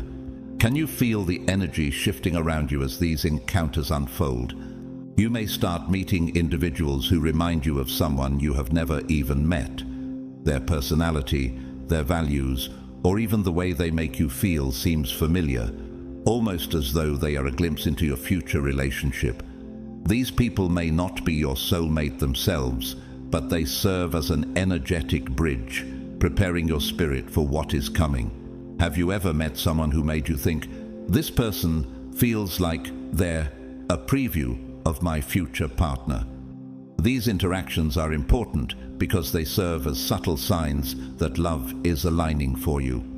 For example, you might meet someone who treats you with the level of respect and kindness you have always longed for. The way they communicate with you feels unusually deep, mirroring the type of connection you will have with your future partner. You may even cross paths with someone who shares the same ambitions, dreams, or perspectives as the person who is meant for you. Have you experienced conversations or connections that made you feel like you were being shown the kind of relationship you will soon experience? Consider the relationship between Dwayne "The Rock" Johnson and his wife, Lauren Hashian. Their partnership exemplifies mutual respect, admiration, and shared dreams. Before meeting Lauren, The Rock went through personal growth that led him to recognize what he truly needed in a partner. Their relationship has been one of harmony and deep connection, reflecting the energetic alignment they both had been working toward. This shows that when you align with your true self, the universe brings someone who mirrors that same energy into your life. These encounters help you fine-tune your understanding of what you truly want and need in a relationship. If you've spent years settling for less, these moments serve as a reminder of the standard you should be holding yourself to. They help you recognize the energy you desire in a partner and confirm that you will no longer accept anything that does not match that frequency. Have you noticed how your expectations of love are growing higher as you begin to recognize the energy you truly deserve? Above all else, guard your heart, for everything you do flows from it. Proverbs 4:23. Sometimes these reflections come in the form of unexpected connections, a co-worker, a new friend, or even a stranger you meet in passing. Other times they appear through people from your past who have grown or changed, showing you what love could look like when aligned with the right timing. In some cases, these reflections come through fictional characters in movies or books that resonate with you on a deep level, awakening a sense of recognition within your soul. Have you ever experienced that feeling of recognition, as though you've encountered someone or something before, even if it was only in your dreams? Take the story of Reese Witherspoon and her current husband, Jim Toth. Before meeting Jim, Reese had gone through personal growth and healing. She began to attract relationships that reflected the energy she was now aligned with: authentic, respectful, and loving. Her relationship with Jim is a beautiful example of how we attract people who mirror the energy we cultivate within ourselves. For where your treasure is, there your heart will be also. Matthew 6:21. The key here is to pay attention. When you start noticing these mirror encounters happening, don't dismiss them as random events. These are divine signals, affirmations that you're on the right path. Are you seeing these glimpses of the future, feeling the energy of your divine partner in the people you meet? These are not just chance encounters. They are the universe preparing you for your soul-aligned union. If you are experiencing these encounters, it means your divine partner is not far behind. Your energy is shifting, and the universe is responding by sending you people who match the vibration of the love that is coming into your life. Think about the story of Harry and Meghan Markle. Before they met, both had gone through significant personal growth.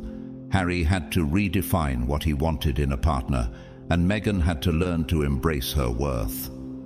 When they finally met, they were aligned with each other's energy, both ready for the deep love and connection they now share. Their story reflects how the universe can align two souls who mirror the energy of what is to come. If you've been meeting people who feel like previews of something greater, take it as confirmation. Love is near. The universe is sending you glimpses of what is coming, preparing you to fully embrace your divine union when the time is right. Stay open, stay aware, and trust. Trust that what is meant for you is already finding its way to you. Are you ready to welcome this divine love into your life when it arrives? Sign number 7. Feeling an unshakable, knowing that they're close. Chosen one, the final and most profound sign that your divine love is near is an unshakable inner knowing. This is not wishful thinking. This is not just hope. It is a deep, undeniable certainty within your spirit that something is shifting, that love is closer than ever before. Have you felt that sense of knowing, even without physical proof, that love is on its way? You may not know exactly when or how it will happen, but you feel it in your soul, don't you? This knowing is different from fleeting desires or past moments when you wished love would come. This time, it is not a longing, but an assurance. You wake up in the morning with a sense of expectancy. You move through your day with the feeling that something major is about to change.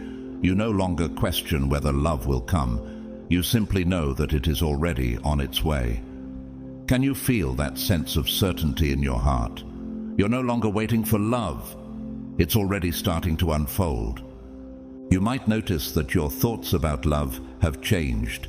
Instead of wondering why it hasn't happened yet, you start feeling grateful in advance, as if you are already in the presence of love. Have you caught yourself visualizing your future relationship naturally, not in a forced or desperate way, but in a way that feels aligned and certain? It feels real, almost as if you are tapping into a reality that already exists, just waiting to unfold. Isn't it incredible how the universe shifts when you start to fully align with your destiny? Think about the relationship between Ellen DeGeneres and Portia de Rossi. Before they met, both had experienced deep personal growth and transformation. When they met, they instantly recognized each other, as though they were always meant to be together. Their story reflects the certainty and knowing that comes when two souls are aligned with their divine paths. This sense of knowing also comes with a heightened sense of awareness. You become more observant of signs, more in tune with synchronicities, and more open to the divine orchestration happening in your life. Are you beginning to notice small but significant shifts in your energy, emotions, or even your environment? Maybe you feel a sudden pull toward a certain place. Perhaps you wake up with a name in your mind, or you feel an energetic presence guiding you towards something new.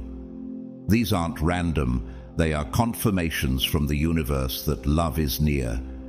Have you felt that subtle guiding force drawing you closer to your divine partner? But the Lord is faithful, and He will strengthen you and protect you from the evil one. 2 Thessalonians 3:3. Another major aspect of this knowing is that fear and doubt begin to fade. In the past, you may have questioned whether you would ever find love, whether you were truly meant for a divine partner. But now, those fears no longer have power over you. You trust the process. You trust divine timing. You trust that what is meant for you cannot miss you. Even if you do not know the exact details, you rest in the assurance that everything is falling into place. Do you feel that peace in your soul, knowing that everything is unfolding as it should? Consider the story of Sarah Jessica Parker and Matthew Broderick. Their relationship didn't start with fireworks, but over time they grew to deeply understand and love each other. Their story is a testament to the quiet, unshakable knowing that the right relationship, in divine timing, will unfold, even if it doesn't happen according to our timeline. Chosen ones who experience this unshakable knowing often find themselves shifting their focus from searching for love to preparing for it. Instead of asking, "When will it come?" you start asking, "How can I be ready for it?" Are you finding yourself making space for love emotionally, spiritually, and physically? You may feel the urge to declutter your home, change your routine, or step into new habits that align with the person you're becoming. These are not just random impulses. They are divine preparations. Can you feel the excitement bubbling up within as you prepare for the love that is already finding its way to you? This inner knowing is a gift, a direct message from your higher self and the divine. It is your spirit recognizing what is already on its way. It is your soul's way of telling you that your waiting season is ending and your blessing season is beginning. When you feel this certainty within you, trust it. Don't let external circumstances shake your faith. Do not let temporary distractions pull you away from what you know is coming. Stand firm in your knowing, because the moment you feel it, it is already happening in the unseen. Can you feel the ground shifting beneath you as your love is already manifesting? Now faith is confidence in what we hope for and assurance about what we do not see. Hebrews 11:1. If you've been experiencing this deep, unexplainable certainty that love is near, take it as your confirmation. This is your time. Your divine partner is already being aligned with you. Stay open, stay prepared, and walk forward with faith. Love is not coming. Love is already here. Can you feel the excitement and peace in knowing that the love you've always dreamed of is right around the corner? Stay aligned, chosen one. Your love is on its way. Chosen one, when these signs begin to appear in your life, it is not enough to simply notice them. You must align yourself with the energy of love and prepare to receive what the universe is sending your way. These signs are divine confirmations that your destined partner is near. But if you are not spiritually and emotionally ready, you may still miss the opportunity. Are you ready to receive what has been divinely aligned for you? It's time to actively prepare for love, not just passively wait for it. Love is not just about attraction, it is about preparation, alignment, and action. So, when these signs begin to manifest in your life, here's what you must do. The first thing you need to do is remain open and receptive. Love does not always arrive in the way you expect. Sometimes the universe sends your divine partner in a way that is unexpected, through circumstances that seem coincidental but are actually perfectly orchestrated. Have you ever had a moment where you felt inexplicably drawn to something or someone, yet you couldn't explain why? If you are too rigid in your expectations, thinking love must look a certain way, arrive at a specific time, or follow a specific process, you may block what is meant for you. Stay open. Trust the flow. If you feel drawn toward a place, a person, or a new experience, follow that pull. Your intuition is guiding you toward your destined encounter. Are you willing to follow the signs, even if they don't look like what you expected? Another crucial step is to remove any lingering emotional blockages. Just because the universe is aligning love for you does not mean that you are fully ready to receive it. Often, chosen ones carry subconscious fears, wounds, or limiting beliefs that can sabotage love when it arrives. Do you fear abandonment? Do you struggle with trust? Do you believe deep down that love always ends in pain? These energies must be cleared. Take time to reflect on what you still need to heal and actively release anything that could block love from fully entering your life. Are you willing to let go of the past and free yourself from old patterns that no longer serve you? Think of someone like Lady Gaga, who overcame significant struggles with self-worth and emotional pain. She took time to heal, embrace her worth, and let go of past traumas, allowing her to step into healthier, more aligned relationships. Her personal growth is a testament to how powerful healing and emotional release can be in preparing for love. You must also step into your highest self. Your divine partner is not coming into your life to complete you. They are coming to walk beside you in your purpose. This means that you must be whole within yourself before they arrive. Focus on your spiritual growth, your personal development, and your divine mission. When you vibrate at your highest frequency, you attract a partner who matches that energy.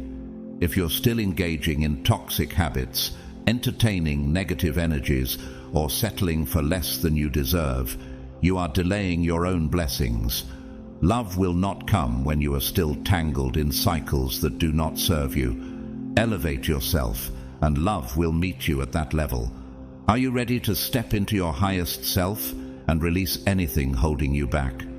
For the vision is yet for an appointed time, but at the end it will speak, and it will not lie. Though it tarries, wait for it, because it will surely come. Habakkuk 2:3. When these signs appear, you must also take inspired action. Love is not something you sit and wait for, it is something you align with. This does not mean chasing after people or forcing connections, but it does mean positioning yourself in spaces where divine love can find you. If you feel called to go somewhere, go.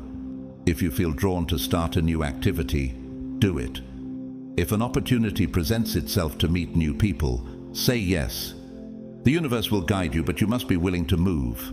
Have you felt the urge to take action, to place yourself in environments where love can find you?